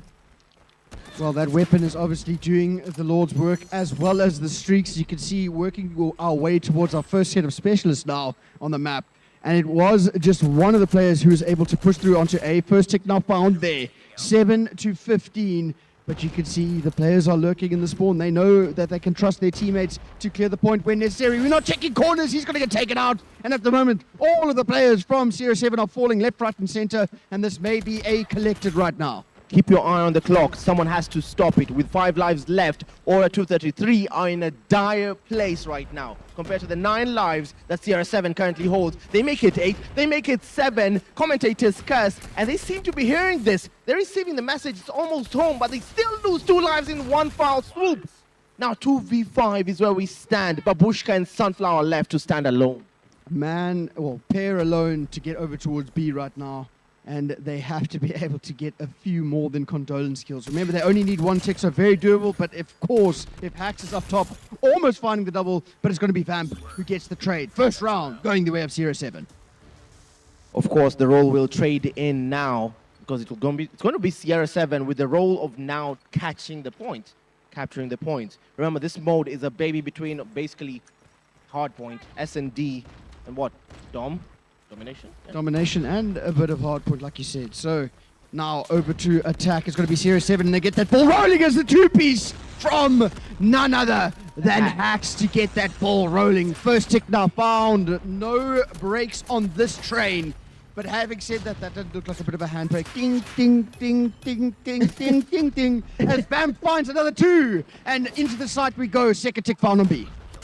The B side completely overwhelmed by the Sierra 7 side. The defense proving as useless as a glass hammer right now. 20 lives left rather for the Aura 233 side. And now they choose to rotate. They have to rotate to the side of the A side and defend it fully, as the commitment by the full blues from Sierra 7 heads that direction as well. Well, blink and you'll miss it. That B was collected pretty much instantly. Extended the clock. Now they have 2 minutes and an additional 7 lives over that of Aura 233, and they are just going to be bleeding the lives and the time. Onto A we go. But the trades have to be a little bit better than that. Life, though, still alive by some miracle. Hax is there to find another, but the trades quick and thick. Now A up for grabs potentially, but of course that Type 63, like you said, terrifying when it is in the right hands. The Type 63 currently exactly the right hands like that. But right now Fadi stopped in his tracks by Babushka. In return, the trade comes in from Virus, holding steady with only 8 lives left. Aura barely able to hold the A site. Again, there's a reason this is the hardest point to hold with 17 lives spare. It feels all effort might come to naught. I'm going to use your phrasing. Right now, defense is as useless as an ice cream toaster. Well, especially for the side of Aura, as they are currently 1v15. Not a snowball's hope in hell, to be honest with you. Just trying to get a few condolence kills, but it wasn't enough as they actually capture the point. And right now, it is 2-0 to Sierra in series and 2-0 in the control, looking to close things out here. Just one more round. Just one more round now. Slow and steady wins the race. Right now, Sierra 7 could close this series out with a win here. And so far, it's been nothing but convincing. The Derby currently holding a clean sheet in favor of the Nigerian team on home ground. Their neighbors currently unable to register a response. They have the responsibility to cap the points now, and they're trying to get at the A side, considered the most difficult one. Oh wait, a 2-prong attack. They try and put a foothold on the B side as well. This is ruin and hustle on the other side of A as well. Babushka will try and hold it on the spawn. Well, this is a different Aura side altogether as they're getting kills left, right, and center. 4 life advantage, but as I say that, they begin to bleed. The time now stopped both ways as the contest is in on both A and B, but the kills now working out for the side of Sierra 7 as they go hunting. Sunflower trying to catch as many raids as possible. The answer is 0. And back into the spawn we go. Specialists now being utilized because they have nothing but fallback here. And you can see the claw through the mid-map is going to try and cut down as many of these players as possible. But he's going to be answered back pretty much instantly. And now we have the life count swung in favor of Sierra 7. Right now, 17 lives to 15 is where it stands. Life count in favor, but by a thin number there. Just 2 lives. Okay, falls to 4. Commentators curse as Vamp claimed 2 for the price of 1. A nice 2-piece for himself. 20 seconds. Keep an eye on that clock. Someone has to stop that clock. Responsibility on the side of Sunflower, Game Bay rather, firing on that Type 63 still. The Aura side with just 9 lives left. They need to stop the clock. Oh my lord. There's no ways he won that. Adding insult to injury. 9 seconds left. This is Virus holding steady and completely frustrating on the spawn point. Unleashes a hunter-killer drone. Will it find anyone? 3 lives to 13. The minimap. Hunter-killer drone meets its target. It does not. Not this time. And 1 life left. To close this out, it will be Sierra 7 to convincingly take the series. They just want to go home, and they will. They're moving forward in the losers bracket. 100%. Another day in the office here for Sierra 7. Quick order of business. 3-0 on the main stage. Aura, we will see you guys 1 hop, skip, and a jump back over to your home country. Meanwhile, an update from the Paradox versus Delta Hardpoint, 250 to 42. Control 7-0. 7-0 on S&D and 3-0 on Control. So it's done. So, yeah, that's going to confirm our next matchup for tomorrow. So, either which way, it is it has been a very good day of Call of Duty, and we got to see some upsets, particularly one upset, yes, which was quite the showing. And as a result, Bear Clan has now gone home smiling and riding that high as they know that they have secured their spot in the winners bracket finals, winners bracket finals, Yes. where they will be meeting. If I'm not mistaken, it's going to be Eclipse. Okay, yeah, you're not mistaken. It's Eclipse Gaming. Meanwhile, on the other side, Paradox Gaming have beat out the East Africans from Kenya, Delta Esports. Yep, beaten out convincingly, a 3-0 in the series. Meanwhile, Aura 233 just lost as well to Sierra 7, who move forward, I guess, to the losers bracket finals. No, well, Not yet? semi-finals, Semi-finals, because okay. it is going to be our next game is Sierra versus PDX. That is the Oh, next come one on. as a result of these two right now. So, I'm going to be Wow. honest with you. I think that this is going to be a fantastic start tomorrow. That's obviously going to be Yes. tomorrow. Championship Sunday. Championship Sunday. And we couldn't have gotten any further, right? It's now, what's the time? It's currently 9 p.m. here in Lagos, and we have been playing COD all day. And right now, yes, before we hand over to our host, just a reminder, you're watching the Carry1st Africa Cup 2025, your official African qualifier for the Call of Duty Mobile World Championships. Now back to the stage to our host, Petit Talker and Erastus. Before we hand over to them, we have been your casters for the day, Eugene Abu Dhabi and the illustrious Trouty. Thank you, Eugene. We'll see you tomorrow. Good night. So it feels good to, make it out and you're back in the game. How do you feel about that? We feel privileged to at least get to this stage after the horrendous first games. But yeah, we thank God. Okay, so what are you looking forward to tomorrow? Who are you looking forward to playing against tomorrow? I mean, our next match, which is Paradox, really looking forward to that match. Looking forward Because to it's it. like it's all or nothing. Okay, thank you so much. You're welcome. Why you can't they sound like say you don't tire? It's been a long I'm day, act- right? Yeah, I'm actually tired. Okay. Thank you so much. It's been an amazing day. And at this point, we're going to have to continue tomorrow. My name is Petit. And I just want to say, you all have an amazing night. Good night, everyone. See you tomorrow. Bye.